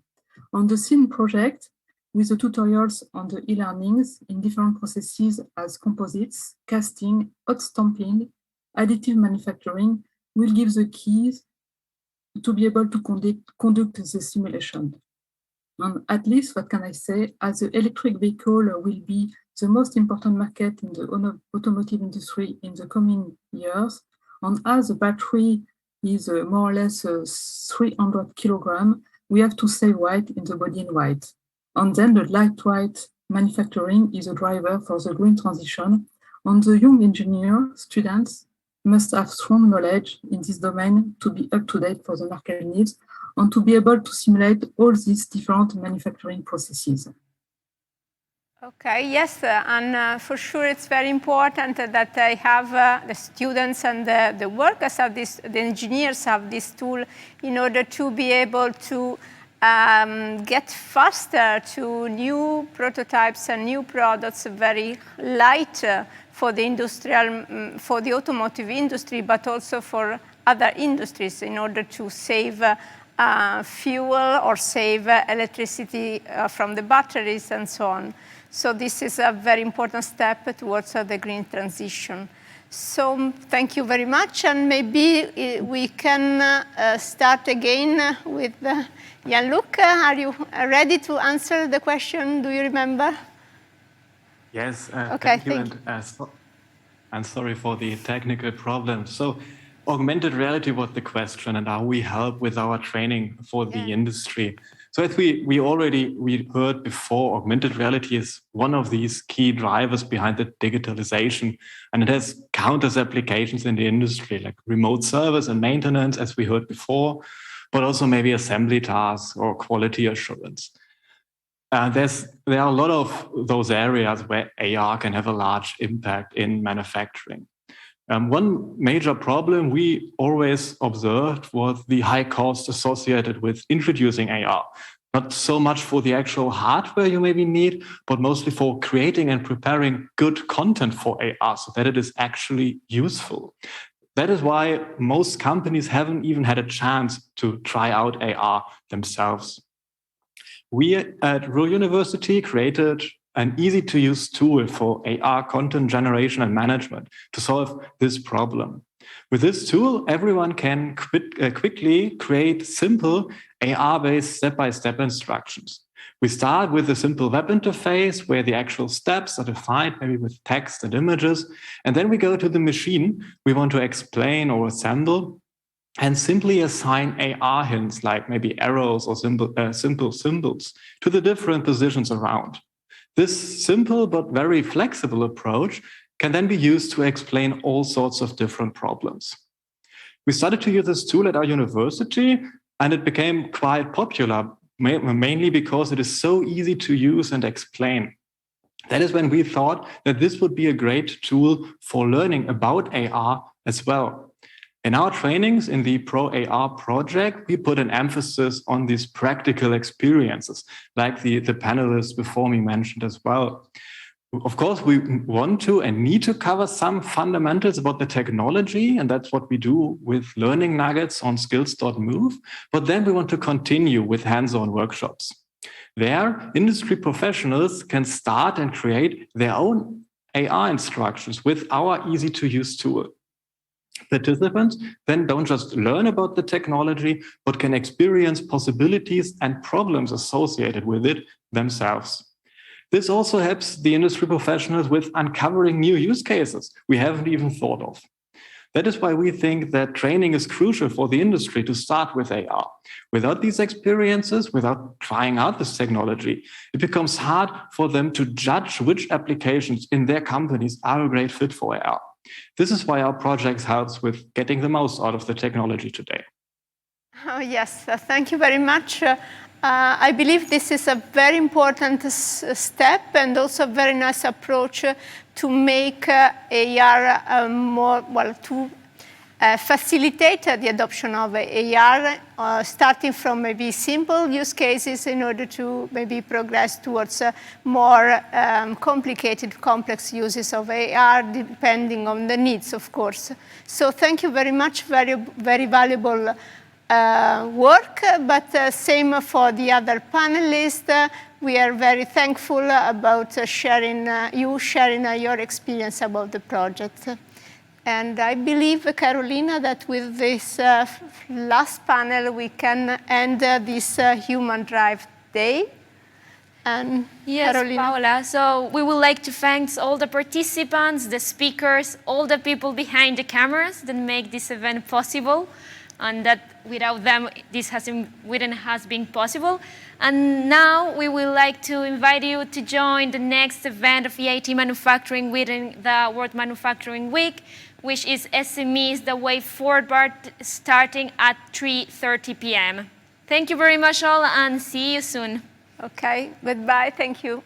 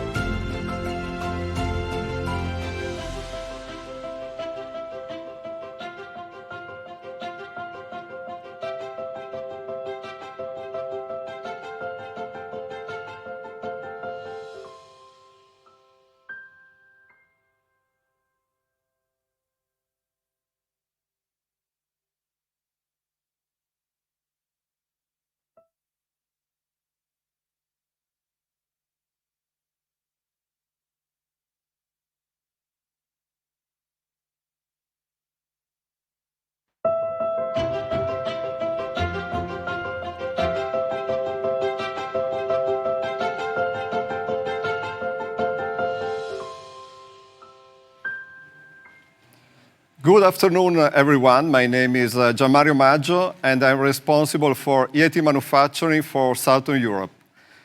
I would like to give you a warm welcome to our event today entitled SMEs The Way Forward, dedicated to small-medium enterprises and held in the context of the World Manufacturing Week 2021. So first, let me start by saying a few words regarding EIT manufacturing. EIT manufacturing is an innovation community supported by the EIT, European Institute of Innovation and Technology, that connects the leading manufacturing actors across Europe. In fact, EIT manufacturing brings more than 65 European leading partners from business, research, and education from 17 different countries. And as part of its strategy, EIT manufacturing has defined so-called innovation areas or flagships, one of which is called Flexible Production Systems for Competitive Manufacturing. And this flagship is regarding adaptable and versatile production lines so that the production can adapt quickly to the market conditions and external factors. So what are the implications? The flexibility in the production results in resilience, which is indeed one of the key attributes that has emerged during the recent pandemic crisis, which has affected, as we know, the entire manufacturing sector and especially SMEs. So in this respect, let me recall the importance of manufacturing as a main driver of industrial innovation, job creation, and growth in Europe. Manufacturing stands for 2 million enterprises in Europe, providing more than 32 million jobs. And SMEs actually represent 90% of all business in Europe, and therefore are the backbone of the European economy.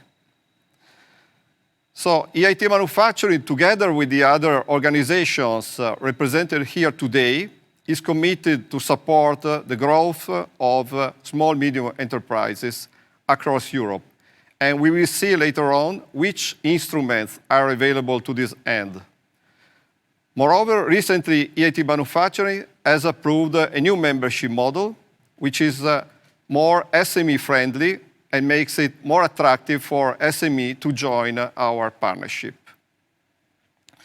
So now, coming back to today's event, in the first session, we are considering the landscape of manufacturing SMEs in a post-pandemic scenario. And we will be presenting you what are the instruments at the European, national, and regional level to support SMEs in bouncing back and starting to grow again. And the second and the third session of today's event will highlight which good practices have emerged in terms of flexible production and resilience, also as a result of digitalization. So if you have any questions during the session, please make sure to enter them in the Q&A area within the Hopin platform. Thank you. And let me now introduce the first keynote speaker for today. We have Stefan Reis, who works as a policy analyst at the OECD Center for SMEs, Entrepreneurship Regions and Cities, and he focuses on the development of the OECD SMEs and the entrepreneurship strategy, and on the SME policy response to COVID-19 across 60 countries. Welcome, Stefan. How are you today? Thank you so much, Gianmario, and good afternoon to you all from a sunny Paris. It's great to meet you all, and I'm honored to share a bit of our work on SMEs and COVID that we did over the year and a half. Let me start by showing something that you know, if my screen moves. Voila. SMEs, more than I believe ever before, have been at the epicenter of the crisis that we've experienced. On the right-hand panel here, you see the share of employment in SMEs in the most affected sectors, including manufacturing like automotive. And what you see is that share is enormous. And in Southern European countries, which you see on the left side, it's even higher than elsewhere. We monitored over 180 surveys across the world and found consistent recently that 70 to 80% of SMEs experienced a strong drop in revenues. What we saw as well, important for today, is that startup rates declined sharply at the beginning of the pandemic, but then started to recover, of course, leaving the question why, and that bankruptcy rates in many countries have not dropped as much as you might have expected.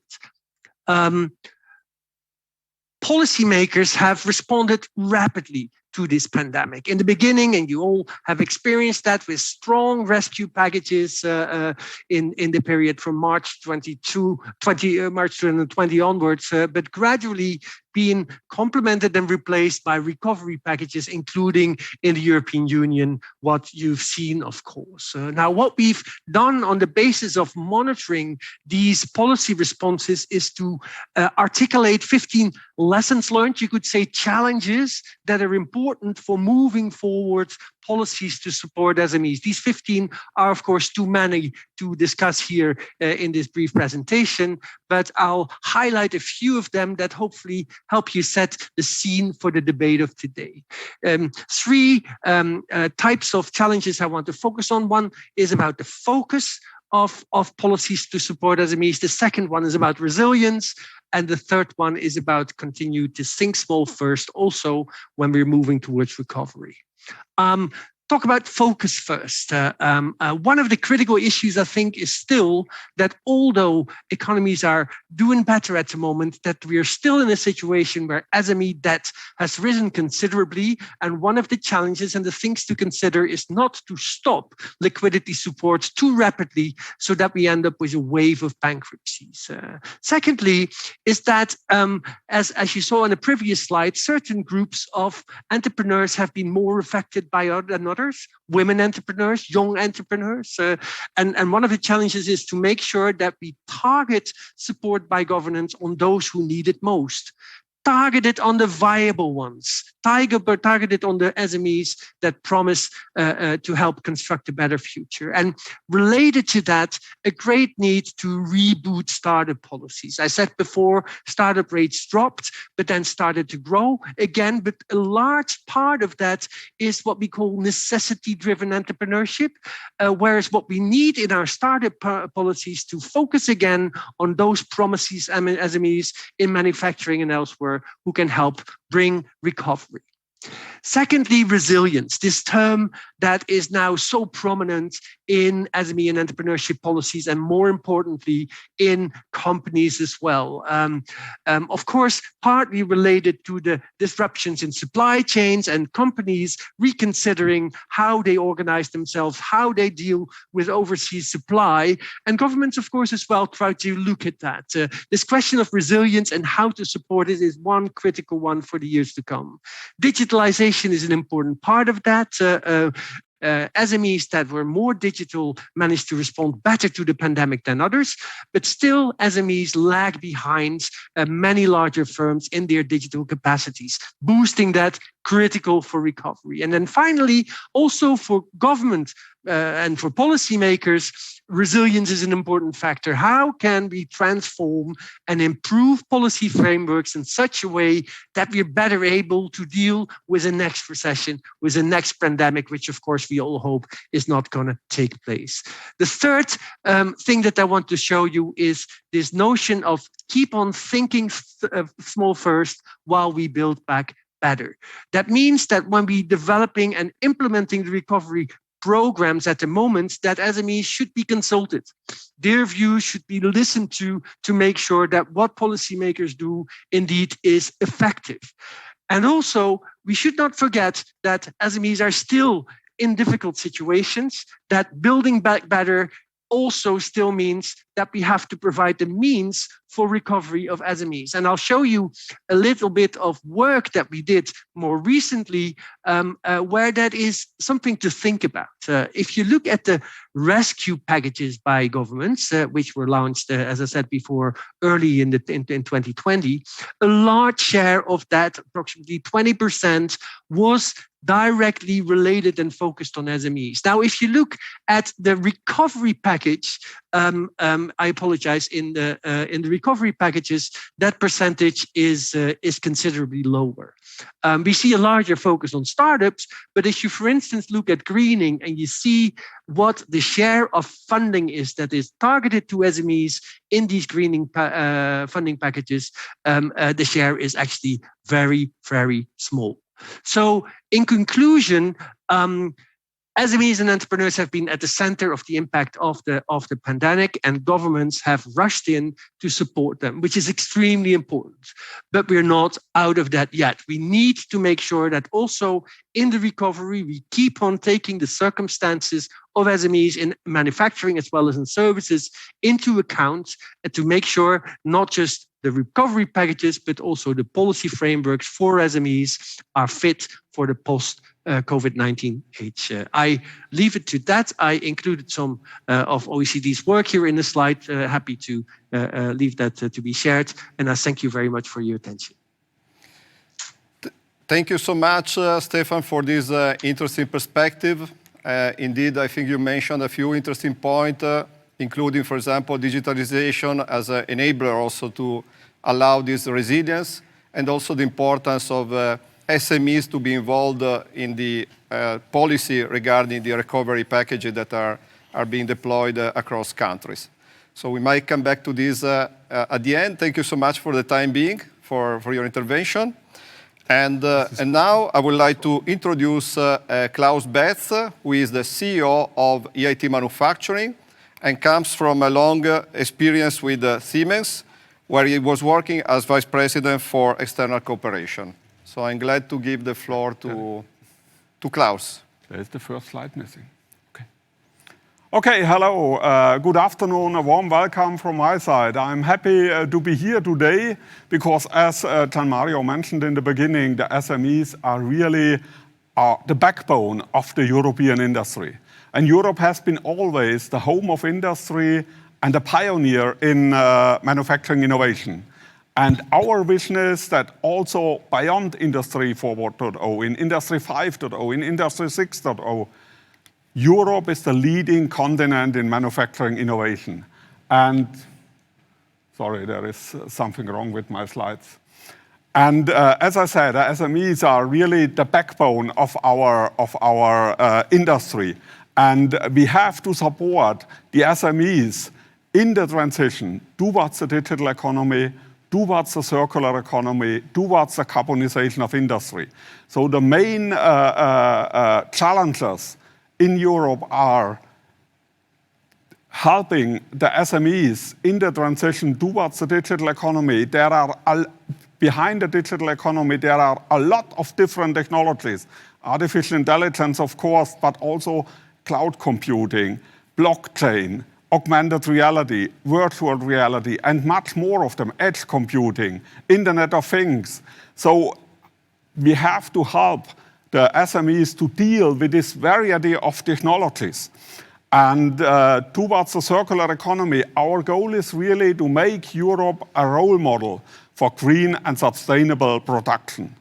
And also this has a strong economical effect. We have to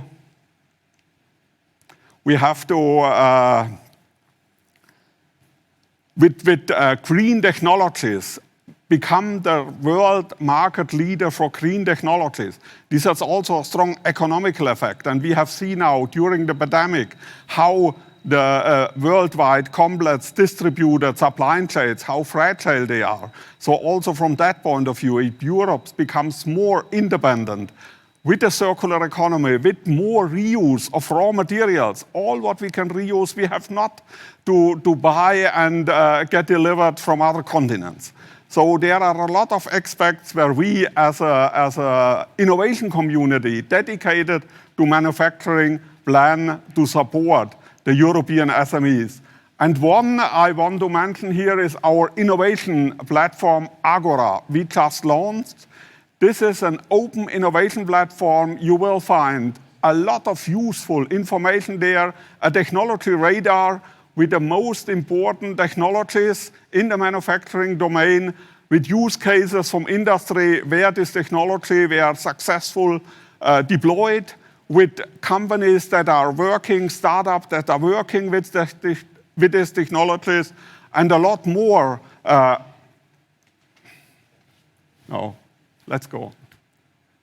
And a lot more you will find on our Agora platform. One topic I want to highlight, our webinars, Tuesdays from Future. These webinars are dedicated really to hot manufacturing topics. In the past, we had already 5G in production. The next one will be next week, next Tuesday actually, on blockchain. And there will be much more with industrial use cases, with experts during these webinars. And I think this I can recommend to every SMEs to participate in these webinars and get really advice, guidance from experts, from successful use cases. And the second one I want to highlight, what we as innovation community, as network, will provide to the SMEs is our online learning platform, skills.move.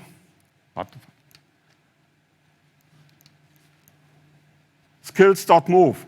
This is an online learning platform by manufacturers, for manufacturers, with a manufacturing content. This is organized in learning nuggets, and the learning nuggets can be combined to complete learning paths. This is hands-on and adaptable in line with real industry needs and experiences. So these are some services, and our understanding of EIT manufacturing as an innovation community is really to develop EIT manufacturing as a service organization, offering services to the whole manufacturing industry in Europe. And Agora and the skills.move are two of the cornerstones of our services. And if we look now into the three pillars of the knowledge triangle, in the innovation, education, and business creation, what we will offer in the three pillars for SMEs. So in the innovation pillar, we are really focusing on the last mile of very major technologies to bring them as new services, as new products to the market. That it really means research, development, and innovation, R&D and I, and not R&D and die. So here we have really the focus on major technologies.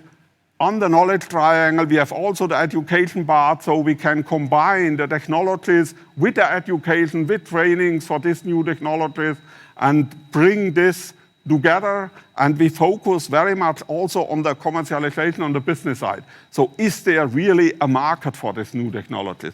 Are there users? How will they perceive this new technology? So really focusing very strong not only on the maturation of the technology, but also on the business side and on the commercialization to bring this to market. In the education pillar, we have launched our own master school, our PhD program. So this is a unique opportunity to get already early with young talents that are in our master school, in our PhD program, in contact, offering them, for instance, a master thesis or defining a PhD program together with our education experts to take part in our summer school and winter camps and get there in touch with very competent students already. So there is a huge pool of talents will be available out of our entrepreneurial, of our education activities with an entrepreneurial mindset, with a business mindset. This is what we are focusing on in our education activities, not only teaching technologies and the technology know-how, but also the know-how how to make business with these technologies. What does it mean for the commercialization of technologies?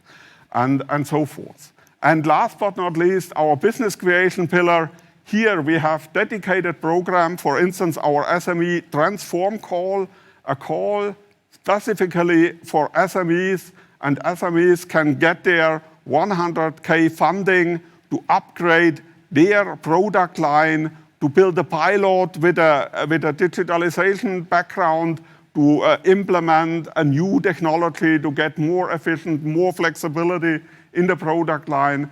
And we have dedicated service tools bringing advanced technologies from startups into major companies, into SMEs, to bringing them together, financing a pilot between a startup and the SMEs, deploying the new technologies from the startups in the SME environment. These are services we offer from our business creation pillar. Just 2 examples that were also classified by the EIT as success story. The one is SoftStream, developing a software tool simulation and a path planning, real-time monitoring and traceability tool. And there were several research institutes like RISE from Sweden, the University of Braunschweig from Germany, and the Spectrum Technology as an SME from Sweden participating in this project. The second example is Canvas. Here we have also, as technology providers, research and technology organizations like CEA from France and DFKI from Germany, we have done the industrial testing in an industrial environment at the Politecnico di Milano and at Whirlpool, and we had Sherpa Engineering as an SME with us also deploying this technology in an SME environment. So I hope I could give you an overview what we as innovation community dedicated to manufacturing can offer and how we can support the small and medium-sized enterprises in Europe. As Gianmario said, and I would like to emphasize, this is the backbone of the European industry. Thank you. Thank you very much, Klaus, for your intervention, and I think it really comes across the commitment of EIT Manufacturing for engaging SMEs, so an open innovation ecosystem, and also we've seen also what kind of actions and services are being deployed across the different pillars of EIT Manufacturing. Thank you so much, and we'll continue the discussion afterwards. Yeah. So now it is my pleasure to introduce our next speaker, who is Francesco Matteucci. Francesco is working as EIC Program Manager for Materials for Energy and Environmental Sustainability and Innovation Management. Francesco has relevant experience as Corporate R&D Manager within the field of renewable energy production and storage. He also co-founded and directed several startups and joint labs, managing public-private partnership. Welcome, Francesco. Hi, Gianmario. Good morning to everybody. Thanks for the invitation. The floor is yours. Thank you very much. I will try to shortly introduce you the EIC. And the EIC, the European Innovation Council, and as an executive agency, we can say it's part of the Pillar 3 of the Horizon Europe, and it's the agency with the big ambition to overcome the European paradox, so to help and to nurture all the path from ideation of research up to market uptake. We try to do this in a focused way concerning the focus that been focusing our funding to the field of deep tech, where for deep tech we means problem-oriented solutions, science-driven at the convergence of technology, and that obviously require quite a long time for the market uptake. And so we are here to fund through different funding instruments, through support schemes. We have got 3 different types of funding schemes ranging from low GRL breakthrough research in the field of Pathfinder, then scaling up this technology from the proof of principle up to the prototype phase with the transition funding scheme. And then for the only one mono beneficiary called that is accelerator, we fund SMEs that start from a prototype and wants to go closer to the market. We have got 2 types of, all the 3 support schemes have got 2 ways of funding. One, it's an open call, that means that there is no topic prescription. And the second one is called the challenge base. That means there are challenges identified by the EIC, by the Program Manager's Office of the EIC, and the applicants have to apply for this kind of topic that has been selected. Just if we focus, as it's the topic of today, on the tool for SMEs, we can look at the EIC Accelerator scheme. That is, as I said before, a scheme focused for small, medium enterprises that wants to scale up their innovation as I repeated before, with a strong focus on being a breakthrough innovation. That means not an incremental innovation, but something that has got really science behind and wants really to create a new market or to go inside markets where they can really make the difference thanks to their development. So we provide two different types of funding. That means grants, but also equity funds, because it has been set up, the EIC Venture Capitalist Fund, so the companies can apply for only the grant or the equity or merged funding. And we provide, as we will see in the next slides, also business acceleration services. That means that one of the characteristics of EIC is that it is the only European Commission agency that can combine the policy with implementation. That means every year we write our work program, and every project will be helped and supported working with other projects in a portfolio approach, so on certain topics, but each project will have not only a project officer working, but also a program manager. That means someone that will work together with the project officer and the colleagues to provide help, science and business-wise, to the funded project. So when we say, are you ready? Is your idea right to apply for the accelerator? It's important to look at this very important questions, like if your innovation will have a high impact. If it is the case to look for this high risk funding, I say high risk because unfortunately the success rate is very limited. We are below the threshold of 5%. And last but not least, obviously, if your technology, as I said before, can go inside the field of breakthrough deep tech innovation. And what can you apply for? As I said before, in the case of grants, you can have up to 2.5 million, while for equity, you can go up to 15 million. How to apply the procedure? We hope it is every day. We try to be an easy way of giving money, so you can work in this scheme that starts with a short application, with a short video, and then if you go through the other steps, you will find that it will be compulsory to provide the full proposal and slides with the business plan, and then there is a final interview.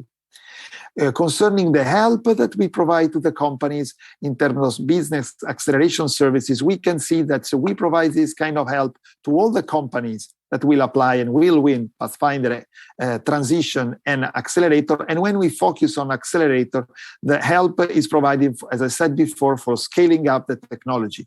So we will provide help concerning access to advice, so mentoring, teaching, and also coaching, and so helping the companies to increase the knowledge and the skills of the team with different kind of help. And there will be specific support in business development, connecting with business partners, so helping the companies in working on the side of the stakeholder engagement and being a part of the ecosystem of innovation. So working with the peers, as I said before, connecting with other projects, connecting also, and where possible and where relevant, with the regional and national actors of the ecosystem, and looking for synergies. And in the case of equity, looking also for future investors. Investors, that means crowding in, using the money given by European Commission in order to increase the funding that each company will have. Because the idea of the EIC Venture Capitalist is to work as a patient investor, giving smart money that can also be used to crowd in private investors. And so if we just look, when I said before deep tech, we can see 4 examples of projects that has been funded, and we can see that the spectrum of technologies is very broad.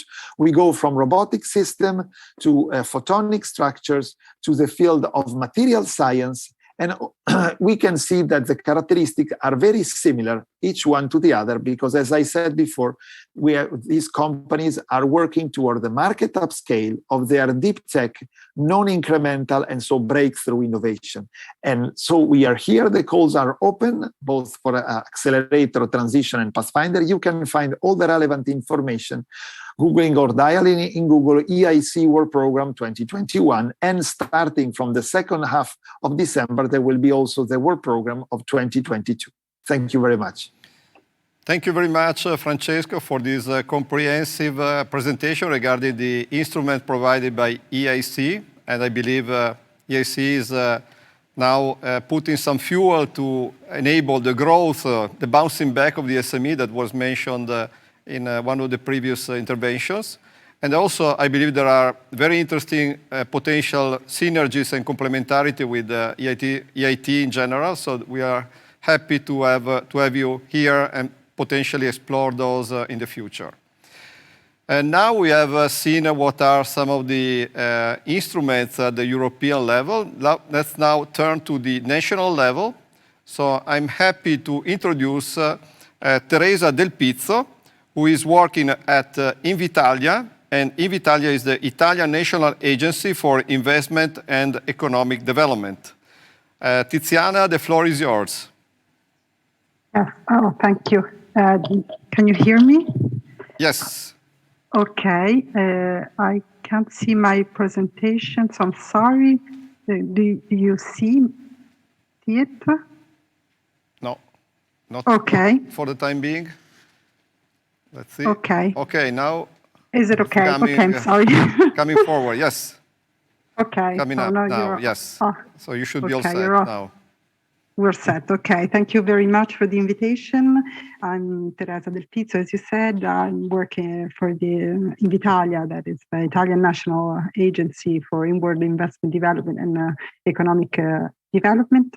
And I'm here to representing my agent, my company, and I bring to the floor also the greetings and apologies for made by Luigi Gallo that can't attend this session. So I will present some of the main incentives available in my country for SMEs, and so we'll see together during the presentation. So first of all, I'll present a little bit more the company, who is Invitalia. As I said before, Invitalia is the National Agency for Inward Investment Development and Economic Development, and it's owned by 100% by the Ministry of Economy. So we are a company that is owned by the government, even if it's a private company, and we support all the main agencies and the ministries and local authorities, different fields, mostly helping managing incentives for SMEs. You know, in Italy, the backbone of the economy is composed mainly by SMEs. So all the incentives we are managing since Invitalia was born are directed to support this typical, mostly this kind of enterprises. So this is what the agency does, fosters new productive investments, helps setting up new enterprises, and focuses on strategic sectors that come from the government, of course. And then we support reconversation and requalification projects in reviving crisis areas. So this is mostly for bigger companies. And so we support entrepreneurship, enforce enterprises' competitive arena, and support large investments. So now I will illustrate some of the main incentives for SMEs that are now available for companies in the country. And we'll see, these are the incentives. So first of all, this is a fact sheet about one of the main incentive that is dedicated to the circular economy. This is a great modern theme. I mean, something that we have to deal with in the future. So this is the target of this incentive are companies and research centers that can approach singularly or in joined way. And sectors are manufacturing or direct services to manufacturing companies, funding scheme is dedicated to 50% of the eligible expenses, and we contribute to the expenditure on different ways. So 20% for micro and small enterprises, 50% for medium enterprises, and 10% for large ones. And the project sizes vary from 500,000 euros to 2 million, and they are dedicated for industrial research and experimental development projects. And it's a measure that it covers to all Italy. So it's not only dedicated to a particular region or a set of regions. I'm going to go very fast because we have many of these. These are the most important. The second one is this National Energy and Efficiency Fund. As you see, in this case, all sectors are included. It's guarantees or loans dedicated to companies that want to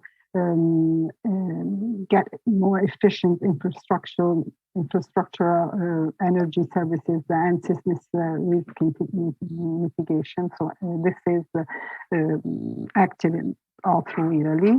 And the third one, these are the three latest incentives, is dedicated to digital transformation. In this case, the target is SMEs, and the sectors are defined and it's dedicated to manufacturing sector, tourism and trade. And you see there are diverse funding, combined funding. So we have subsidized funding and repayable contributions for projects that vary from 50,000 euros to 500, and this third is already, as the other two, dedicated for all our country.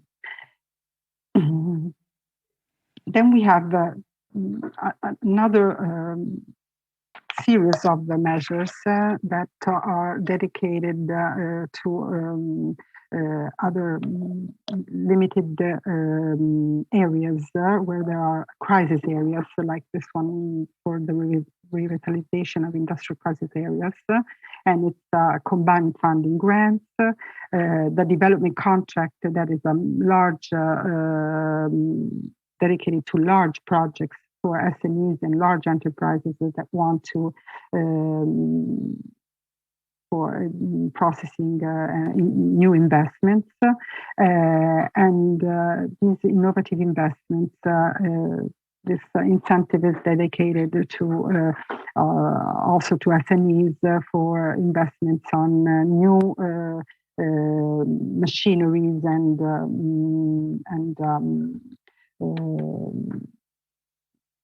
moving to smart manufacturing. And as you see, this incentive is dedicated to 5 regions of the southern part of Italy, so Basilicata, Calabria, Campania, Puglia, and Sicily. And then I'm going very fast. I know my time is gone, so I'm sorry about this. But we have another Smart and Smart Italia that's dedicated to new enterprises, creation of new enterprises. The brevetti più, that is a measure to help companies to commercialize their products that have undergone to property development, so industrial property development. And this is a new measure that is a measure that qualifies enterprises in terms of services. So it is about giving vouchers for incubation and acceleration services. And we have very quickly then too, we are part of Invitalia Startup Network, where we provide several important services for enterprises in order to orientate and accompany them through incentive process. And last, we are we are part of this scale-up program in partnership with the LITER. It's a program of the Italian Stock Exchange in coordination with the Italian Industrial Federation in order to grow and enhance the skills or small innovative companies in the South. So I'm sorry about being a little bit late about it, but I thank you for your attention. And this is what a really broad and overview of what is ready in Italy for SMEs in this moment. Thank you very much, Teresa, for this comprehensive presentation about the instruments. Indeed, Invitalia is the government arm when it comes to supporting SMEs. And we've seen also the diversity of the instruments. Maybe one quick question. Will Invitalia also be engaged in managing the recovery funds for Italy in the future? Good question. Okay. Well, I mean, we have collaborated in supporting the government in different ways in writing the plan, and so we think we will in a way be involved in the future, I think. So, yes, but still work in progress. Yes, it's a work in progress, yes. Okay, thanks again. Please stay with us in case there are questions. Thank you so much for your intervention. Thanks. And now I'm very glad also, now we have seen the European instrument, we've seen the national perspective, and now we go more into the regional perspective. And I'm very glad to introduce Paolo Dondo, who graduated in electronic engineering at the Turin Polytechnic. After 20 years spent in research, innovation, and product development in the automotive sector, he's currently senior consultant and technical manager of the Regional Innovation Cluster, MESAP, Smart Product and Manufacturing. And thank you so much for joining us, Paolo, and the floor is yours. Thank you very much for the invitation. So I'll show you some of our experience on regional innovation cluster. We have 12 years of experience. Mainly our background is on mechatronic. In 2016, we have changed our policy, enlarging also our research agenda to smart products and smart manufacturing. So you can see, some of our partners. Let's say it's regional and national level. We will see later the connection at the European level. So what we want to show you are the connection also with the regional policy, with the Regione Piemonte, Regione Valle d'Aosta, the national clusters, so a network of different regional clusters, and also some partners vertical, like the competence centers, CIM 4.0, and also other important part of our ecosystem, like the Digital Innovation Hub Piemonte, and also let's say tertiary education, like ETS, that are very important for not only for today, but also for the future policy for training of young people. We are part of a network of 7 different innovation clusters in our region. We have more than 270 members. Part of them are academia, so universities and research and technology organization. The heart of our cluster are SMEs. That's our main focus, but also we have about 40 large companies there. So these are some logos, but I don't want to go very deep here. What I want to highlight is that there are different industrial sectors in our cluster, and each of our members is part of 3 different industrial supply chains. So we think very important. This we can say we are a horizontal cluster. So we are not vertical in a specific industrial sector, but due to our mechatronic background, we really encompass different industrial sector. So really also the let's say the interdisciplinarity and let's say also the deployment of different technologies born in different fields and the technology transfer are really part of our experience. So we take into account the whole value chain, starting from research and development and engineering, going to the end, let's say to the value-added services, taking into account also production of components and parts. And the other view could be that 50% of our members are technology providers and 50% are technology adopters. So there's really a need and a strong demand for technologies and for, let's say, adopters of big technology. So what we do, cross-fertilization, I told you before, due to the horizontal cluster, the technology transfer. This is also connected to some regional measures and funds and calls on projects for technology transfer. And also we foster the collaboration, let's say not on the public funding, but let's say on the other important pillar, that is the private funding and the support to industrialization, to some business that comes out from industrialization of prototypes and opportunities to go to the market, putting together different value chains with a strong market orientation. Important, the intercluster cooperation at European level, we will see you later, and also we make some activities about innovation update for our members. These are, I wanted to give you the impact, okay? This is, I think, important. It is give you the weight of the activities that we have done until now, different calls, different programs. Let's say that the main policy are usually technology project for technology transfer from research and technology organization to usually consortia made of small and medium enterprise, but sometimes with large enterprise and the small and medium enterprise.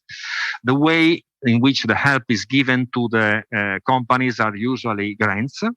We had some calls with the loans, but you may see the figures. So more than 100 projects and feasibility study projects usually go to TRL 7. So let's say near to market, but not on the market, as you may understand. The feasibility studies are usually projects that have the target of let's say a lower TRL, that is usually a TRL that could be 4 or 5. So are usually activities for engineering of the new solution, but not going on the physical, with a physical prototype or a physical demonstrator usually. More than 280 entities involved. So we have research and technology organization, we have enterprises, most of them are small and medium, more than 80 millions of costs, project costs, and more than 44 million of funding. As I told you before, many of them are about grants. We also have some projects, we made some project intercluster with other companies from different clusters in our region and more than 10 industrial sectors. I remember you that we have 16 different industrial sectors in our clusters. This is also the collaboration. The network, we think it's important. We had also, we participated to a European project that with the cascading grants. IoT of industry was active until 2 years ago, and now we have a new project with future cascading grants that will start. The calls will start in 2022. That is Mind for Machines. We think it's very important, this aspect, and we think that the collaboration is the key. So thank you very much, and thank you again. Thank you, Paolo, for this a very interesting perspective. Maybe can you just clarify, out of this grant that was mentioned, like 44 million, what is the share that comes from the region, from the regional instruments? Okay. This was really, let's say, a snapshot of regional instruments. Okay. These are, let's say, all the funds given to the cluster policy. So are projects that are taking into account the participation of cluster members. So it's open. I mean, you can apply to this call, and then as soon as you win the project, you have to, to join the clusters. It's not something that is closed just to cluster members. But this is a really strong incentive. We have other calls that are not in these figures, that are other regional instruments with different, let's say, targets with different level of TRL as well. We have also industrialization calls for higher TRL goals, but I was just focusing on this kind of instruments because usually they are more targeted to the SMEs needs. The other instruments are more for, let's say, large companies and things like that. Sure. Thanks again. So now we'll have a few minutes for further discussion. I'm also joined again by Klaus Betz, the CEO of EIT Manufacturing, here on stage. And let me go back to Stefan, if I may, based on your presentation, Stefan. And so based on also on the analysis by OECD, what do you think is the greatest challenge that SMEs are facing right now in this post-pandemic era? Hopefully this is now almost over. But based on your analysis, what is your opinion on that? Thank you, Gian Mario, and thanks also to the other speakers with their insightful presentations. I mean, the first challenge is to survive for SMEs. I mean, there is such a level of debt that's been built up because of the pandemic, but also by making use of debt finance in support packages that I think that should be top of the list. But next to that, of course, I mean, SMEs, and many of them are doing that, are looking beyond that period and trying to invest in the means to become more productive, competitive, and resilient. And there, I think, and some of you have said the same, that the digitalization agenda is absolutely key. I mean, not only for the top innovators, but also for SMEs with perhaps a lower innovation content, but we still need to improve their capacity to deal with these kind of events.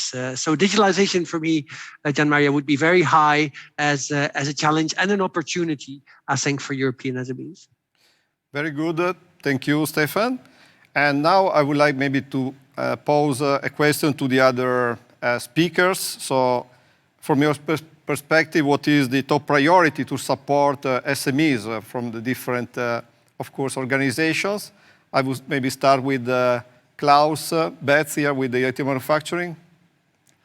Yeah, from my point of view, really, we have to increase the competitiveness of Europe, and we have to increase the competitiveness of the SMEs in Europe. And for me, the top priority is really here the digitalization. Behind this term digitalization, there are a variety of different technologies and how to exploit them really in the SMEs, in their product lines, and education is key for that. So the deployment of digital technologies has to go hand in hand with educating the people, not only in the shop floor, at all levels, also to run traditional manufacturing business inside a digital economy needs different capabilities on the top management. For instance, the decision, if I sell my manufactured product as a box, as I have done over the last, I don't know how many decades. Or I sell the box to a lower price, or even give it away for free and make the business with the services around the box. This is a top decision by the management who can be decisive for the survival of the company. Thank you very much, Klaus, for sharing your perspective. I would like now to go to Francesco Matteucci. What is the top priority from your perspective to support SMEs? Yeah, I agree with what the colleagues said before concerning digitalization. But I think that also the capability, so the culture of innovation, so the training, what EIT before showed concerning the PhDs. And I think that if we want to help the SMEs, it could be really relevant to help them in nurturing the culture of innovation, so the training skills of their team, because this could allow them, to look also for new ways of surviving, as Stefan said before. So I think that the creation of this kind of knowledge and skills inside the team would be really valuable in the SMEs. Thank you very much, Francesco. Let's hear from Teresa Del Pizzo. What do you consider as a top priority from the perspective of Invitalia?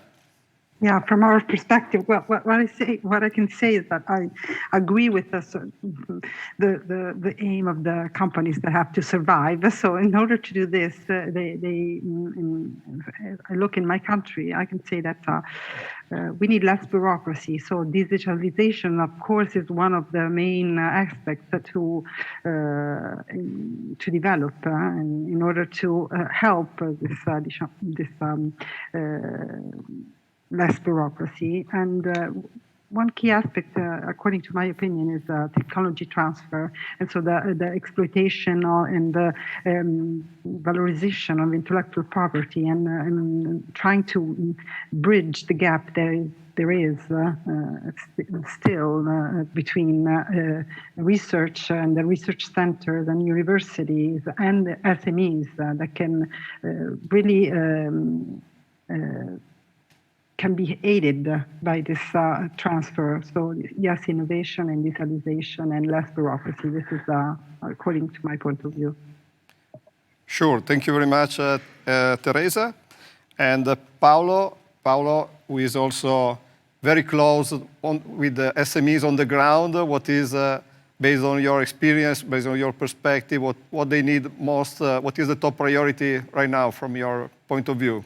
I agree with Mr. Betts. We are really struggling to use also the digitalization for SMEs, also to leverage, let's say, new business model to lead the servitization. That is not easy for SMEs because they really have to change their mind and the way they interact with their customer. But we think that this could be a way to, let's say, to change the scenario and without competing on the price, with producers from other countries that are lower cost country, is really changing the paradigm.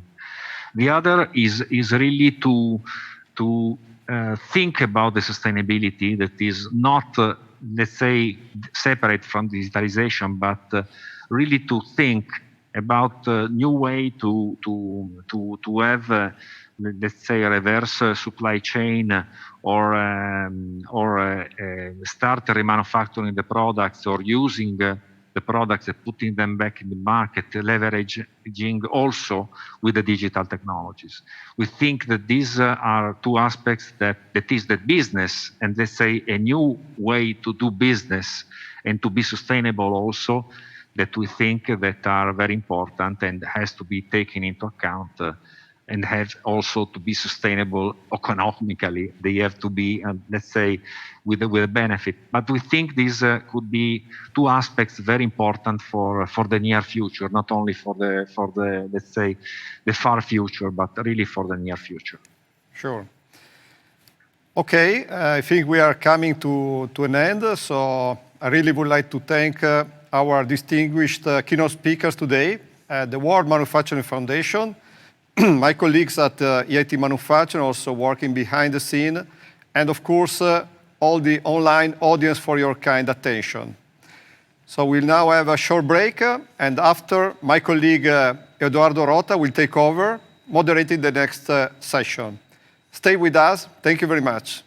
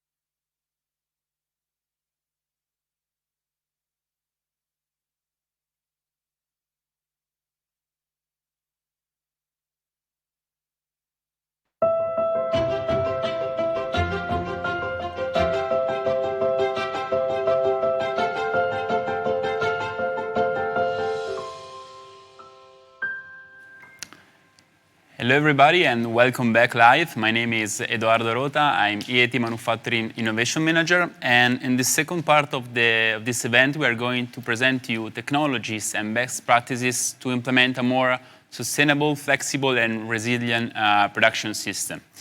How we are going to organize the next 1.5 hours? We're going to have 2 panel discussions where we are going to have, let's say, two panels anticipated by a keynote speech from one of our guests. So let me introduce you the first keynote speech for the day, Eleonora Marino. Eleonora Marino is the Innovation Project Manager in Prima Additive. Hi, Eleonora. Nice to see you on stage. And Eleonora will talk about advanced manufacturing process and related benefit for SMEs. So please, Eleonora, the floor is yours. Thank you, Eduardo, and thank you, everybody. And I will open this session by introducing you some trends in manufacturing, and also show with you how our group, a group like Prima Industria, is facing this kind of trends and some solution for the SME. Prima Industria is a large group. Sorry. And global group, sorry for the interaction. We are a global group that act actually on a local area. So we are large, but we collaborate with the small enterprise and we provide services and solutions for small enterprises. We have different divisions and we are able to work on modules and systems that could be flexible for small enterprise. Scusi, allora, I'm sorry for that, but I know that you are not seeing the presentation. Maybe now is better. And okay. We are a group that can work on different solutions. And as you know, I'm just introducing you some growing mega trends that manufacturing also is facing. We already see some comments and some information about the digital transformations and circular economy from the previous topic. But there are also different areas where we can work, not only like large enterprise, but also like small and medium enterprises, working on the part of innovation and also on manufacturing. In particular, Prima Industria is working and provides solutions that are flexible and modular, laser-based solution for industrial manufacturing and advanced processes. So flexible in order to follow these megatrends, support the small enterprise on doing that, and also working with them in order to push some solution in modular and laser technology, industrial and also advanced process with laser. So some of the examples that we can consider, and the core business of our group is based on the laser technology for 3D and 2D solutions, so laser cutting, welding, but also advanced laser processes like additive manufacturing or laser source and industrial electronics. So we are able to work on different modules and advanced modules in order to provide the solution for the different industries. And in this sense, for small enterprise and medium one, we are able to provide not only the equipment, but also some of the services that the small enterprise needs to work on that. We know that in this case, the manufacturing is application driven. So in order to support the small enterprise to work on that, but I think all companies can work on supporting the small enterprise in adopting sustainable solutions, in innovative modules in order to face this mega trend. In particular, Prima work with SME and with the small and medium one in value scattering and support customer in technology adoption. So full support also in the integration of this advanced process. And some of the examples that we can see together comes from our expertise in laser and mechatronics solutions. So regarding the laser, we have experience with the laser source, and that's why we are able to work on components that include also different wavelengths of the laser source for the materials. So in this case, for example, you can see that there are some parts, especially printed in additive manufacturing, but in general treated with, for example, green laser. So green laser for high reflective materials like pure copper, aluminum. And these allow us to work on efficiency and flexibility of the laser source and the full equipment that we can provide on for the companies. Another solution, another flexible solution that we have comes from the experience of mechatronics and laser processes. So in the case of additive manufacturing, we are able to provide some systems that can not only integrate the laser source, different source, but also work on multi-optical devices or a flexible solution and adoption for the adoption of modules like a new laser head or new laser source that are patented for the equipment. This means that it makes the components and the system itself very flexible and with a high performance for the companies. And these are some of the examples with the additive manufacturing. So being able to work on the equipment, on the mechatronics and on laser, we are also able to reduce the operative cost and increment the part of productivity for this part of the process. So even if the additive manufacturing is still an advanced process and needs to be treated like a new technology, we can work together also with small enterprise to improve this process and get new results and new solutions with these flexible machines that we provide. Another trend is a flexible and circular economy path. So in this case, the system with the D&D technology, direct energy deposition, is able to use the laser and work on metal powder in order to repair different parts.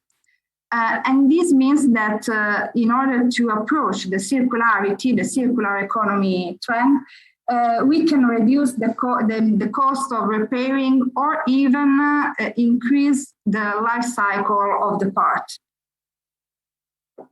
And then, of course, this part can be considered not only for the equipment, but also for the training and education that we already saw in the previous session. So if we speak about small enterprise, especially for them, we have to know that it is not only a matter of equipment, but it is also a matter of integrating this technology in the industry, but also including the training, the skill and reskilling of the operator. And in order to do that, EIT manufacturing is one of the main actors to support this approach, together with small enterprise and large enterprise to work on that. So to support the innovation and the part of adoption of new technologies. So in this session, I will launch the discussion about the part of the possibility to integrate new solution and flexible solution for small enterprise with the support of the EIT manufacturing. And that's all from my side, and I thank you for the invitation and the discussion. Thank you. Thank you, Eleonora, for your very interesting pitch and very clear. I have a question for you. I'm an SME. I'm listening to your pitch, and I would like to start to implement some more flexible solution in my production plant, and also to say to let the people that are working in my company to understand what it means. So where do you suggest to start? I will start with a training. I will start trying to look for some technology. So what is the starting point if I'm an SME and I want to approach this new model, let's say? Well, the first part is to understand which kind of application needs can be treated. Let's think about the additive manufacturing. We can support the SME in the feasibility study and the adoption of the technology, understanding which kind of solution they can adopt. And also, of course, it is a matter of introducing the system and work on that. So work on the system and work with the team, our team, also EIT, that can support them in introducing the technology. Thank you, Leonora, for your answer. Okay, again, thank you for your participation here today and to introducing this first panel. And now it's time to move to the first panel discussion.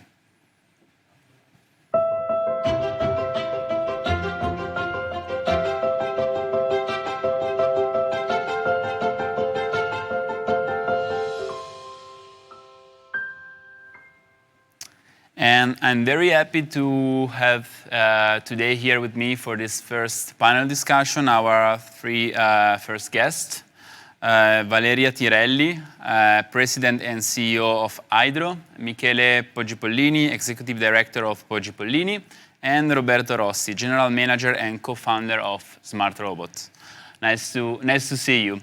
And first question is general, and I would like to use it to set the background of this panel discussion. So can you tell us more about your company and your business? So actually what you do in your company? And I would like to start with Valeria.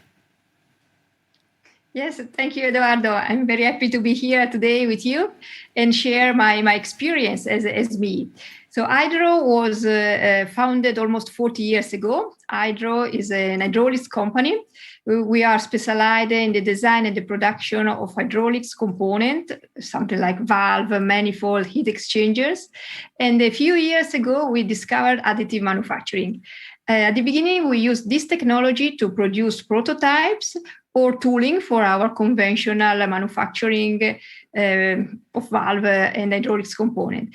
But more and more we understood the benefit and the potentiality of this technology, and more we were fascinated by this potentiality. And then we start to change our mind to adopt the new mindset, the design for additive manufacturing, and we start to think in a different way for hydraulics component.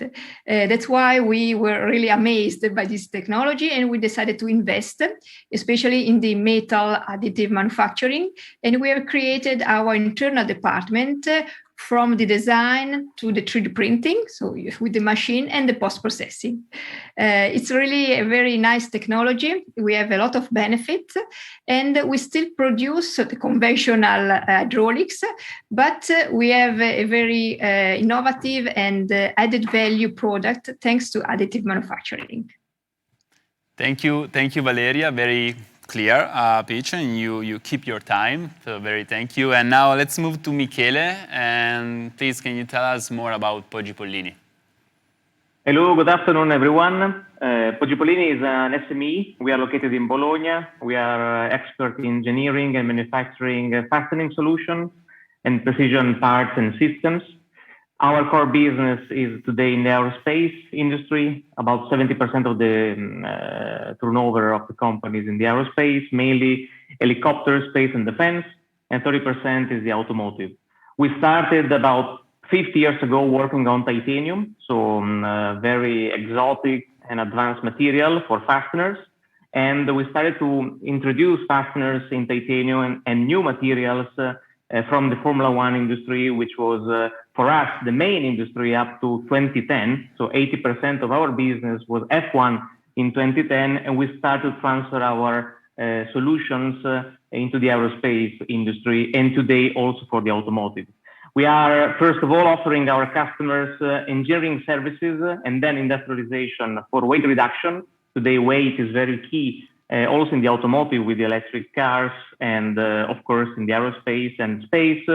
But we are not only, let's say, limited to fasteners. So we are today expert in transmission components and sophisticated systems. We have a very strong innovation team. We started technologies like today I see a lot of additive manufacturing, which is for us also very, very interesting technology. About 20 years ago, printing components for Ferrari wind tunnel applications. And I really believe that in combining together new manufacturing processes like additive manufacturing, new post-processing solutions, it could really scale up into advanced solutions. We are today announcing also a new manufacturing process that will scale up our industry, and we are, let's say, very happy today with all of you this afternoon.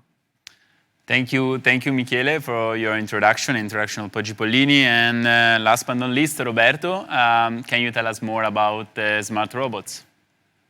Sure. Good afternoon to everyone, and thank you, Eduardo and EIT, for the invitation. Smart Robots is a company based in Milan, born in 2016, and part of Finovia Group and also spin-off for Politecnico di Milano. What we do in Smart Robots? Smart Robots has developed an intelligent 3D vision product, you can see here, which eliminates errors in operator manual activities, in applications like assembly, manual packaging, machine preparations, and applied both in fixed stations or in line. How it works? Our system recognizes human actions, so checks the sequences of the operations and signal instantaneously, intuitively, the error to the operator itself, and guiding the operator with visual instructions. As the product is easy to install and configure, it's also normally the final customer integrator that install it and to configure new products and processes. So with really negligible setup time, it's very flexible, our system, to different products, different processes. Also with batches of small size are typical of small and medium enterprises. The main need of our customers is to eliminate human error cost, while keeping which is human capabilities and to guarantee the quality of human labor. So that's the goal of our product and what solve our product. And our customers are both multinational, but also small, medium enterprises in very different fields: automotive, mechanical components, electromechanical components, electronics, many others, where the operator has to perform manual activities. That's the main requirement to use our product. Thank you, Roberto, also for your introduction. And let's come back to Valeria. So we faced in the last 2 years a pandemic situation. And of course, I'm sure that Hydro faced challenge too in this period. And so how did you react as Hydro during this period, and what did you learn? Yes, as me, we were always flexible, and we take care about our customers. And especially during the pandemic, we learned to be even more flexible and taking care about our customers, because the customers are our priority. And we had to reply very promptly to our customers and to adopt also new procedures. New way of working, of course, because some of our people were not in the office, they were doing smart working. So we started to use a new way to communicate, a new platform, of course. But always we think about to, guarantee the supply to our customers, because we, as a hydraulics manufacturer, we also serve industries like agricultural or food machinery. So some industry that were considered very essential in that period. And of course, thanks to the fact that we already had additive manufacturing inside our company, we were able to reply on demand and to reply to customize the request. As you know, additive manufacturing is one of the technology that is considered to be used when there is a need, a special need, and when the conventional manufacturing cannot reach in a very prompt time the reply to the customers. So I think that also using additive manufacturing and to already have adopted a new mentality linked to this technology helped us a lot to be always ready to face also this new and incredible period that we had last years. Thank you, Valeria. Very complete answer. Thank you very much. And now back to Michele.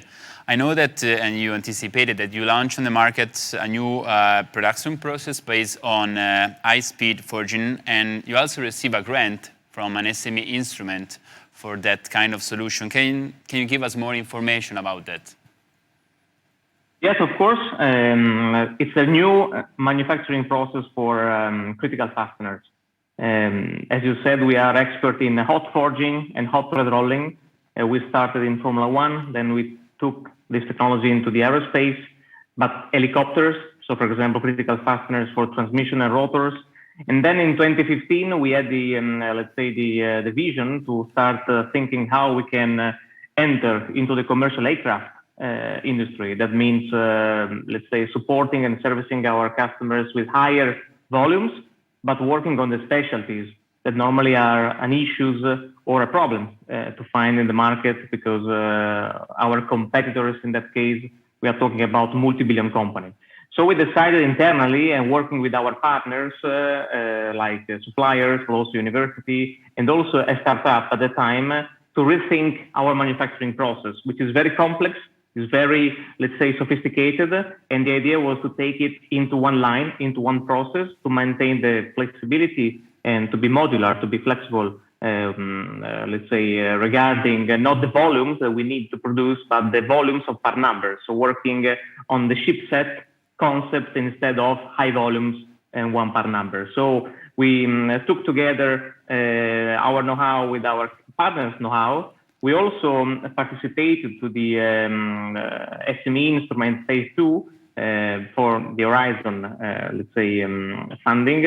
And also we were able to win it. So that was in 2017. So today this new process is a fully automatic line with a capacity of 10 million of fasteners every year. So today Poggiopolini is making roughly 1 million, and it's really scalable. And the interesting thing is that we concept this line to be a factory within the factory, that we can scale in our plant here in Bologna, but that also we can bring next to our customers with completely, let's say, not completely, but today we are 70% remote controlling. So it's through a digital twin project that we have done in Poggiopolini, and we call this the high-speed hot forging.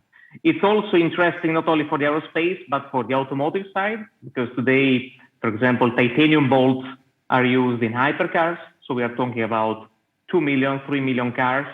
And the main goal for us is to take it into premium cars, the premium segment.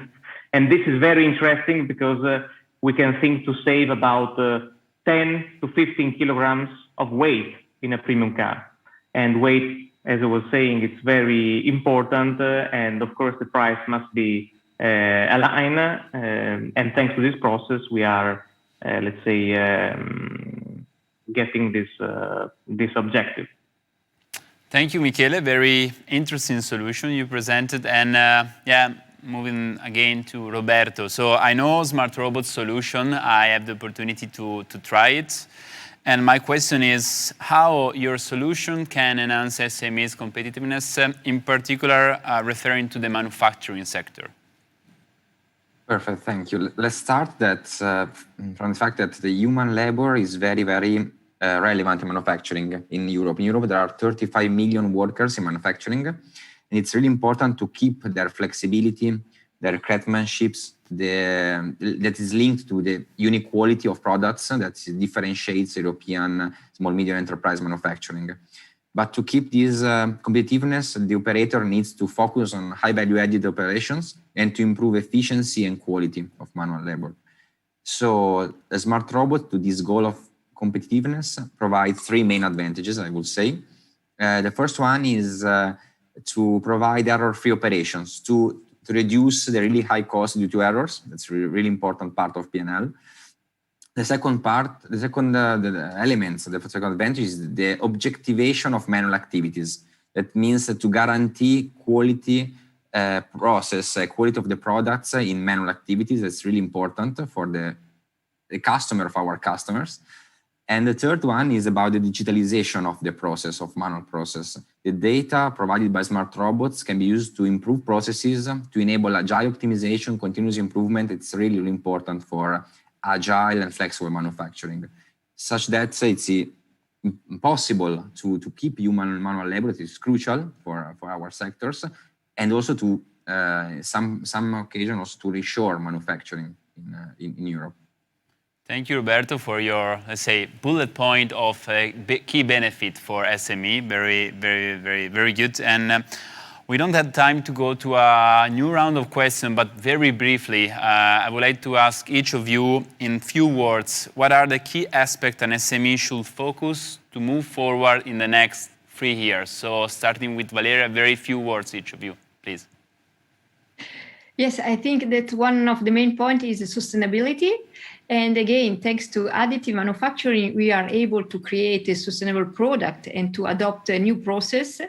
And another point that I'd like to underline is that Hydro is recently being part of a big group. So we are now part of the Desktop Metal group. So we are not more only alone, but we are part of big group. So we can join forces with other companies to boost additive manufacturing into the next generation of production. Thank you, Valeria. And Michele, a few words for you.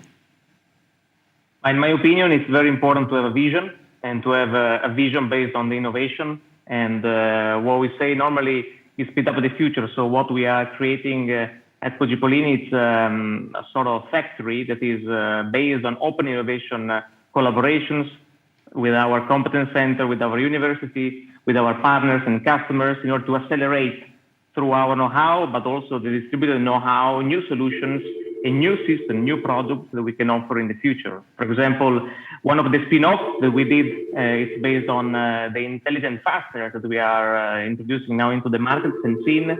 So for me, innovation, it will be the key. Fast innovation, it will be the key for the next 3 years.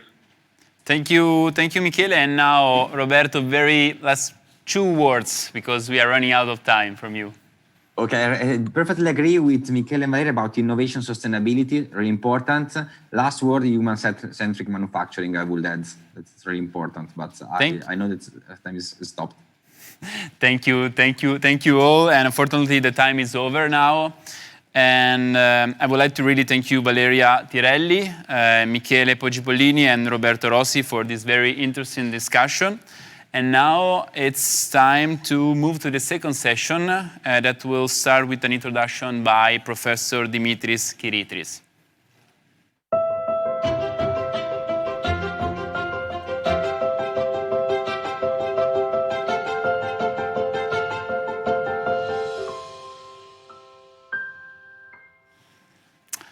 And let me introduce you Professor Dimitris Kiritsis, here with us today.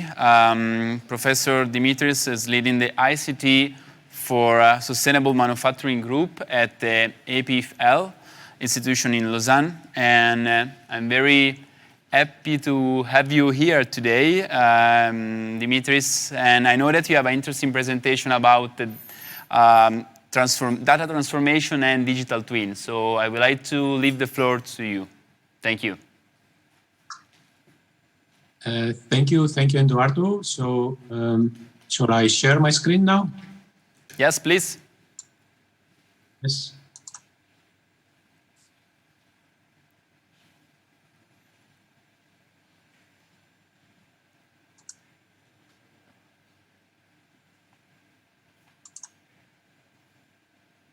Can you see my screen? We have it, yes. Okay. You should click presentation mode, actually, to have it full screen, please. I did it. Okay, yes, now we have. You can start. Okay, very good.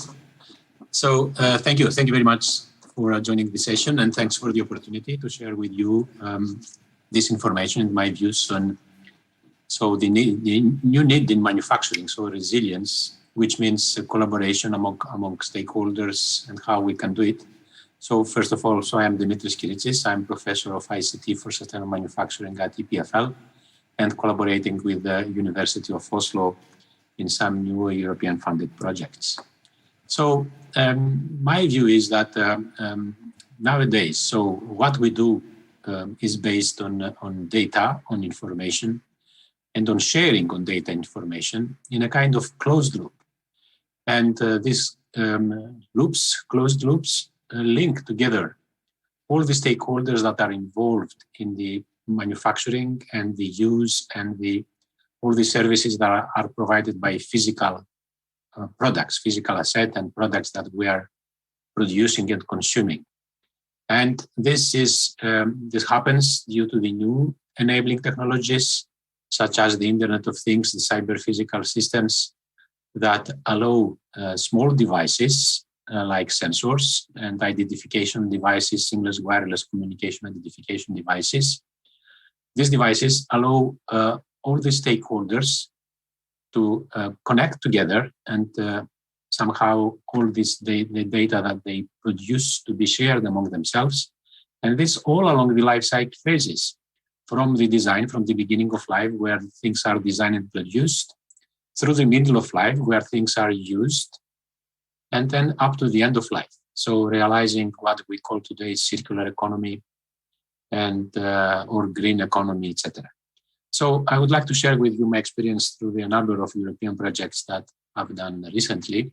And some of them, like Boost 4.0 and Quality, which is still running, so contributed to the creation of the Digital Factory Alliance. And all these people working in these projects that have to do with data and the use of data, the exploration of data, mainly in manufacturing applications, agreed on this architecture that you see there, where you have data, what we call data endpoints, so where data are created, generated, and also systems that manage this data, like ERP systems or cloud systems, edge systems, etc. These data are then integrated and managed by various techniques and analyzed and go back to the consumers of this data, the stakeholders that I mentioned before, to be used to create value, various forms of value. So not only economical value, but also environmental or social value, which are the pillars of sustainability. So digital twins now are tools, let's say user-friendly and efficient tools that I believe allow to connect the stakeholders better together. And you see that I mentioned many times stakeholders, because the topic is about SMEs, and stakeholders are key stakeholders in current value chains. Let's say SMEs are among the stakeholders that they create the most useful of this value, I think, in all these sustainability pillars, social, economic, and environmental. So digital twins, what they are virtual instances, so software, pieces of software that are connected permanently with physical systems, and they allow the data that are created, as we said before, generated by the physical systems. They allow to explore in a simple way and in a human-friendly way the information about the physical products, the physical assets that are used by SMEs or by OEMs that they have to collaborate together. And this may happen through the life cycle of the physical system.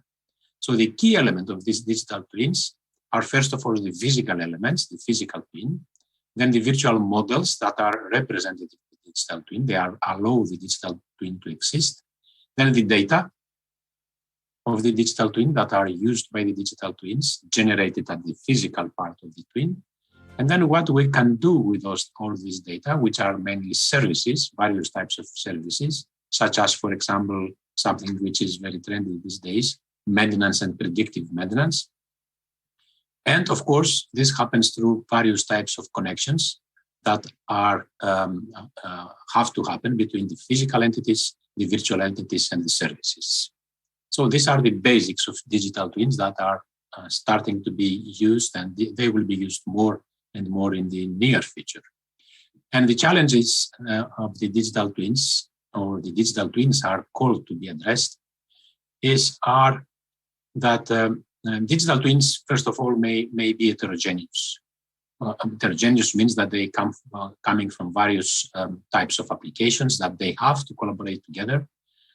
For example, design applications or operation applications, etc. And digital twins are designed and used in order to provide the solutions to the high complexity of modern industrial systems. And by industrial systems, I mean the design, the production, and the use of the outputs of the industrial systems.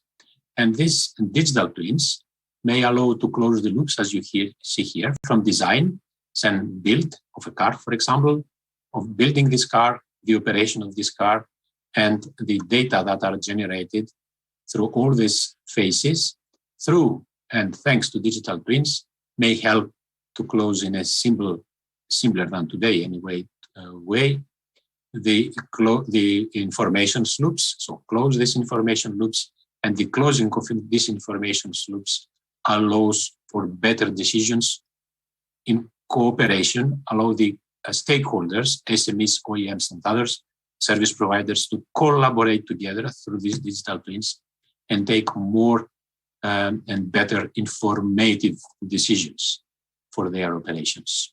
So one of the technologies that allow this to happen in a better way is what we call semantic technologies that allow transformation of data to information and to knowledge in a meaningful way. Meaningful, I mean that we go to the meanings of the data that we have.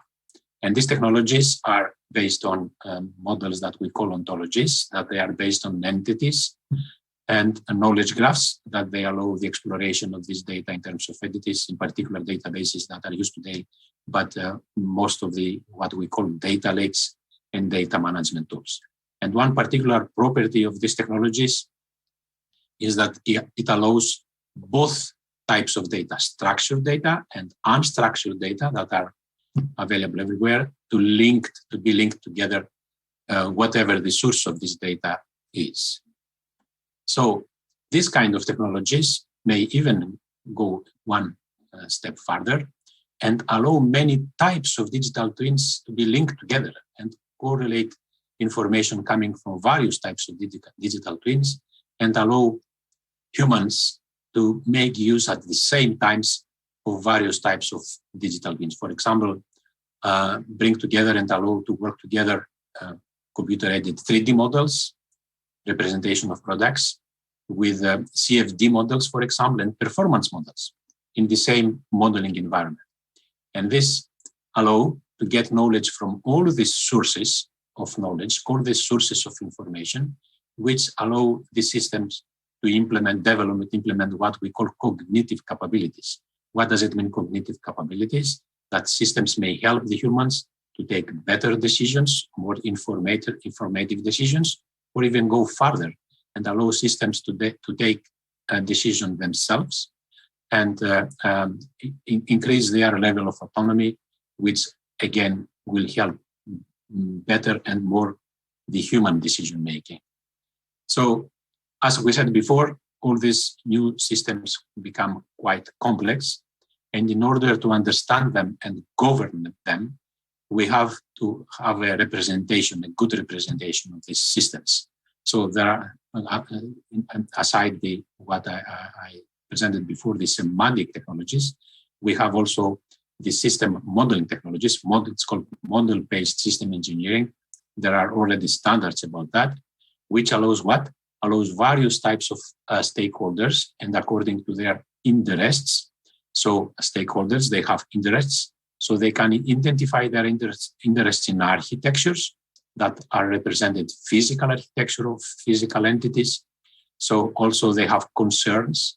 These concerns are represented in various viewpoints of the system, are represented by model types and models. So these are technical details that maybe are not of interest to discuss them today.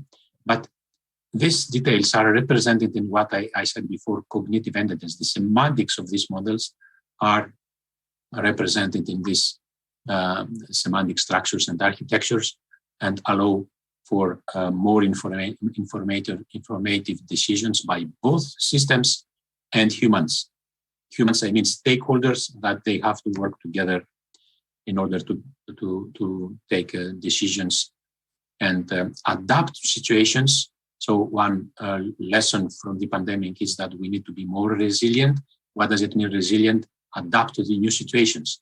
How we can adapt to the new situations by talking better, by communicating better together, both systems and humans. And this kind of technologies, I believe, will help. So this kind of technologies, in order to be efficient and effective, they have to be based on commons. What is commons?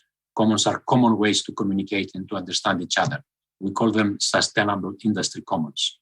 They are forms of standards that they are coming and they correlate requirements from systems that they are at the beginning of life, middle of life, or end of life, and the interest of their stakeholders, to facilitate these data flows that allow people and systems to take information decisions, as I repeated many times here. So commons are essential elements of resilience, essential elements of decision-making in current complex systems that they bring together various stakeholders. This need for commons and standards will increase in the near future.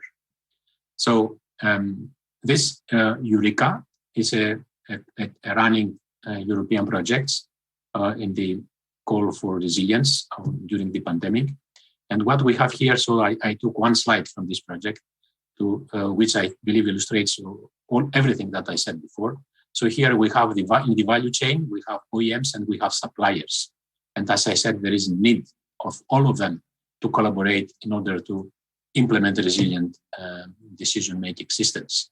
And we have various other types of consumers or users of this, so that they have also to collaborate. For example, care centers or hospitals during the pandemic, the products that they needed to be resilient and factories to be to adapt to produce in urgency healthcare products with the support of governments. All these stakeholders have to communicate together, thanks to semantic technologies. So also needs to be certified. How certification is done? Certification is done based on information, based on data that has to be collected from all the stakeholders. And what are the business activities? So assessment of the risks, and be aware of the context that we do the adaptations and support, remote support, because traveling was difficult. Skilling and training, skilling is absolutely necessary. All these needs are to be satisfied by data and information that are becoming available through the systems and the stakeholders all along the value chain. So, and the framework that allows that, ZDM is zero defect manufacturing. Of course, all of these things have to be done not with making reductions to quality requirements. On the contrary, quality should be increased, and systems have to connect together. So this was my very short introduction to just to give you an overview of the landscape as it is seen today by research communities and actors in building these new generations of system that they will explore data-driven technologies such as digital twins to provide answers to resilience requirements of the new industrial framework.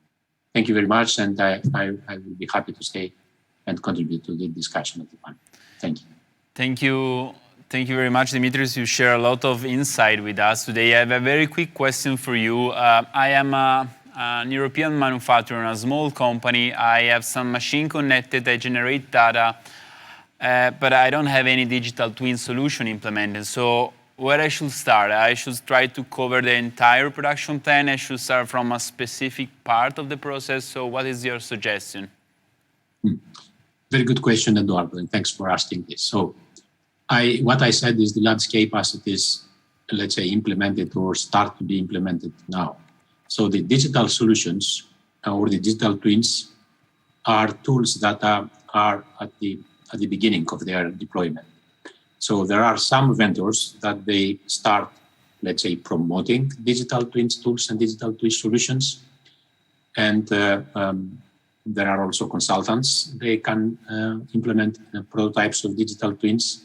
But my suggestion would be for partners, so in a value chain, not individuals, not just one company, but this, in my opinion, should be done in partnership among partners in value chains to start implement digital twins solutions to problems where they are absolute masters. They know what they are doing, and start, as it is the practice, I think in IT, in every IT program, start with a small scale, with a pilot, learn from that, also upskill or reskill the actors, the operators that they will work with that. And as soon as they feel ready by what they learned from these pilot cases, enlarge the development and the exploitation of digital twin architectures to the wider extent of their applications and tools. Thank you, Dimitris, again for your very precise answer. And thank you for your time today and to introduce this second panel discussion. Thank you. And now it's time to move to the second panel discussion.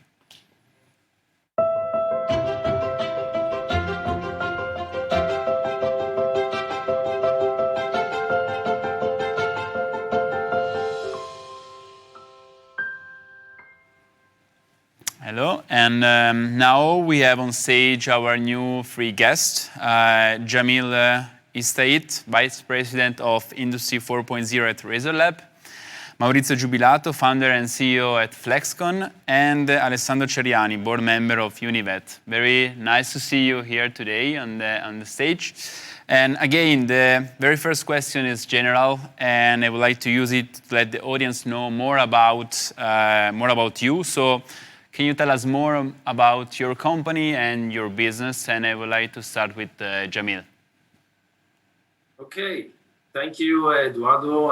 It's a great pleasure to be here with you in this important panel. So my name is Jamil Istait. I'm from Razor Labs.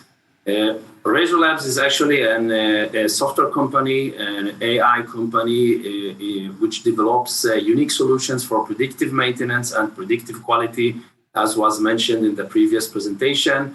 The company was founded before 5 years. It's headquartered in Israel, and we have also some offices, 2 offices in Australia, and hopefully soon also in Europe. Currently, we have 100 employees, and at the beginning of this year, we were listed at the Israeli stock market. And what we are actually developing is AI solutions and products which are fed from 2 sources: time series data from industrial control systems and vision systems, which are made for visual inspection, for detecting quality issues, but also for employees' safety. We are active in the mining industry, in the manufacturing, focusing on the battery production, lithium battery production, and utilities like power plants, grid, and water.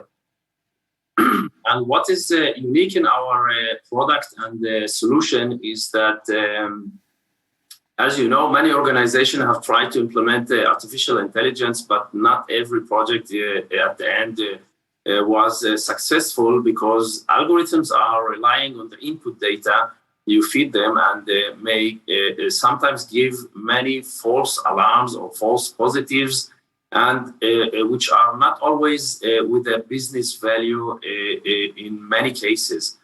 For that, we have developed a unique business approach. We call it Critical Control Indicators, CCI, which is a semi-automatic use case developing procedure, very interesting approach. So the automatic side of this approach is from the algorithm. So we get an automatic scanning and output. But the second part of the process is understanding the process, the manufacturing process itself, together with the customer, focusing on the CCIs that when they go outside the control limits, we have a painful failure. And we are talking about the business perspective, not only technical perspectives, because if the issue does not have a business value, So we are just finding problems that no one will deal with. So we monitor each CCI and indicate for it a health score and are able to predict from few days up to 1 month that a failure will occur with recommendations how to avoid the failure by a preventive action. That's RazorLab in a nutshell. Thank you, Jamil, very clear. And now let's move to Maurizio, nice to see you. And can you tell us more about FlexCon, please? Good afternoon to everybody. My name is Maurizio Giubilato. I'm the founder of FlexCon. FlexCon is a small consulting and development company who provide software and simulation services and software and services on the process simulation market. Basically, we are in the market since 2005. We've been part of the business incubator of Politecnico Torino, named it I3P.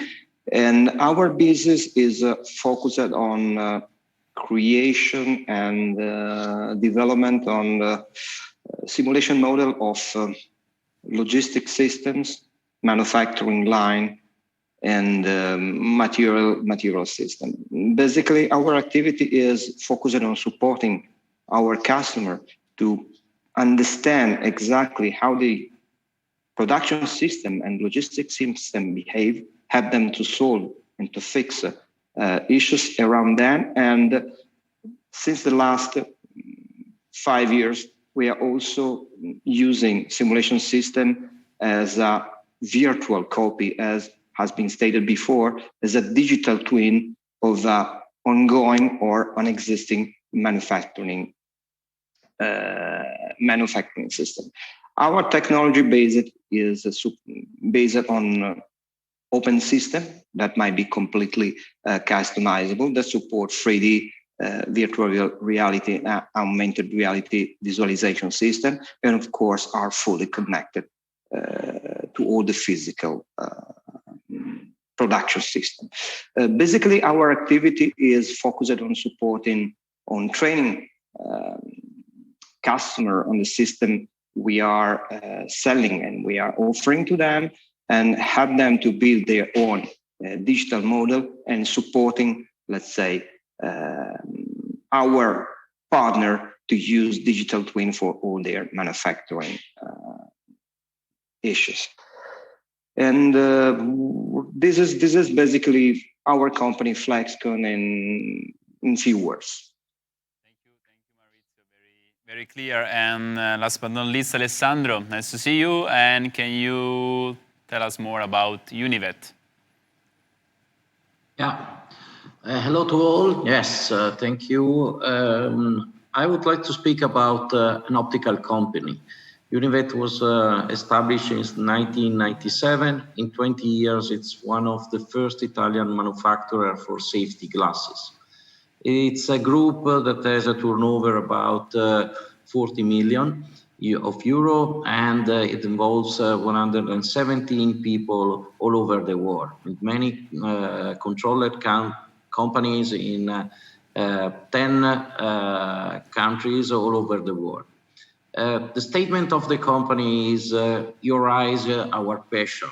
The company started at the very beginning in the luxury business, and then the company developed a very specific technology and know-how for manufacturing safety glasses.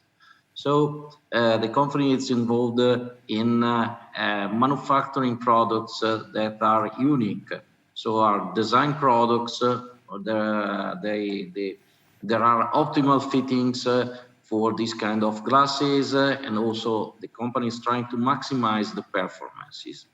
It's important to protect the eyes. Of course, according to a recent statistics, 60% of the people is wearing glasses. Sorry, it means that we need to have a protection, and we need also prescriptions. So putting together these two features, be protected in a manufacturing site, or protecting for such an example in the laser industry for the laser devices, it means that our eyes are so important to be protected. Univet has a very deep know-how in optical technologies, and the key segments are safety glasses, laser for high protection with the laser devices, and also the magnification systems for in the dental segment or doctors. Last but not least, 4 years ago, there was a very nice idea putting together the optical technology for the augmented reality. This was a partnership with the Sony Corporation, but the key focus on the project was starting from the glasses. A worker needed glasses for its daily work, so putting together a safety glass with the augmented reality technology. That was the new challenge of the company. Starting, just to give you an idea, the company, the experience that the company had in the luxury business was very useful for creating products that are perfectly designed. They are perfectly these products are comfortable and they're perfectly fitting for each worker's working site. Outside, inside, with fog, minus 40 degrees, over 40 degrees in a desert, and so on. So that it's again, a unique product manufacturer for protecting the eyes with all the, say, Italian passion and features. I think that for Univet, that it's a truly Italian company, this characteristic can be the perfect description of the item of the company and of the items that are manufactured. Thank you. Thank you, Alessandro, for the introduction of Univet, and we will come back to you later to talk more about Visionaire, the 4.0 solution that you have. I would like to come back to Jamil now, and I know that in your previous role, Jamil, you work on defining Industry 4.0 strategy for a big corporate, but can you give us some tips that can also fit for SMEs? Sure. So all of the principles are very similar. I don't think that the basics are in a different. So maybe the volume of the activities are a bit different. So first of all, we need to realize that Industry 4.0, it's about people, attitude, approach, and leadership. And it's not only about technology. So I have gathered some tips and points. Maybe they will be useful for all the rest of the SMEs too. So the first tip is to decide what you want to achieve or improve, like OEE, capacity, sustainability, traceability, etc. Second, you need to appoint someone to lead this activity. In some organizations, they think that if they keep it at the IT or engineering or somewhere in the middle, something will happen. In most cases, it doesn't push forward. Understand your current position. So you need to do an assessment by professional tools or methodology. I, in person, used the German Acatech approach with the support of the Industry 4.0 Maturity Center, which even has a free scanning platform on their website. Everyone can use it and try it. Develop a roadmap that includes the 4 aspects, and this is very critical. To look also at the resources, IT systems, organizational structure, and culture. Who skip the organizational structure and culture activity, in many cases will not be able to move forward. Point number 5, build a team. So it could be by Industry 4.0 personnel that the organization appointed. It should have also the IT and OT teams, which are not the same teams in many manufacturing organizations. Operational excellence are very critical, and yes, human resources must be within this scope. You need to build an estimated budget for the 3 to 5 years of activity and prepare a detailed budget for the year after or the year come. Get a wide buy-in of the senior management and execute while making sure that resources, IT infrastructure, organizational structure, and culture are being developed at a similar pace. And why is that? It doesn't make any sense to invest in IT systems and build a new SCADA or MES system while the IT capabilities and skills of the people who are going to work with those systems are not upgraded or upskilled. So the idea is to extend everything together. Of course, you need to build learning and training activities, even if they are at a basic level. Propose a document with a procurement standard for machinery, because we want to start buying machines that are prepared for the future with all the connectivity features, and make sure that everyone is using it, because we don't want them only to be a piece of paper. Discover technologies, do POCs, always with a clear vision how we may scale it up. If it's not scalable, so don't start even evaluating it. It doesn't make any sense. Of course, be careful when choosing use cases and execute them. Try to avoid disappointments. Unfortunately, it is very hard to fix it later. And believe me, I have tried that. Last but not least, make use of the EIT manufacturing platforms and the solutions and services that are offered, because they are very valuable also for SMEs and also for big corporates. Thank you, Jamil. I counted at least 8 tips, so very good. I hope our SMEs take some notes. And I would like to move to Maurizio again. So we know that being able to predict the future, simulating what is going on, what's going to happen in an industrial environment is very important. It's a very important, powerful tool. And can you give us some example of application of the solution, some use cases? Right. First of all, simulation is not, let's say, a future prediction tool, but I'd like to describe it as a tool that helps people to understand how things are behaving, and having reached that understanding, it is able to change them, to optimize them, and to make them work in an optimal way. So the way that we are using simulation is several manufacturing logistic fields. As I said before, for example, we have a broad application in automotive market. So the idea is to simulate how lines can produce car, and understand how much product they can provide, where are the critical points of the line.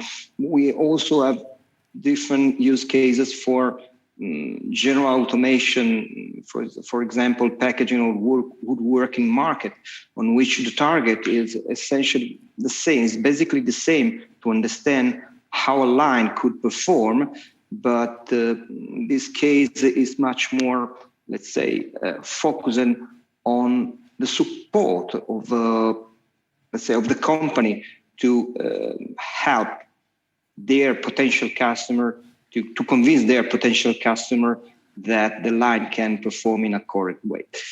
And what is most important, and in the last 2 years, along the pandemic, we also use it because we have been let's say, requested from Polytechnic of Torino.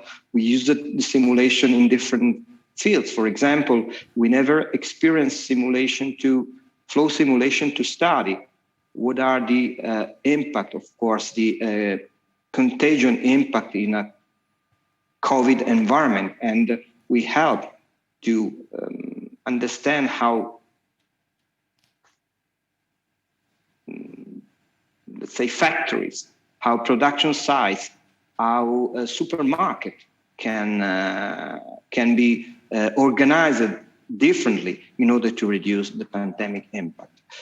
One important, let's say, application that we have for simulation is the digital twin, as we stated before, to build virtual copy of a production system fully connected to the real the real line, to the real factory. And the aim is to test part of the software that has been, PLC software, for example, or automation software that has been implemented for that line, or in different cases, to test the software without that line exists. Today, simulation is a key component for each digital transformation project. It's essentially an Industry 4.0, let's say, program, simply because we have a tight integration between virtual model, physical model, and also some advanced visualization devices, such as virtual reality and augmented reality devices. Thank you, Maurizio. So more than predict the future, I would say that you collect all the data you have in the present to avoid any surprise in the future. I will summarize. Oh, right. It's not a crystal ball, but it's let's say engineering tools and presentation tool these days. Thank you, Maurizio. And again to Alessandro. So you already introduced a little bit Visionaire, I would like to call like this, or Vision ER. And so you are Univets a few years ago, you have your products, but why you decide to move forward and to implement Industry 4.0 technology into your, let's say, traditional device? Yeah, the challenge was thinking about the future. And I think that in 2017, when the first prototype was manufactured, it was just a vision. That was the also origin of the name Vision plus AR as augmented reality, so Visionaire. It means having a vision, thinking about the future, thinking about the future needs. Of course, we were not ready at that time. And after the pandemic, of course, these challenges were becoming true. Just to make an example, if we talk about remote assistance. So we had the technology, we had the device, but nobody was prepared for this kind of application. Today, the industry is starting to thinking about these services as let's say key services for equipments, for big machinery. So that was the challenge, that was the idea. And what was also I think the basis of this kind of product, knowing how to manufacture glasses.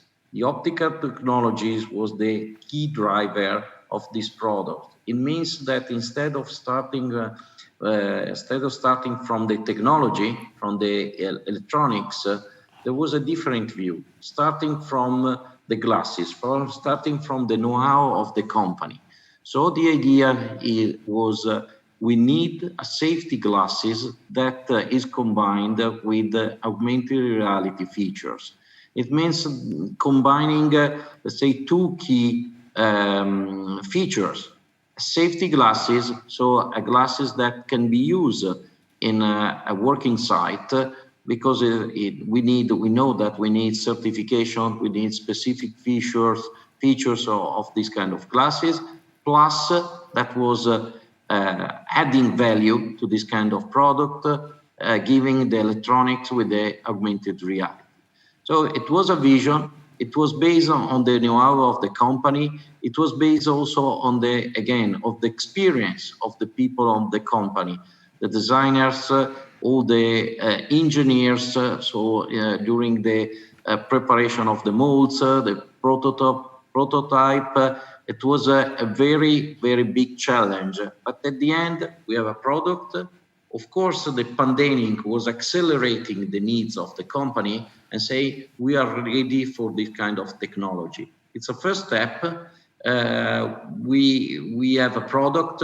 There are many cases that many, let's say, use cases that have to be implemented, because the industry right now it's demanding on, let's say, potential opportunity of using this kind of glasses. Of course, it's a long journey. We are only at the beginning, but again, it was a vision. It was, and this vision was possible only based because there was the optical technology and the experience in the optical business. That was the region, I may say, that was the idea, and that was, let's say, the story of these last 5 years. Of course, with, let's say, some lights and shadows, but at the end, we are lucky, we have a product, but also we are a little bit proud. It's Italian, and it's full of all the, let's say, Italian knowledge in terms of fashion, design, comfortable glasses and electronics. Thank you, Alessandro. And yeah, I guess you choose the right name because you share a very inspiring vision with us today with this story. And again, we are running a little bit out of time, so I'm going to ask you a very quick question. So I would like to an answer from you in one sentence, few words. So what are the key aspects an SME should focus to move forward in the next 3 years? And I would like to start with Jamil. I think that SMEs should focus on the digitalization and Industry 4.0 topics, but on a strategic approach. The maturity of the technologies are good enough to start if they have not started the journey. So I think that Alessandro gave today an amazing example of taking a classical safety issue, combining it with a workforce shortage, maintenance, remote work, maintenance activities, and sustainabilities, and also employee safety, packing it all together in a solution that the market demands and the digitalization are able to support. And here we have a smart product which is taking an organization to the next step. So amazing.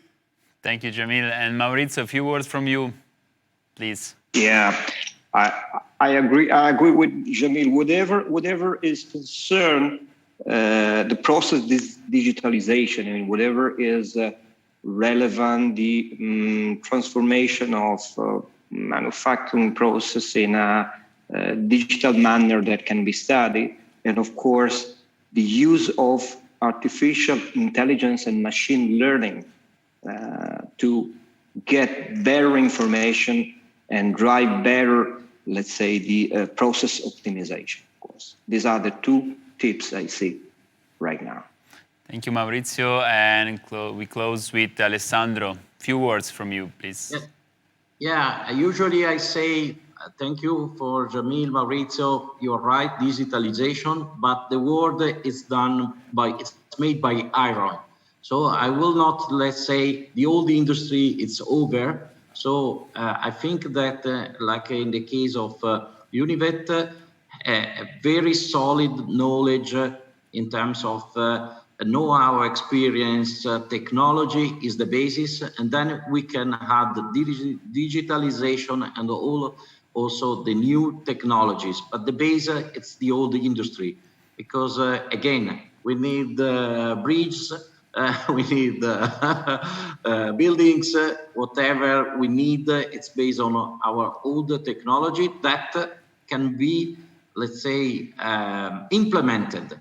But the base is having a solid industrial experience. Thank you, Alessandro, also for your words. And well, I would like to thank you all again, Jamil Essaid, Maurizio Giubilato, and Alessandro Ceriani for this panel discussion. Now it's time to close this session. Thank you again. And so we reached the end of this event, SME The Way Forward. But before closing, I would like to invite you to our next event, the 4th of November, dedicated to SMEs, where we will present membership and funding opportunities in EIT manufacturing. I hope you enjoyed this afternoon with us, and I wish you a really good evening. Thank you.